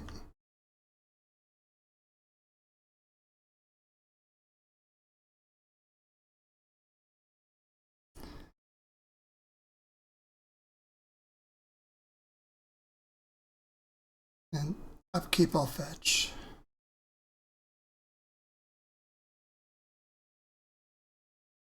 Lagging again, which is not what I really do, but what you gonna do?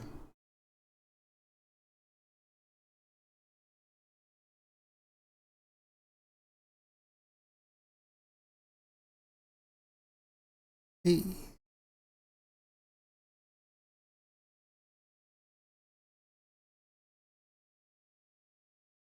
We like that one.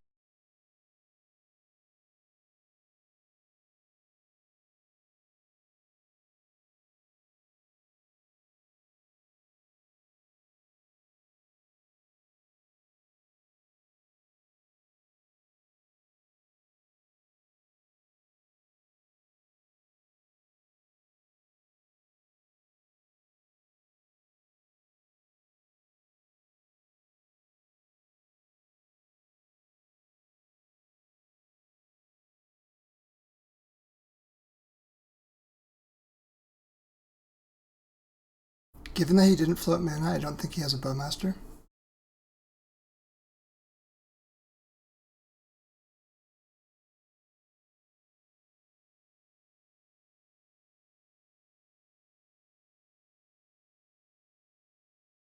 Pitch Spreading Seas, Isle Force, Pitch Misstep. I think it's fairly likely I'll draw another blue card in this. And I'll want the second force. Okay, there's the Bowmaster.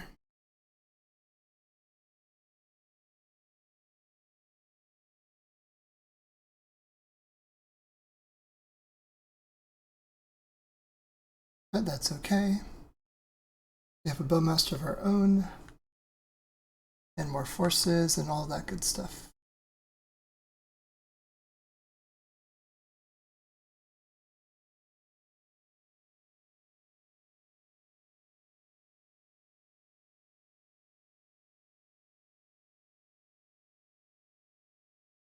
Okay, so at this point, in combat, I'll flash in a Bowmaster.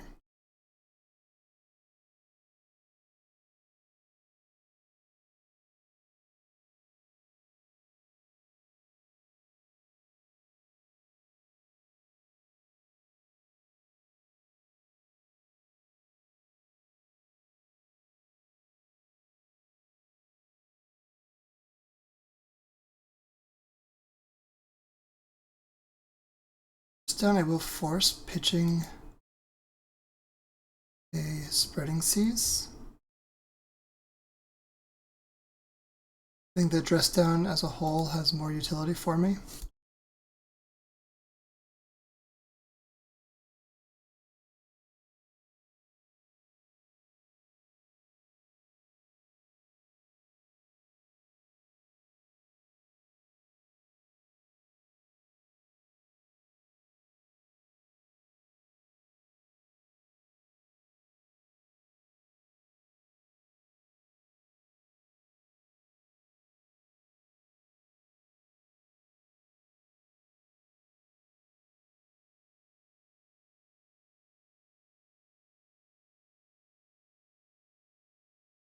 So now I am just kind of trying to stay afloat.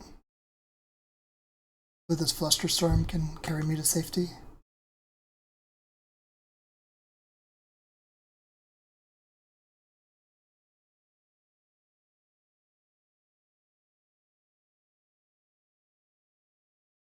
Demonic Tutor, yeah.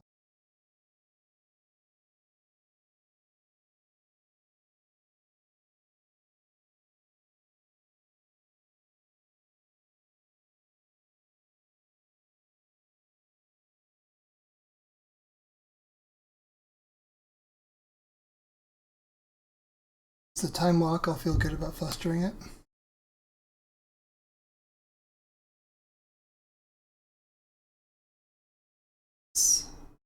And I will.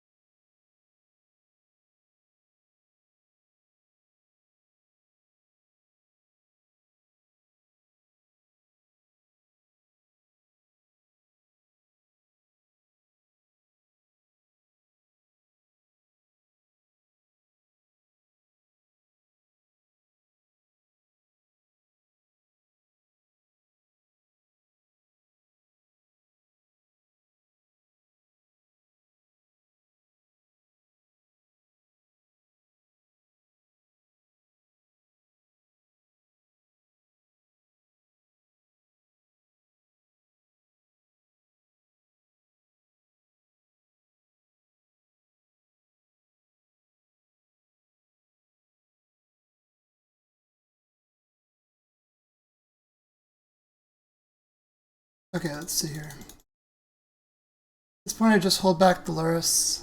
I have nothing to flash back with it.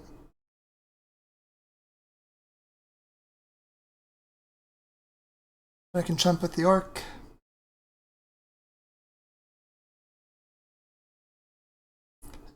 Which I think I will do.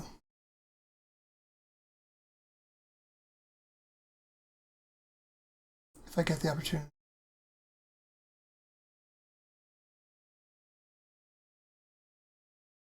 Take through time? Yeah. That's a problem.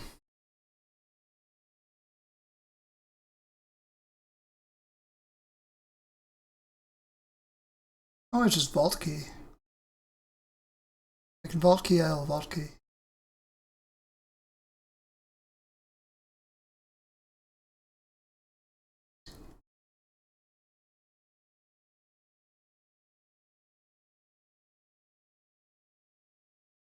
I am a little bit quieter now. Just trying to stay focused in on the game and not quite sure what's going to happen. There's the hand, okay.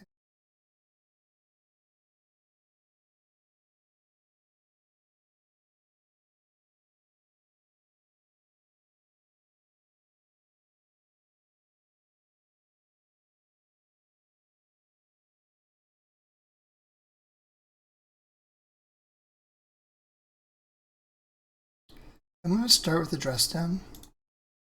I can recast it on my end step if needed.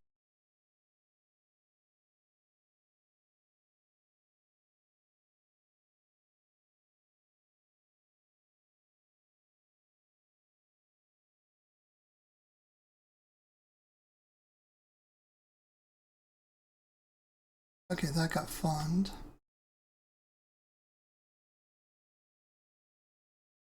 So play 10 bolt.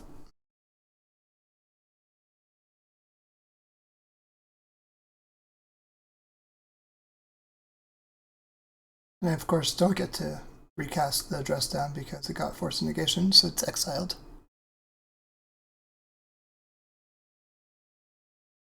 So now Lurrus comes in.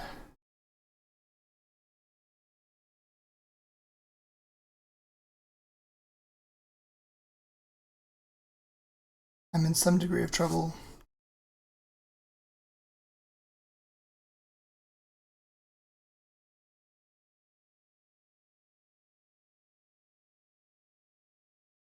Block.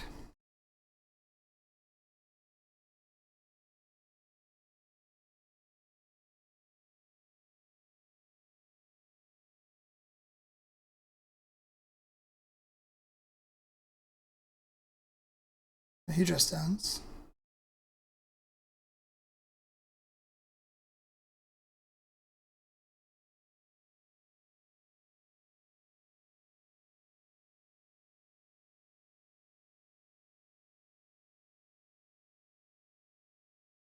Land.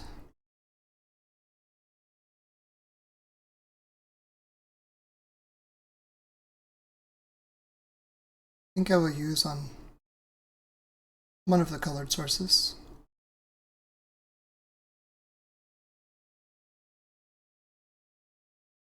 What I'll be able to do here is on end step I'll be able to flash in a Bowmaster. Right here.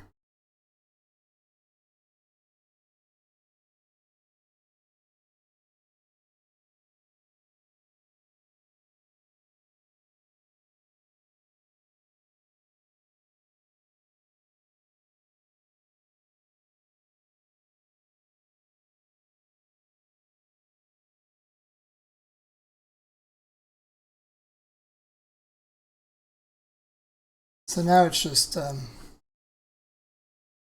sort of holding pattern.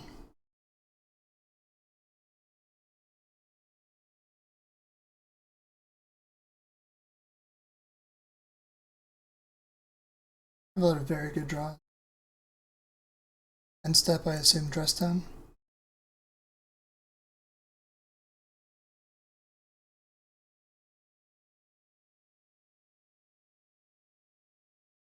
Bowmaster, okay.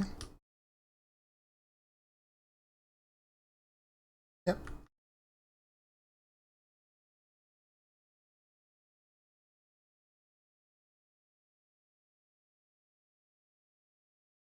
Now it's figuring out he wants to wasteland my lands and probably does.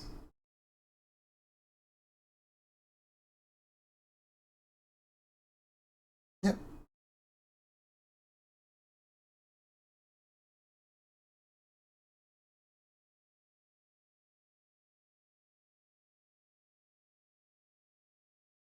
So if I probe here,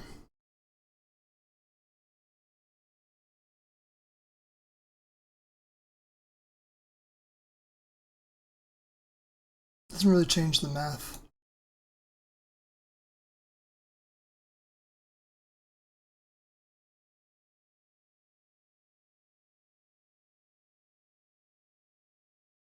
Okay.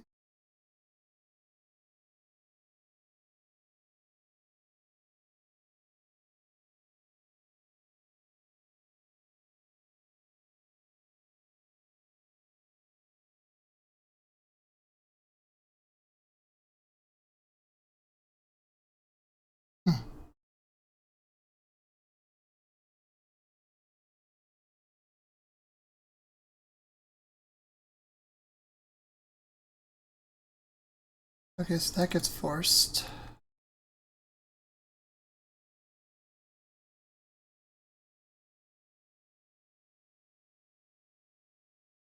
That puts me in the same spot as before, where I just need to draw a manifold key or a DT.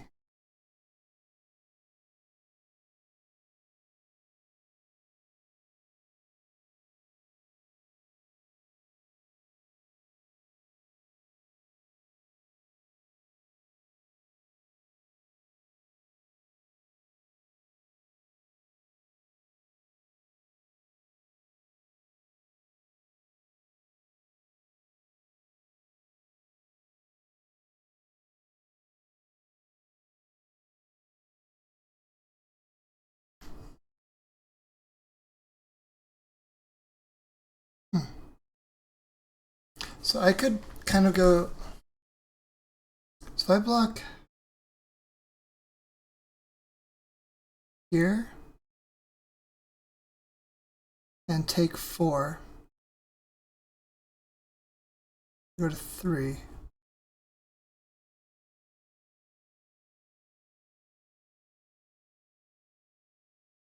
think I do that.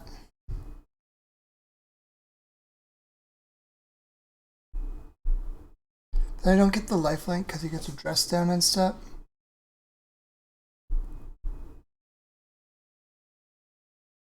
If I block the Bowmaster, he gets to kill it with Lurrus.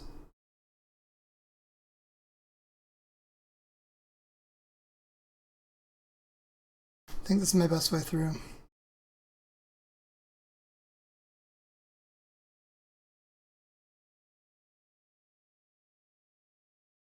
It's not good, but it's, I think, my best shot. The dress down comes in on the, might have been a mistake on his part, I don't know.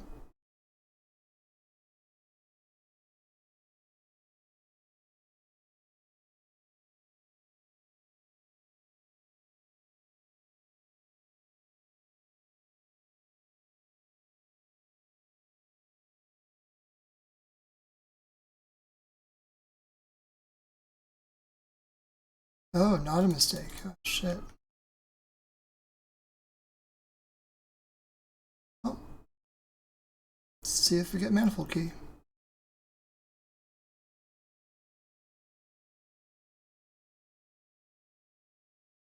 This is like a we may as well. Okay, Bowmaster on top. Why wouldn't there? No idea what gets me out of this, but I'm gonna try. Which kind of doesn't. Yeah, I'm dead here. I tried hard, I fought hard. McWin sauce, McOne sauce.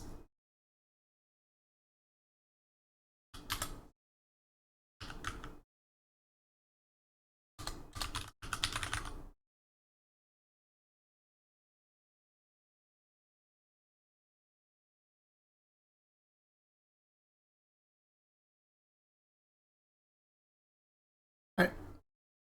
Defeated in the top 4, did not qualify for the RC. 1 match short. Finals qualifies. But I am proud of myself for how I played. Hope you all enjoyed another 4-hour video. Keep doing these. Yeah, this is sweet. I love playing Vintage. I love this deck. Obviously, McWin Sauce is an absolute beast. If you do not know him, Tom Waite, I think his name is. Yeah, just absolute crusher. Follow him on Twitter. Just see constant like, hey, I won this challenge, won this challenge, won this challenge. Every format. Just really, really good player. Anyway, yeah, I am pleased with my run today and hope that you enjoyed this video. Max out. See ya.